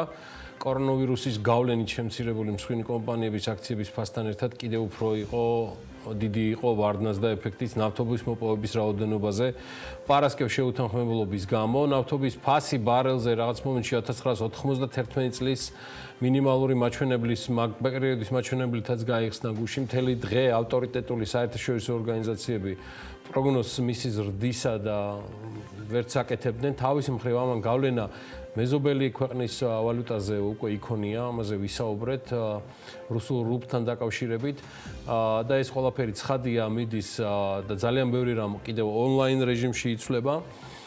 კორონავირუსის თემა და ნავთობის მოპოვების ამბავი ვენაში შეუთანხმებელი შეხვედრები, ეს არის ორი თემა, რაც გახდა მიზეზი ალბათ ერთ-ერთი ყველაზე დიდი დანაკლისისა, რაც ბოლო წლების განმავლობაში ალბათ 2008 წლის მერე მსოფლიო ბირჟებს არ განუცდიათ. საკმაოდ ხშირად მოუწევს ამ დღეების განმავლობაში ბევრი მიზეზით გალტენდაგარდის საბირჟო მიმართულების ხელმძღვანელს გოგა მელიქიძეს სხვადასხვა კომენტარების გაკეთება. მადლობა გუშინდელი ჩართვისთვის და დღესაც იგი იმედია მოკლე განახლებას გაგვიკეთებს ინფორმაციისა თუ რა ვითარება ამ მსოფლიო ბირჟებზე ამ დროისთვის და შესაბამისად გაგვიახლებს ინფორმაციას. გალტენდაგარდის სათავო ოფისიდან გოგა მელიქიძე გვერდება. დილამშვიდობისა გოგა და გისმენთ ყურადღებით. დილამშვიდობისა გიორგი მიუსამობი ტელემაყურებელს. ბოლო ორ კვირას რო შევხედოთ, ყველაზე ესე თქვათ პანიკური დღე შეიძლება ითქვას, რომ გუშინ იყო, როცა ბირჟებზე ესე თქვათ საკმაოდ დიდი პანიკა იყო, გაყიდვების თვალსაზრისით, ძირითადი ბირჟები მნიშვნელოვნად შემცირდნენ ფასში, აი კონკრეტულ ციფრას რო შევხედოთ, ჩვენ როცა თქვენ ჩართვაში ანალიტიკას ვაკეთებთ, ხოლმე როგორც წესი კვირას მიმოვიხილავთ, გასულ კვირას, მაგრამ დღევანდელ ჩართვაში მინდა რომ გუშინდელ დღესაც შევეხო, იმიტომ რომ გუშინდელი დღე საკმაოდ კრიტიკული იყო, შეიძლება ითქვას, რომ ალბათ მიმდინარე წელს კი არა 2000 გლობალური ფინანსური კრიზისის შემდეგ ესეთი მაღალი დაწოლა ბაზრებზე არ მომხდარა, რაც გუშინ დავინახეთ გლობალურ საფონდო ბაზრებზე. რო შევხედოთ ბოლო ერთ კვირაში მარტო ამერიკის საფონდო ბაზრები, მაგალითად Dow Jones-ი შემცირდა დაახლოებით 8.5%-ით, მარტო ერთ კვირაში. S&P შემცირდა 8%-ით, იგივენაირად შემცირდა Nasdaq-ი სადაც 8%-ით. წლის დასაწყისიდან დღემდე Dow Jones-ი ამერიკაში, ესე ვთქვათ, ყველაზე მსხვილად არის შემცირებული, დაახლოებით 6.5%-ით, 15%-ით შემცირებული S&P 500, გაზრდა შემცირებული დაახლოებით 12%-ით და უნდა აღვნიშნოთ, რომ სადღაც ორ კვირა-ნახევრის წინ ეს ციფრები დადებითი ციფრები იყვნენ და მხოლოდ ბოლო ორ კვირა-ნახევარში ამხელა ვარდნები დავინახეთ გლობალურ საფონდო ბაზრებზე. ევროზონაზე რო გადავალთ, იქ კიდევ უფრო მაღალი ვარდნებია და იმას უნდა მოგვიანებით მოვიხილავ. ძირითადი და მთავარი მიზეზი არის კორონავირუსი და მოლოდინები კორონავირუსის ეკონომიკური ეფექტის გლობალურ ეკონომიკებზე და ოდნავ მიმოვიხილავ, როგორ განვითარდა ისტორია. ანუ შაშან მთელი წლის მანძილზე საუბარი იყო, რომ გლობალურ ეკონომიკას აწვევდა ამერიკასა და ჩინეთს შორის მოლაპარაკებები და გარკვეულწილად ბრეგზიტი და ესე ვთქვათ ამერიკასა და ჩინეთს შორის მოლაპარაკებიდან გამომდინარე წარმოების შემცირება, წარმოების ეკონომიკის მიმდინარე წელს ამ ყველაფერს დაემატა უკვე მოხმარების შემცირებაც. მოხმარება არის მნიშვნელოვანი შემცირება, ყოველთვის მოლოდინებია, რომ ტურიზმის შემცირდება, მოხმარება შემცირდება, იმიტომ რომ გასული წლის ბოლო კვარტალ მოყოლებული იანვარში, თებერვლის დასაწყისშიც საცალო მოხმარება საკმაოდ დამაჯერებლად გამოიყურებოდა და ერთ-ერთი ესე ვთქვათ ეკონომიკური ინდიკატორი იყო, რაც ეს ოპტიმიზმის საფუძველს იძლეოდა გლობალური ეკონომიკის თვალსაზრისით და ამ მიმართულებით დადგა პრობლემა. შესაბამისად ბუნებრივია უკვე ამას კატასტროფული შედეგების მოყვა და გუშინ დავინახეთ ეს პირველი ამის ეფექტი ესეთი ცხადად გამოკვეთილი გუშინ დავინახეთ. გასულ კვირას ფედმა საგანგაშოდ შეამცირა მონეტარული პოლიტიკა, ანუ შეარბილა მონეტარული პოლიტიკა 50 ბიფსით, ანუ 0.5%, თუმცა ამან ერთი დღის შიგნით უშუალო მარტო ბაზრებს გასული კვირის სამშაბათს დავინახეთ და პოზიტიური ვაჭრობები შეიძლება ითქვას და მის მერე სულ აღმავალი ბაზარია. და ზოგადად მოსალოდნელიც იყო რომ ობლიგაციების მიმართ და არა მარტო ზოგადად არაობლიგაციების მიმართ კორპორატიული ობლიგაციების და სახელმწიფო ობლიგაციების მიმართ დავინახავდით მაღალ მოთხოვნას.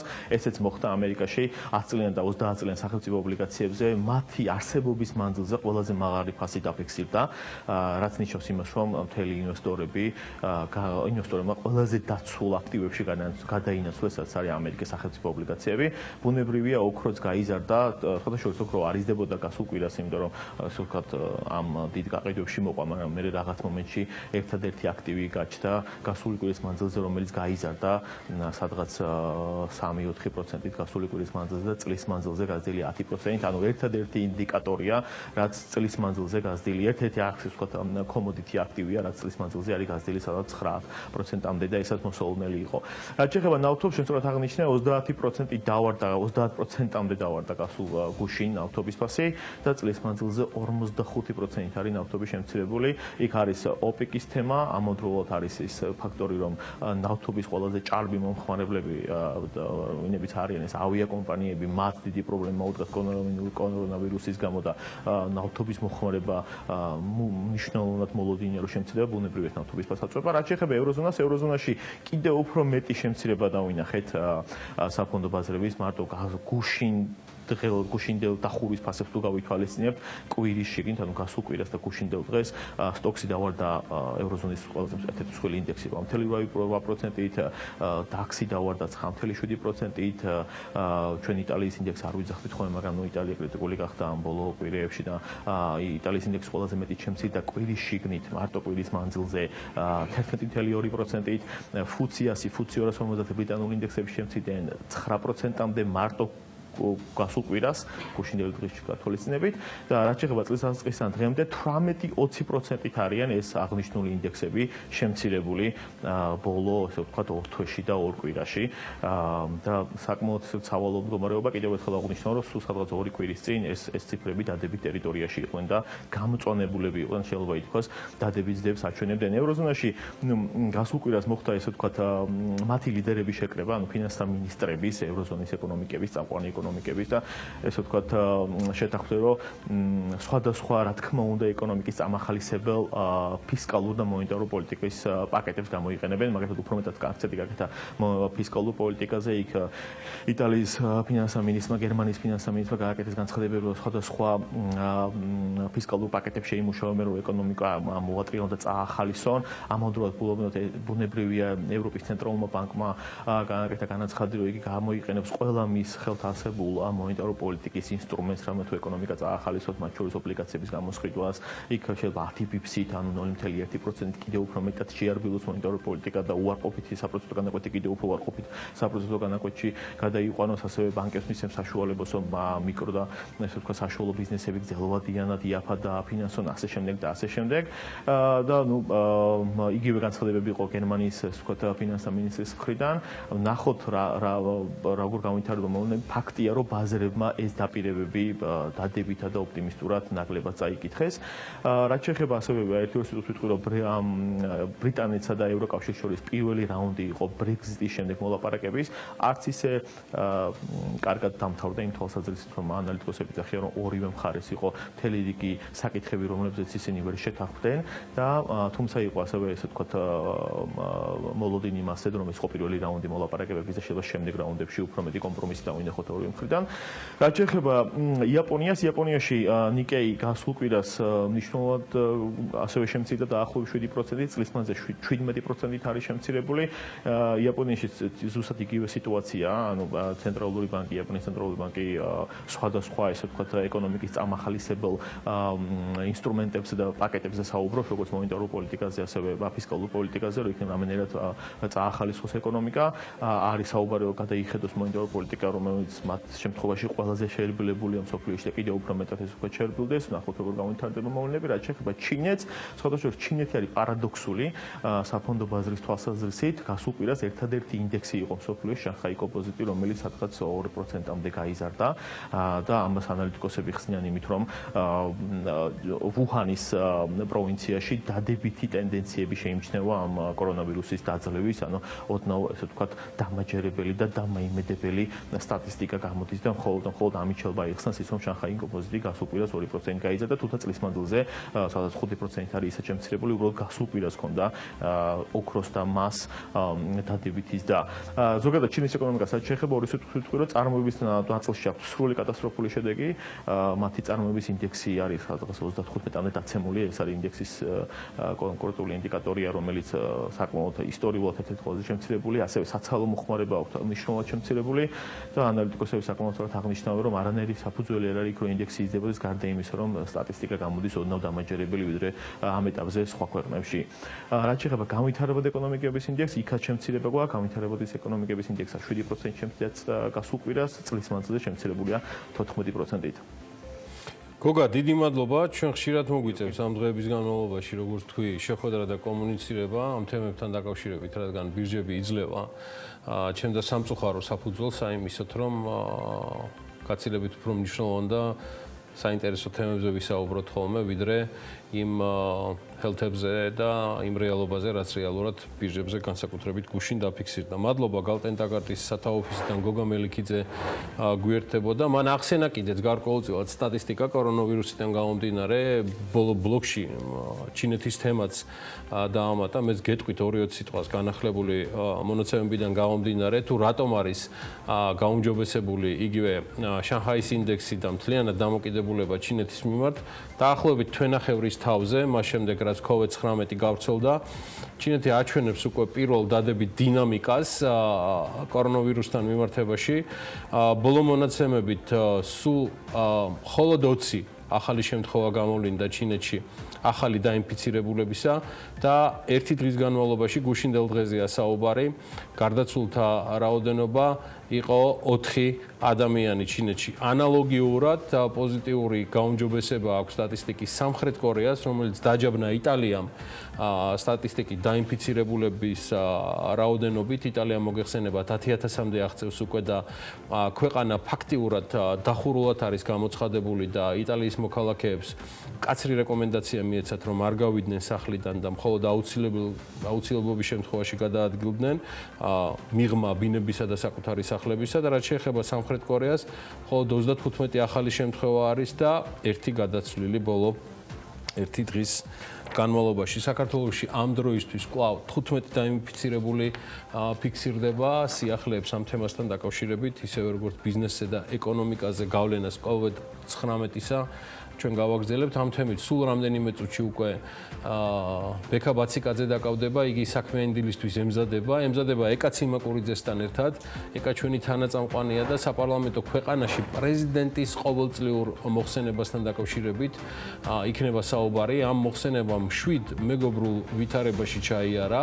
ეს იყო კრიტიკის დეფიციტი თუ შეკრება ფორმალობისთვის და რა მნიშვნელობა აქვს ზოგადად არჩეული პრეზიდენტის რაპორტს პარლამენტარების წინაშე და ზოგადად ყოველწლიურ გამოსვლას დემოკრატიის ინდექსის ხელმძღვანელი, საქართველოს დემოკრატიის ინდექსის ხელმძღვანელი ეკა ციმაკურიძე შეაფასებს ქალბატონი პრეზიდენტის გამოსვლას და ვითარებას, რაც პარლამენტში გასულ კვირაში შეიქმნა.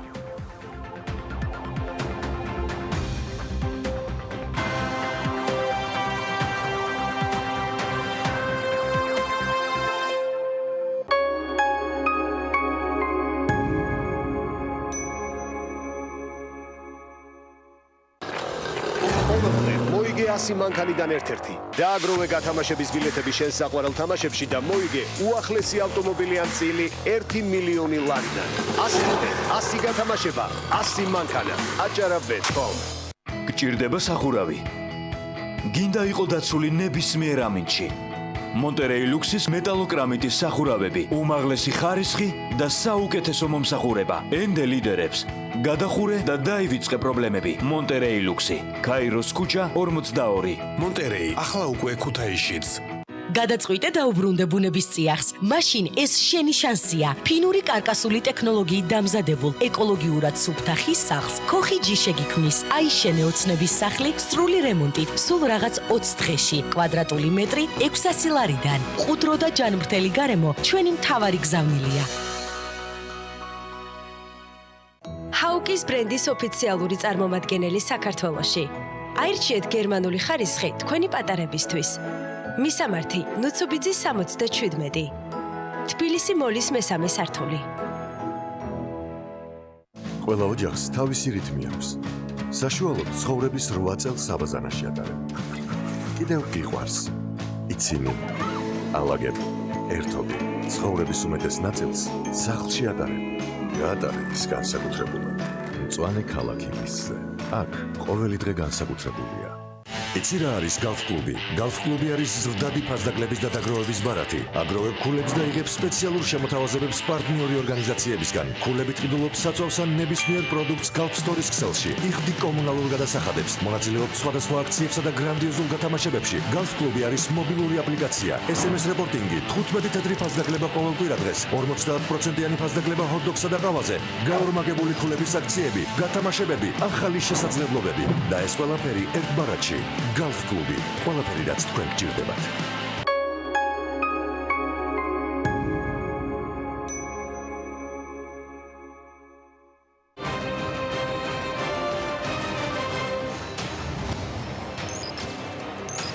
ხანგრძლივი ნერვიულობის შემდეგ როგორც იქნა შეთანხმება მიღწეულია.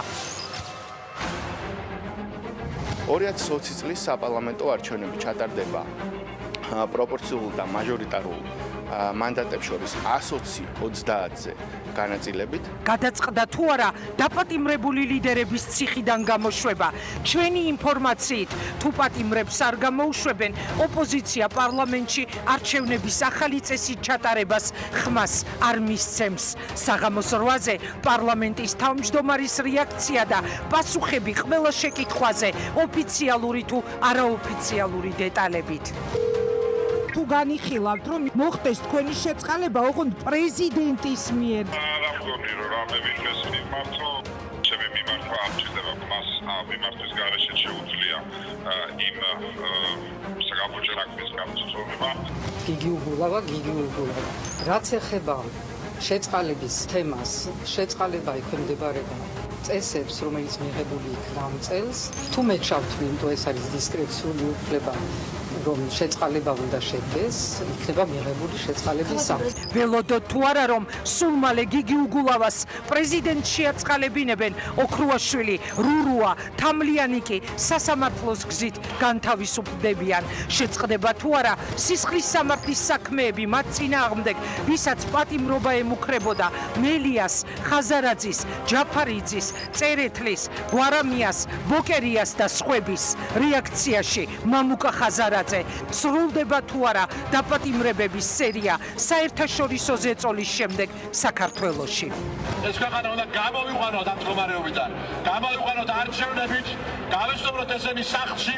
იყო თუ არა ხელისუფლების მიერ დათმობაზე წასვლის ერთადერთი მიზეზი მუქარა მოსალოდნელი სანქციების შესახებ, რომელიც ღიად ისმოდა საერთაშორისო პარტნიორებისგან, ვინ გაიმარჯვა ოპოზიციის და ხელისუფლების შეთანხმებით. საქართველოს მეოთხე პრეზიდენტის რეაქცია საღამოს 8-ზე TV პირველზე გიორგი მარგველაშვილი ჩამოყალიბდა თუ არა ბოლოს და ბოლოს რომელ პოლიტიკურ გუნდს უერთდება, ვის დარჩება გამარჯვება კარს მომდგარ არჩევნებში. მინდა რომ იმ ადამიანებს, ვინც ძალიან უწყვეტი შეიტანა მიზანში, რომ ბოლოს და ბოლოს არჩევნები იყოს შეჯიბრება პოლიტიკოსებს შორის და არა მოპარვა ხმების, იმ ადამიანებს უთხრა მადლობა და მიულოცო გამარჯვება. პოლიტიკურ გეგმებს რაც შეეხებათ მაშინ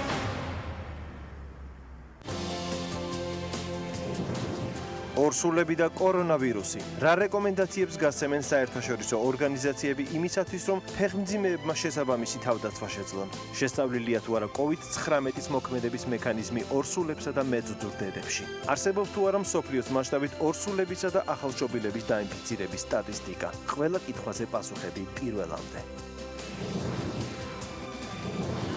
რატომ? მთავარი კითხვა, რომელსაც სვამენ მოზარდები და ზრდასრულებისგან პასუხებს ელიან. რა პრობლემებს ხედავენ მოსწავლეები სკოლაში? რა არ მოსწონთ და რას შეცვლიდნენ სასწავლო პროცესში? ყველაზე მნიშვნელოვანი პრობლემა სკოლაში მიმაჩნია ბავშვის ინტერესების შეზღუდვა. რა სჭირდებათ, რა აწუხებთ და რისი გამოსწორებაა საჭირო? ჩემი აზრით, მასწავლებელი უნდა ასწავლიდეს და არ უნდა ჭუბობდეს. მოსწავლეების აზრი და თამამი ხმა პირველამდე. სილამაზე, რომელიც მსხვერპლს არ მოითხოვს. დაფიქრებულ ხართ თუ არა უსაფრთხოების წესებზე, სანამ კოსმეტიკის შერჩევის პროცესით ხართ დაკავებული. რისი შეხსენება გვჭირდება ინფექციის თავიდან არიდების მიზნით, სანამ პროდუქციას ტესტების საშუალებით საკუთარ სახეზე გამოვცდით. რატომ არის უმნიშვნელოვანი ჰიგიენის ნორმების დაცვა ყოველ ნაბიჯზე და ყოველ დახვრთან? ნახეთ პირველამდე.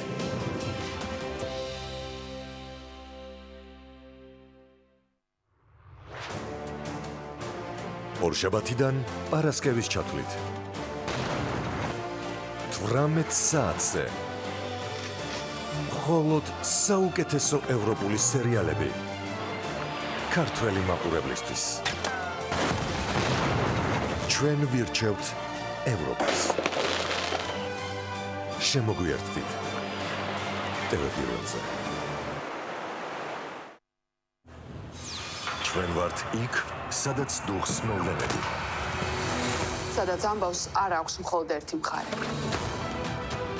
ჩვენ ვართ რეალური ცხოვრების შუაგულში და ვიცით თავისუფლების, დამოუკიდებლობის, ღირსების ფასი. ჩვენ ვართ იქ, სადაც ჭირდებით და იქ, სადაც საჭიროა ისმოდეს ხალხის ხმა. მთაში, ბარში, სოფელში, ქალაქში.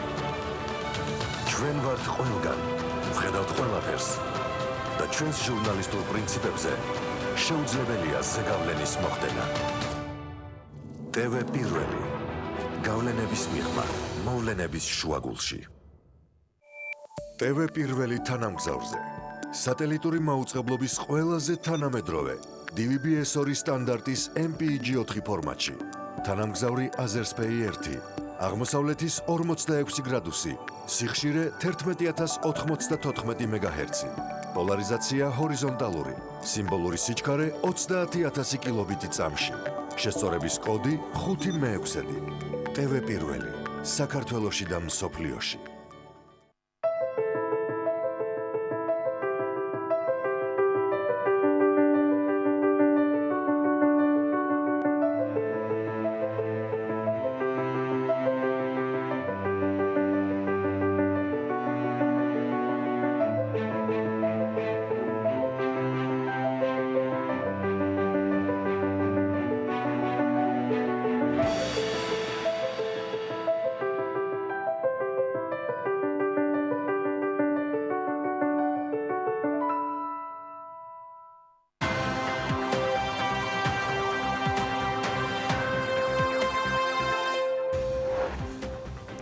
კორონავირუსის გამო საზღვარგარეთ სამუშაო მივლინებები და სასწავლო ვიზიტები იზღუდება, გადაწყვეტილება კორონავირუსთან დაკავშირებით მოქმედმა უწყებათა შორის მას საკოორდინაციო საბჭომ მიიღო.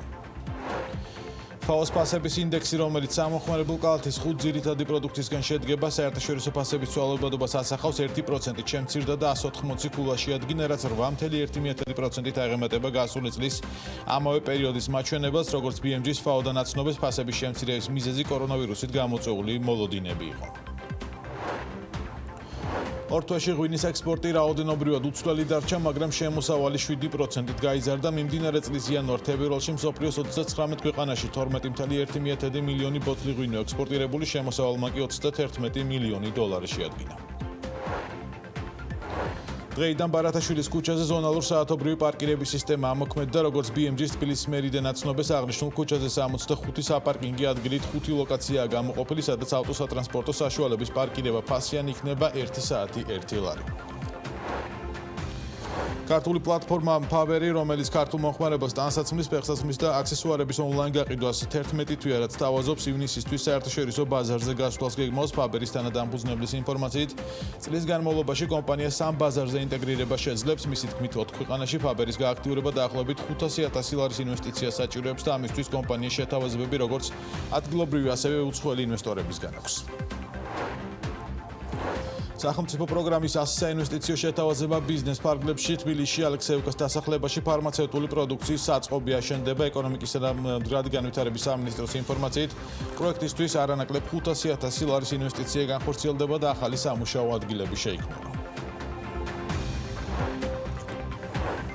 ილომშვიდობის გასული კვირის მიწურულს ფინანსთა სამინისტროს საგამოძიებო სამსახურმა დოკუმენტების გაყალბების მორიგი ფაქტი აღმოაჩინა, როგორც უწყების ინფორმაციაში ვკითხულობთ, ადგილზე ამოღებული იყო 100-ზე მეტი ორგანიზაციის, მათ შორის საქართველოში მოქმედი საბანკო, სამედიცინო და საგანმანათლებლო დაწესებულებების, ასევე ნოტარიუსების ბეჭდები და შტამპები. ყალბი დოკუმენტაცია კი კონკრეტულ დამკვეთებზე $800 იყიდებოდა. ანუკა ჯოხაძე მუშაობდა თემაზე და შეეცადა გაერკვია, რამდენად ხშირად ხდება კონკრეტულად უმაღლეს სასწავლებლების დიპლომების გაყალბება და რა რისკებს შეიცავს ეს ფაქტი უშუალოდ დამსაქმებლებისთვის. ნახოთ მის სიუჟეტი.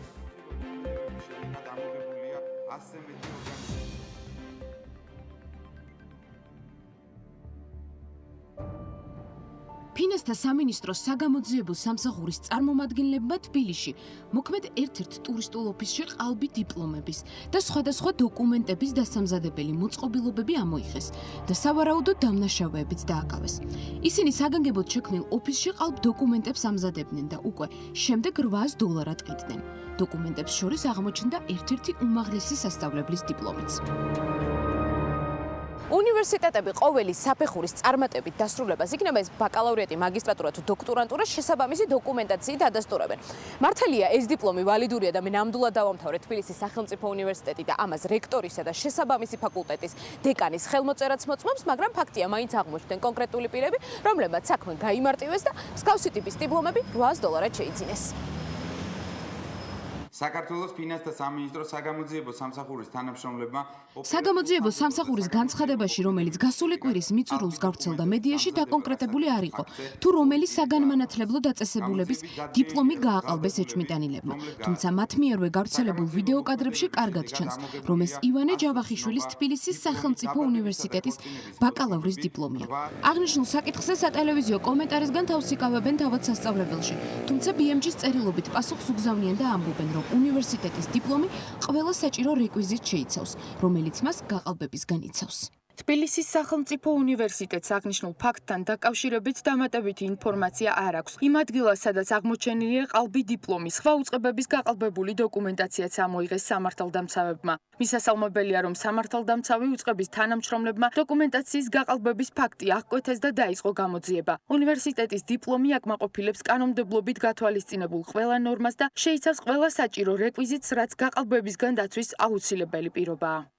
მიუხედავად თბილისის სახელმწიფო უნივერსიტეტის ამ კომენტარისა აღნიშნულ საკითხზე, ფაქტია კონკრეტულმა პირებმა მაინც მოახერხეს და მარტივად ბაკალავრის საფეხურის დამთავრების გარეშე $800 შეიძინეს დიპლომი. თუმცა ერთია, რომ ფაქტი დაფიქსირდა, მაგრამ მეორე უკვე ის რა მიზნით გამოიყენა ამ ადამიანმა გაყალბებული დოკუმენტი.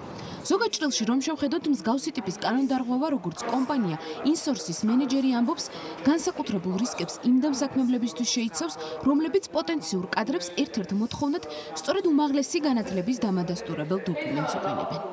არსებობს პროფესია, სადაც დიპლომი ცალსახად განაპირობებს კვალიფიკაციის ხარისხს, ესეთი პროფესიები არის იურისტი და ექიმი, მაგრამ არ ნიშნავს იმას, რომ სხვა პროფესიების შემთხვევაში არ არის დიპლომი მნიშვნელოვანი. თორემ ხარისხის სამმართველოა, რომელსაც უნდა აინტერესებდეს, რამდენი დიპლომი გაიცა, რამდენი კურსი დამთავრებულია, იმასთან მიმართებაში თუ რამდენმა მაგალითად დაიწყო თუ ჩააბარა რამდენიმე წლის უკან.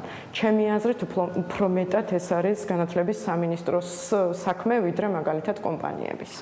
ინსორსის მენეჯერი იმასაც ამბობს, რომ ამ პროცესებში განსაკუთრებული როლი განათლების სამინისტროს ეკისრება. BMG დაუკავშირდა განათლების სამინისტროს დაქვემდებარებაში არსებულ განათლების ხარისხის განვითარების ეროვნულ ცენტრს, რომლის მოვალეობაც საგანმანათლებლო დოკუმენტების აღიარება და მათი ნამდვილობის დადასტურებაა. თუმცა, როგორც აღმოჩნდა, განათლების ხარისხის განვითარების ეროვნულმა ცენტრმა ჩვენთვის შესაბამისი სპიკერის გამოყოფა ვერ მოახერხა და უბრალოდ შესაბამისი ინფორმაციის გამოგზავნით შემოიფარგლა. სადაც წერია, რომ საგანმანათლებლო დოკუმენტის ვალიდურობის დადასტურება განცხადების საფუძველზე ხდება. პროცედურა ერთთვიანია, ხოლო მისი საფასური დაჩქარების გარეშე 40 ლარია. როგორც TPC დაზღვევის ადამიანური რესურსების მართვის განყოფილების უფროსი თია მახარაძე ამბობს, კომპანიაში დიდი მნიშვნელობა დობის ფაქტორს ენიჭება. შესაბამისად, მათ მიერ საგანმანათლებლო დოკუმენტების ვალიდურობის დადგენა არ ხდება. ადამიანი იწყებს ჩვენთან თანამშრომლობას, თქვათ, აქვს ნამდვილი დიპლომი, თუნდაც რაღაცა საზღვარგარეთ მიღებული, რაღაც ისეთ პრესტიჟულ უნივერსიტეტში, ხო? ანუ შესაძლებელია ამ დიპლომის ქონასთან ერთად, მაინც ვერ გაართოს თქვა თავის სამუშაოს, თუ ვითხოვთ, მაშინ ხო, უნდა იყოს აუცილებლად ვალიდური. მაგრამ მეორეა, რომ გჭირდება ამის მოთხოვნა დღევანდელ დღეს, მე მგონი ცოტა სხვა რეალობა გვაქვს და ცოტა სხვანაირად გვაქვს სისტემები აწყობილი, HR-ის წინაშეც გამოწვევები ფიქრობ, რომ აბსოლუტურად განსხვავებულია და არ მივდივართ რაღაც იმ შეზღუდვამდე, რომ აი რაღაცა დიპლომის ფურცელი მომეც. სხვადასხვა დოკუმენტების გაყალბების მანკიერი პრაქტიკა 90-იანი წლებიდან მოდის. ბოლო სტატისტიკას თუ გადავხედავთ 2018 წელს ყალბი დოკუმენტების დამზადების 1780 შემთხვევა დაფიქსირდა. საიდანაც საქმეების მხოლოდ 38.5% გაიხსნა.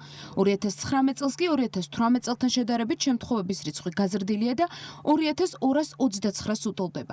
ამ შემთხვევაში კი გახსნილია საქმეების მხოლოდ 39.4%. მადლობა ანუკა ჯოხაძეს. განვაგრძობთ საქმიან დილას. იყო თუ არა მკვეთრად მიკერძოებული მმართველი პარტიის სასარგებლოდ პრეზიდენტ სალომე ზურაბიშვილის მოხსენება პარლამენტში, რაზე ისაუბრა და რაზე შეეძლო საუბარი ზურაბიშვილს საპარლამენტო რესპუბლიკის პირობებში. ოკუპაცია, ქვეყნის საგარეო კურსი, საზოგადოება, დეპრესია, პროგრესი, მოკლედ პრეზიდენტის მოხსენება შეაფასებს ეკატერინე ციმაკურიძე, დემოკრატიის ინდექსის საქართველოს ხელმძღვანელი საქმიან დილის სტუდიაში. დილომშვიდობის ეკა, მადლობა. კიდევ ერთხელ რომ ხარ საქმიან დილაში. დიპლომებთან დაკავშირებით მათ შორის უმაღლეს განათლებაზე პრეზიდენტს თუ არ ვწდები არ უსაუბრია. შესაბამისად, მინდა დავიწყო კითხვით, რას გამოარჩევდი, ასე ვთქვათ, დადებითად პრეზიდენტის გამოსვლა და შემდეგ გადავიდეთ საკითხებზე, რომელზეც შენი შეფასებით, დემოკრატიის ინდექსის საქართველოს შეფასებით მას შეეძლო ყურადღების გამახვილება. პირველ რიგში ვთქვათ ის, რომ პრეზიდენტის მოხსენება არის ძალიან მნიშვნელოვანი ფორმატი ქვეყნის ცხოვრებაში, იმ თვალსაზრისით, რომ ეს არის ერთ-ერთი ყველაზე ფართო ფორმატი, რომელსაც ესწრება პარლამენტის წევრები, მთავრობა სრული შემადგენლობით, ჩვენ ვიცით, რომ ცალკეული მინისტრები გარკვეულ შემთხვევაში პარლამენტში არ მიდიან, მაგრამ ამ შემთხვევაში იყვნენ წარმოდგენილი სრული შემადგენლობით, მას ესწრება საერთაშორისო პარტნიორები. არის ძალიან დიდი მედიის ყურადღება და პარლამენტი იმ დღეს, როდესაც უსმენს პრეზიდენტს, არის ფოკუსირებული მხოლოდ ამ საკითხზე და დღის წესრიგით სხვა საკითხებს არ განიხილავს, რაც შემდეგ განაპირობებს იმას, რომ რა თქმა უნდა ამ საკითხზე გრძელდება მსჯელობა მათ შორის მედიაში, შეაფასებენ პრეზიდენტის გამოსვლას და ხდება ეს მსჯელობის საგანი. ამიტომ არის ძალიან მნიშვნელოვანი, რომ პრეზიდენტმა ეფექტურად გამოიყენოს თავისი ეს ძალიან დიდი ტრიბუნა. თან მევახსენებ საპარლამენტო მმართველობის, ანუ ორი განსხვავებული ტიპის შეიძლება იყოს პრეზიდენტის მოხსენება. ხო, ერთი როდესაც საპრეზიდენტო რესპუბლიკა, ანუ როდესაც პრეზიდენტი არის აღმასრულებელი ხელისუფლების ხელმძღვანელიც მათ შორის და მეორე არის როცა არ არის ხელმძღვანელი, არის ასე ვთქვათ საპარლამენტო რესპუბლიკა და ის არ არის პირველი პირი.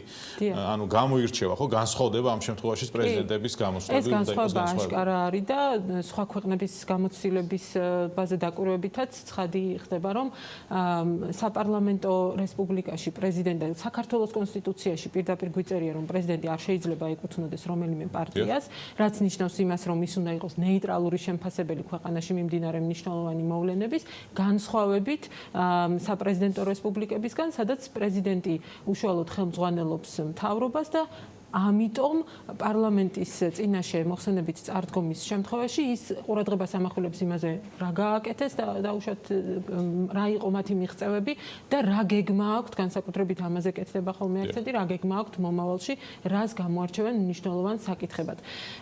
საპარლამენტო რესპუბლიკაში ისეთი როგორც არის საქართველო, ძალიან მნიშვნელოვანი და დამახასიათებელია, რომ პრეზიდენტმა სწორედ მიუკერძოებლად ნეიტრალურად გამოარჩიოს ყველაზე მნიშვნელოვანი საკითხები და ყურადღება გაამახვილოს ამაზე ყველა სუბიექტის. მიუხედავად იმისა, ანუ ეს ის საკითხებია, რომელსაც თვითონაც ასე უწოდებს ზეპარტიული საკითხები, რომელსაც არ აქვს მნიშვნელობა, ანუ უნდა ზრუნავდნენ სახელმწიფოში გადაწყვეტილების მიმღებები თუ მათ შორის საზოგადოებისთვის ყურადსაღებიც უნდა იყოს, მიუხედავად იმისა, როგორია ჩვენი პოლიტიკური პრეფერენცია. რა იყო ასეთი თემები? დადებითად რაც შეიძლება რომ აღინიშნოს, რამდენიმე საკითხი, რაზეც გაამახვილა პრეზიდენტმა ყურადღება იყო მკაფიო მაგალითად ოკუპაციის პრობლემა და ზოგიერთ შემთხვევაში საკითხები, რაც დადებითად შეიძლება აღინიშნოს, უფრო ზოგადი, ასე ვთქვათ, თეზისების სახით იყო ნათქვამი, ზოგიერთ შემთხვევაში უფრო კონკრეტული, მაგალითად ემიგრაციაში წამსვლელთა რიცხვის ზრდასთან დაკავშირებით პრეზიდენტმა თქვა, რომ აქ პრობლემა არის ასევე ასე ვთქვათ, მუშახელის პროფესიონალიზმის ნაკლებობა და ამაზე უნდა გაამახვილოს სახელმწიფომ ყურადღება და ასევე გარკვეულ შემთხვევებში ხაზი გაუსვა ტოლერანტობის, შემწყნარებლობის მნიშვნელობას, თუმცა იქ უფრო ზოგადად. ასევე თქვა, რომ ქალთა მიმართ ძალადობა არ იყო არასოდეს ქართული კულტურის ნაწილი და ამას მიაწერს, ასე ვთქვათ, საბჭოთა წარსულს და ასე შემდეგ.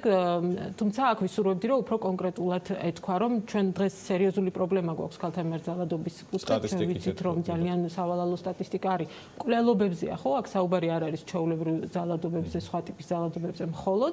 ამიტომ მას შეეძლო როგორც ასე ვთქვათ პოლიტიკოსების გასაგონად, ისე თვითონ საზოგადოების გასაგონადაც, რომლებიც შეიძლება ვერ თანხმდებოდნენ და მართლაც ხო ასეა ჩვენთან ეს სერიოზული პრობლემა არის, რომ არ არის ერთიანი აზრი იმასთან დაკავშირებით, რომ ქალი და მამაკაცი თანასწორია, ხო? ანუ ჩვენ გვახსოვს, რომ კონსტიტუციაში ჩანაწერთან დაკავშირებით ამ საკითხის გარშემო იყო სერიოზული დებატები.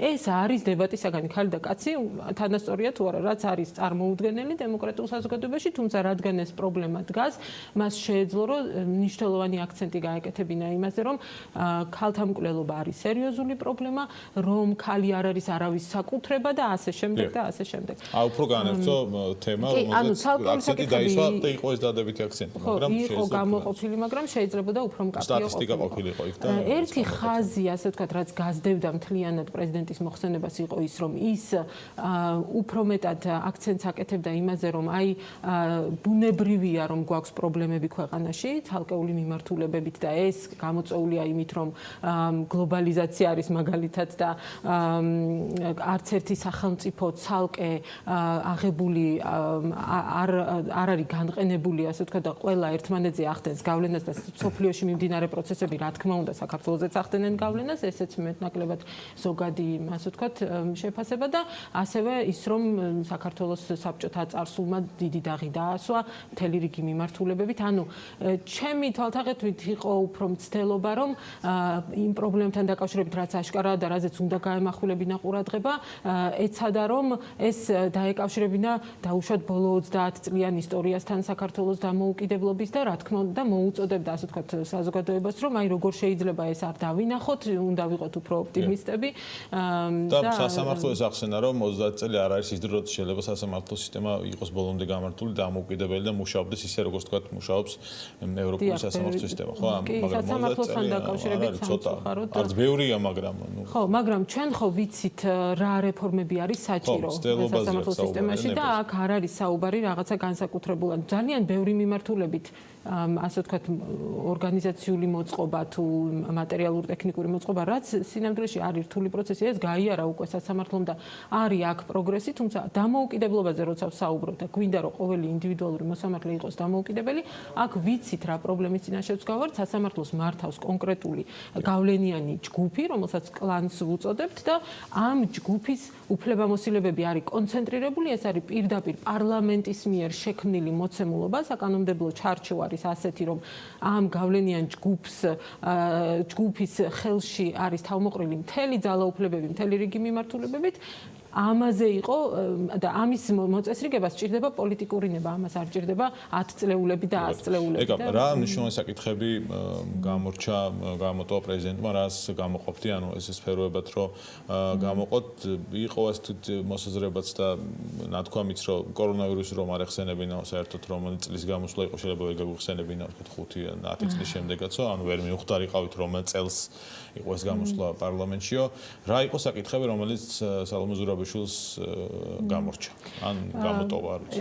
იცით რა არის, მან სცადა რომ ეხსენებინა გარკვეული საკითხები, თუმცა ეს არ იყო მკაფიო. მე როგორც ვთქვი, რომ ეს მოხსენება არ მიემართება მხოლოდ პოლიტიკოსებს. ის არაბარებს, ეს არის ძალიან მნიშვნელოვანი, რომ ის არაბარებს პარლამენტს ანგარიშს.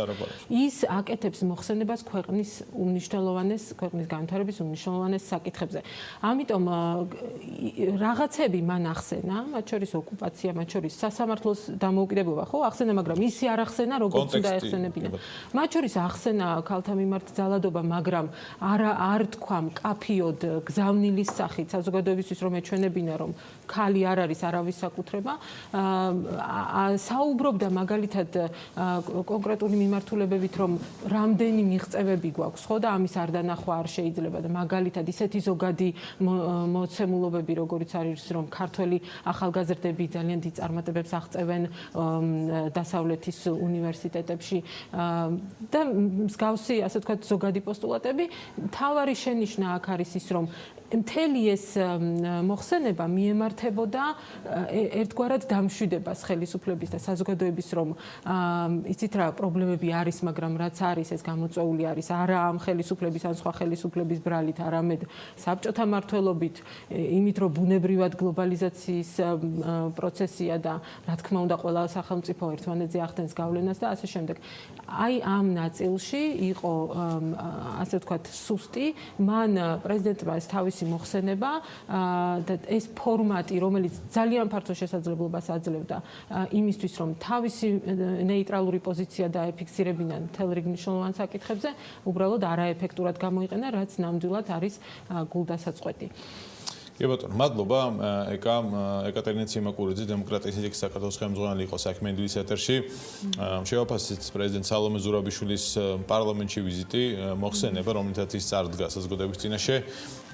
ალბათ დაინტერესებულმა ადამიანებმა ამას პირდაპირ ეთერშიც მიადენეს თვალყურე, თუმცა იყო საშუალება, რომ შემდეგ ახალი ამბების სახითაც გაგვეგო წაგვეკითხა პრეზიდენტ სალომე ზურაბიშვილის ძირითადი აქცენტები, რომელიც დაისვა. მე ვშტოვებით ეკატერინე ციმაკურიძეს და იცხოვრებდი თუ არა სტუდენტთა საერთო საცხოვრებელში. ეს კითხვა საკონსტიტუციო კომპანია SAUM-მა 776 სტუდენტს დაუსვა.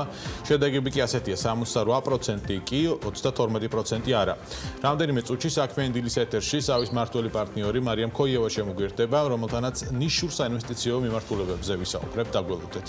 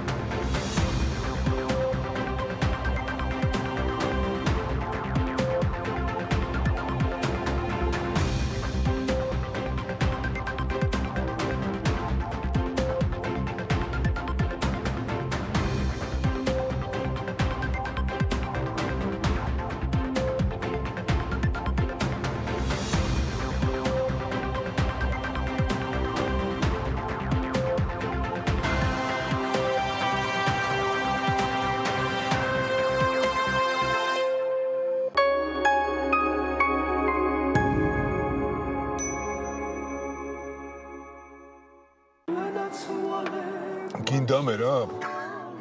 ჩვენ შეგვიძლია ერთმანეთი გავაღიმოთ. გუგლ შემატკივროთ ერთმანეთს. ერთმანეთით ვიამაყოთ. გავახაროთ ერთმანეთი. ჩვენ გულ შემატკივრობთ ერთმანეთს. რადგან გვჯერა, რომ ქართული ნიშნავს საუკეთესოს. ლუდი ზედაზენი, ახალი დიზაინი და დაუვიწყარი გემო. საქართველოს გულშემატკივარი.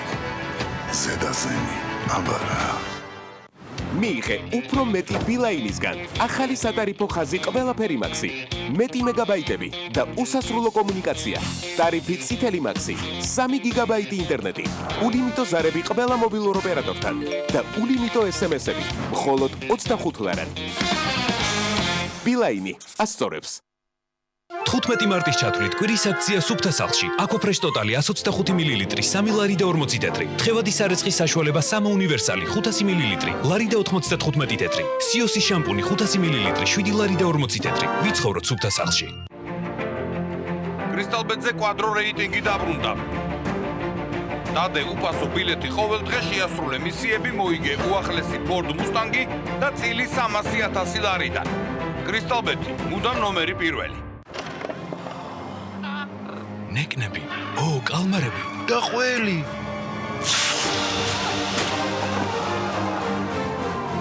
კაპიტანი დაბრუნდა! ბიჭებო, დღეს მეგპატიჟებთ. კარგად ვხედვართ. ხრუსციმი, ვახრაშუნოთ მთელი ძალით. ისარგებლეთ ემბავუდის სპეციალური შეთავაზები. შეიძინეთ დახვეწილი დიზაინით გამორჩეული, მაღალი ხარისხის, ეკოლოგიურად სუფთა საოჯახო ავეჯი და მიიღეთ საჩუქრად 600 ლარამდე ფულადი ვაუჩერი. ავეჯი თქვენი კომფორტისთვის იქმნება ემბავუდში. განაახლეთ ჩვენთან.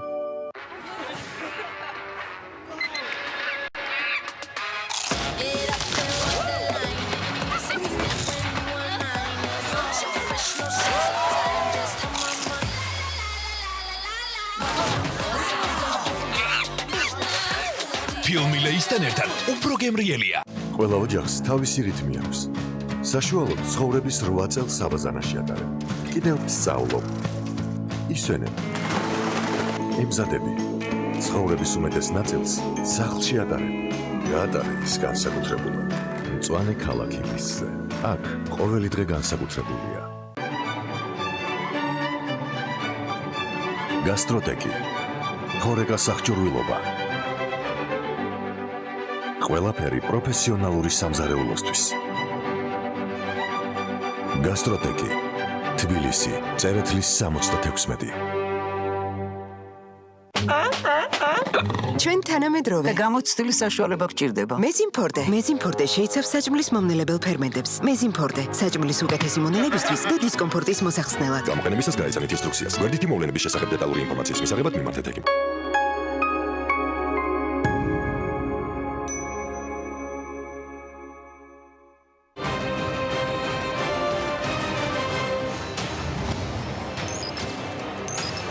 ხანგრძლივი ნერვიულობის შემდეგ როგორც იქნა შეთანხმება მიღწეულია. 2020 წლის საპარლამენტო არჩევნები ჩატარდება პროპორციულ და მაჟორიტარულ მანდატებს შორის 120-30-ზე განაწილებით. გადაწყდა თუ არა დაპატიმრებული ლიდერების ციხიდან გამოშვება. ჩვენი ინფორმაციით, თუ პატიმრებს არ გამოუშვებენ, ოპოზიცია პარლამენტში არჩევნების ახალი წესით ჩატარებას ხმას არ მისცემს. საღამოს 8-ზე პარლამენტის თავმჯდომარის რეაქცია და პასუხები ყველა შეკითხვაზე ოფიციალური თუ არაოფიციალური დეტალებით. თუ განიხილავთ, რომ მოხდეს თქვენი შეწყალება ოღონდ პრეზიდენტის მიერ. რა მგონი რომ რამე ვიქნეს მიმართო, ჩემი მიმართვა არ ჭირდება მას მიმართვის გარეშე შეუძლია იმ საკუთარ საქმის გამწვევა. გიგი უგულავა. რაც ეხება შეწყალების თემას, შეწყალება ექვემდებარება წესებს, რომელიც მიღებული იქნა ამ წელს. თუ მე ჩავთვლი, თუ ეს არის დისკრეციული უფლება, რომ შეწყალება უნდა შედგეს, იქნება მიღებული შეწყალების სახით. ველოდოთ თუ არა რომ სულ მალე გიგი უგულავას პრეზიდენტს შეაწყალებინებენ ოქრუაშვილი, რურუა, თამლიანიკი სასამართლოს გზით განთავისუფლდებიან. შეწყდება თუ არა სისხლის სამართლის საქმეები მათ წინააღმდეგ, ვისაც პატიმრობა ემუქრებოდა მელიას, ხაზარაძის, ჯაფარიძის, წერეთლის, გვარამიას, ბოკერიას და სხვების რეაქციაში მამუკა ხაზარაძე. სრულდება თუ არა დაპატიმრებების სერია საერთაშორისო ზეწოლის შემდეგ საქართველოში. ეს ქვეყანა უნდა გამოვიყვანოთ ამ მდგომარეობიდან. გამოვიყვანოთ არჩევნებით, გავესწოროთ ესენი სახლში.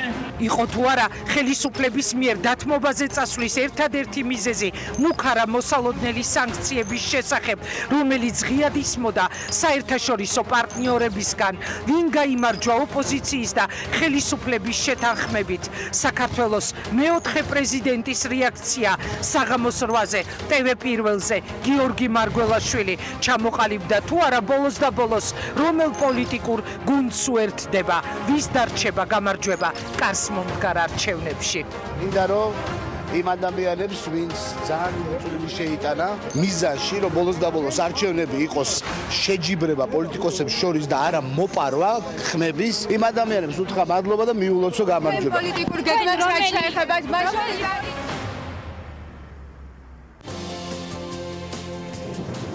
ორსულები და კორონავირუსი. რა რეკომენდაციებს გასცემენ საერთაშორისო ორგანიზაციები იმისათვის, რომ ფეხმძიმეებმა შესაბამისი თავდაცვა შეძლონ? შესწავლილია თუ არა COVID-19-ის მოქმედების მექანიზმი ორსულებსა და მეძძურ დედებში? არსებობს თუ არა მსოფლიოს მასშტაბით ორსულებისა და ახალშობილების დაინფიცირების სტატისტიკა? ყველა კითხვაზე პასუხები პირველამდე. რატომ? მთავარი კითხვა, რომელსაც სვამენ მოზარდები და ზრდასრულებისგან პასუხებს ელიან. რა პრობლემებს ხედავენ მოსწავლეები სკოლაში? რა არ მოსწონთ და რას შეცვლიდნენ სასწავლო პროცესში? ყველაზე მნიშვნელოვანი პრობლემაც სკოლაში მიმაჩნია ბავშვის ინტერესების შეზღუდვა. რა სჭირდებათ, რა აწუხებთ და რისი გამოსწორებაა საჭირო? ჩემი აზრით, მასწავლებელი უნდა ასწავლიდეს და არ უნდა ჩხუბობდეს. მოსწავლეების აზრი და თამამი ხმა პირველამდე. სილამაზე, რომელიც მსხვერპლს არ მოითხოვს. დაფიქრებულ ხართ თუ არა უსაფრთხოების წესებზე, სანამ კოსმეტიკის შერჩევის პროცესით ხართ დაკავებული. რისი შეხსენება გვჭირდება ინფექციის თავიდან არიდების მიზნით, სანამ პროდუქციას ტესტების საშუალებით საკუთარ სახეზე გამოვცდით. რატომ არის უმნიშვნელოვანი ჰიგიენის ნორმების დაცვა ყოველ ნაბიჯზე და ყოველ დახვრთან? ნახეთ პირველამდე.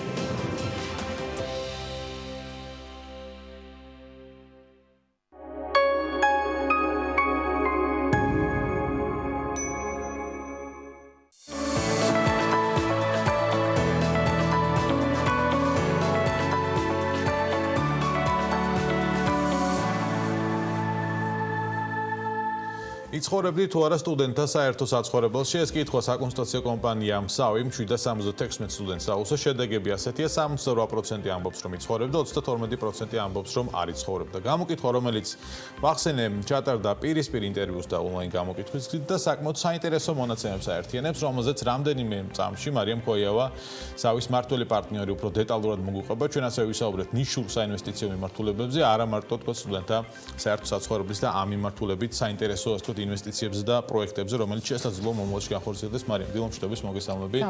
მადლობა კიდევ ერთხელ, რომ ხარ საქმიან დილაში.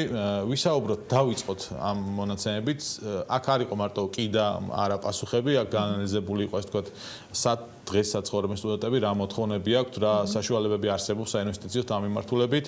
რომ დავიწყოთ, გამოვყოთ ასე ვთქვათ ამ ნიშური საინვესტიციო პროექტებიდან პირველი სტუდენტებისთვის შესთავაზებელი ასე ვთქვათ კი ბატონო. როდესაც ვაანალიზებდით ზოგადად უძრავი ქონების ბაზარს ბოლო 2 წლის განმავლობაში, დავინახეთ, რომ საკმაოდ გაჯერებულია სამომხმარებლო უძრავი ქონების სეგმენტი, რამაც 2018 წლის 31 დეკემბრის გომარებით 1.6 მილიარდ დოლარს გადააჭარბა და ეს ტენდენცია მხოლოდ თბილისში და ეს ტენდენცია არის მზარდი. შესაბამისად დავიწყეთ უფრო საინტერესო ახალი, ჩვენთვის ახალი, მაგრამ სხვა განვითარებულ ქვეყნებში საკმაოდ განვითარებული შესაძლებლობების მოძიება და ერთ-ერთი პირველი რაც დავინახეთ, რაც მთლიანად განვითარებელია დღეს საქართველოში და არც ერთი ანალოგი არ გვაქვს კერძო სექტორის კუთხით დაფინანსებული, ეს არის სტუდენტური საერთო საცხოვრებლის კონცეფცია. შესაბამისად, რადგანაც ეს იყო ახალი იდეა, გადავწყვეტეთ რომ ჩაგვეტარებინა კვლევა და კვლევა ჩვენს პოტენციურ მომხმარებელზე, ანუ სტუდენტზე. აქვე უნდა აღინიშნოს, რომ დღის მდგომარეობით საკმაოდ დიდი რაოდენობის სტუდენტი სწავლობს საქართველოს აქედან. მხოლოდ 13300 არის დაახლოებით უცხოელი სტუდენტი და ეს არის მთლიანი სტუდენტების მხოლოდ 9%. შესაბამისად, საკმაოდ დიდ რიცხვს ვსაუბრობთ. 78% კი ამ შემთხვევაში ცხოვრობდა, არის ძალიან დიდი ციფრი, კვლევიდან გამომდინარე, ხო, 78% თქვათ ჯამში არის დიდი ციფრი სტუდენტებისთვის, ვინც თან აქ არ არის საუბარი იმაზე, რომ ვიღაცა შეიძლება გქონდეს საცხოვრებელი, მათ შორის მშობლებთან ცხოვრობდეს და იყოს თბილისში, ასე ვთქვათ, მაგრამ მან მაინც გადაწყვიტოს, რომ იცხოვროს კარგ პირობებში სტუდენტურ გარემოში. კი ბატონო, სწორედ ჩვენი კითხვა რაც იყო შედგენილი იმ კუთხით, რომ დაგვენახა რა იქნებოდა ის მთავარი ფაქტორი, რასაც სტუდენტი, რის გამოც სტუდენტი მიიღებდა გადაწყვეტილებას ამ ტიპის დაწესებულებაში ცხოვრების და თავისთავად ეს არ უნდა ყოფილიყო მხოლოდ ფასი და ასევე ის გარემო და გამოცდილება, რასაც ეს კონცეფცია შესთავაზებდა სტუდენტს. აქვე უნდა აღინიშნოს, რომ ჩვენ გამოვიკითხეთ თუ დაახლოებით რა არის ყოველთვიური იჯარის დანახარჯი თითო სტუდენტზე ბინის ქირაობის შემთხვევაში და ეს რიცხვი მერყეობს 200-დან 400 ლარამდე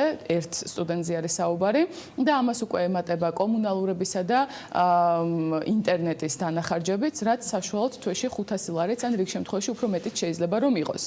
საინვესტიციო პროექტი, რომელზეც ჩვენ ახლავს საუბრობთ, იდეაში, ანუ კონცეფციურად სტანდარტების მიხედვით, რომელიც არსებობს სხვა განვითარებულ ქვეყნებში, რა უკეთეს პირობებს თავაზობს სტუდენტებს. 240 ლარი დანახარჯი ვახსენეთ, პლუს ვახსენეთ კომუნალური გადასახადები, რაც იდეაში უნდა აერთიანებდეს, ასე ვთქვათ, მთელ პაკეტს ეს ინვესტიციო პროექტი სტუდენტებისთვის, ხო? სტუდენტური საერთო საცხოვრების კონცეფცია სტუდენტისთვის აერთიანებს იმ კომფორტს, რასაც სტუდენტი ეძებს განსაკუთრებით უცხო ქვეყნიდან ჩამოსვლის შემთხვევაში ან სხვა ქალაქიდან ჩამოსვლის შემთხვევაში, ეს არის თავისთავად კომფორტული, თანამედროვე საცხოვრებელი ადგილი, ყველანაირი პირობებით, როგორც არის ინტერნეტი, ასევე საერთო სივრცეებით, როდესაც შეიძლება მუშაობა, სწავლა და გუნდური მუშაობაც და ასევე პირველი სართული არის დაგეგმილი, რომ იყოს მაქსიმალურად კომერციული, რაც იმას გულისხმობს, რომ იქნება ბევრი კვების ობიექტი, სხვა ტიპის მაგალითად ჯიმები, სხვადასხვა სპორტული, ასე ვთქვათ, დარბაზები და ეს თემა დაამუშავა, ხო? ეს ასე ვთქვათ, არის თუ არა ინტერესი და უნდა ველოდოთ თუ არა სამომავლოდ ამ პროექტს განხორციელებას. კი ბატონო. რაც მე ძალიან მომწონს, არ დაგიმალავთ. კი, ნამდვილად ნიშური ინვესტიცია არის და ვინც ესე პირველები ვინც იქნებიან ამ კუთხით, ისინი ყველაზე დიდ სარგებელს ნახავენ ჩვენი აზრით. ამ ეტაპზე მიმდინარეობს გარკვეულ საინვესტიციო ჯგუფებთან მოლაპარაკება, ჩვენ აქტიურად ვართ ჩართული ამ პროცესში. დაახლოებით 3 სხვადასხვა საინვესტიციო ჯგუფი არის დაინტერესებული ამ სექტორში ინვესტიციით. პრინციპში ლოკაციის შერჩევაზეც უკვე მიდის საუბარი, იმიტომ რომ ძალიან დიდი მნიშვნელობა აქვს სად იქნება განთავსებული ეს სტუდენტური საერთო საცხოვრებელი, იმიტომ რომ სტუდენტი უმეტესწილად გადაადგილდება ტრანსპორტით. ეს არის ესე რომ ვთქვათ ერთ-ერთი ნაწილი. მარია, მე ვახსენე ნიშური საინვესტიციო, ასე ვთქვათ, მიმართულებები, ეს არ არის მხოლოდ სტუდენტური საცხოვრებლები. კი ბატონო, რაღაც ნაწილში შეიძლება ვიღაცას ბუნებრივად მოეჩვენოს, რომ აქ განვითარებული არ ვართ და ის არსებობს ეს ნიშა, მაგრამ გართობის და დასვენების ცენტრები ზღვისპირა რეგიონებში რომ არის პრობლემა, თქო, შეიძლება ვიღაც თქვას, რომ არა არის ბევრი გართობის დასვენების ცენტრი, მაგრამ რეალურად სავიმ ამ თემაზეც იმუშავა, ხო? რა ხდება ამ მიმართულებით მაგალითად აჭარაში? კი ბატონო, ამ მიმართულებით უნდა ითქვას, რომ როდესაც ჩვენ ვაანალიზებთ საქართველოს ზღვისპირა რეგიონებს, პრაქტიკულად ძალიან ლიმიტირებული გვაქვს შიდა ან დახურულ სივრცეებში გართობისა და დასვენების შესაძლებლობები ტურისტებისთვის და აქვე უნდა აღინიშნოს, რომ უდიდესი ნაწილი, რომელიც ზღვისპირა რეგიონს სტუმრობს, დღეის მდგომარეობით სწორედ დასვენებისა და რეკრეაციის მიზნით ჩამოდის რეგიონში.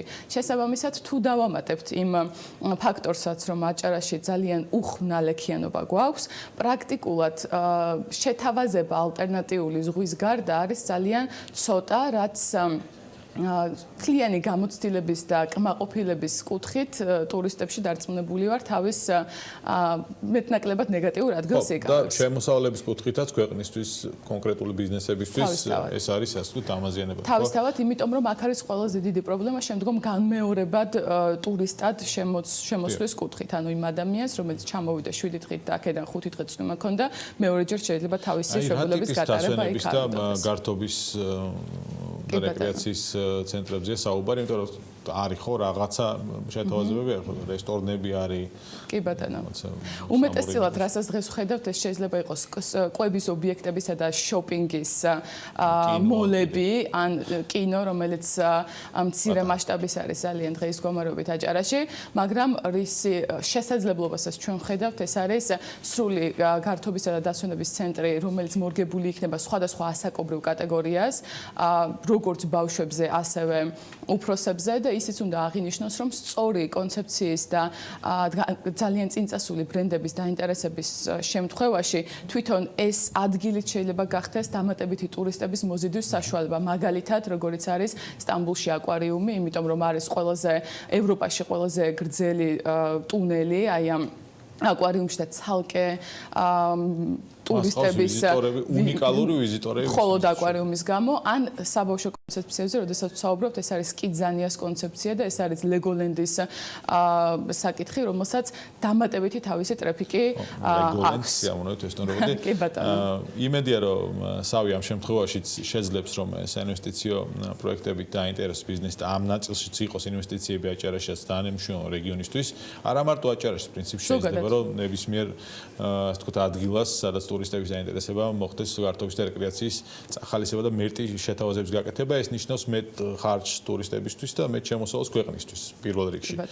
კიდევ ერთი ნაწილი, რაზეც მინდა რომ დღეს მოვასწროთ საუბარი, მიუხედავად იმისა, რომ ცოტა დრო დაგვრჩა, ეს არის ღვინის სოფლების კონცეფცია და აი ეს საინვესტიციო მიმართულება.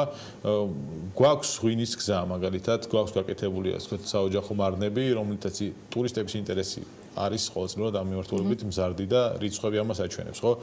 რას მოიცავს ღვინის სოფლის კონცეფცია? ღვინის სოფლზე უკვე 1-2 პრეცედენტი პრინციპში არის ქართულ რეალობაში, რაც ძალიან კარგი არის.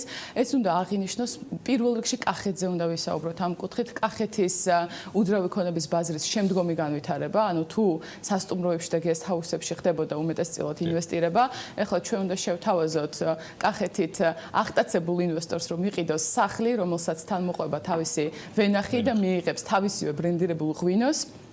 კონცეფცია მდგომარეობს შემდეგში, რომ ვაშენებთ დაახლოებით პირობითად 100 ჰექტარის ტერიტორიას და ვარქვევთ მას ღვინის სოფელს. ყიდით აშენებულ სახლებს თავისი ვენახით და შემდგომ ძალიან ძლიერი და კარგი მართვის პირობებში ვმართავთ უკვე ამ ქონებას თვითონ ინვესტორისთვისაც და შემდგომი გაქირავების მიზნითაც.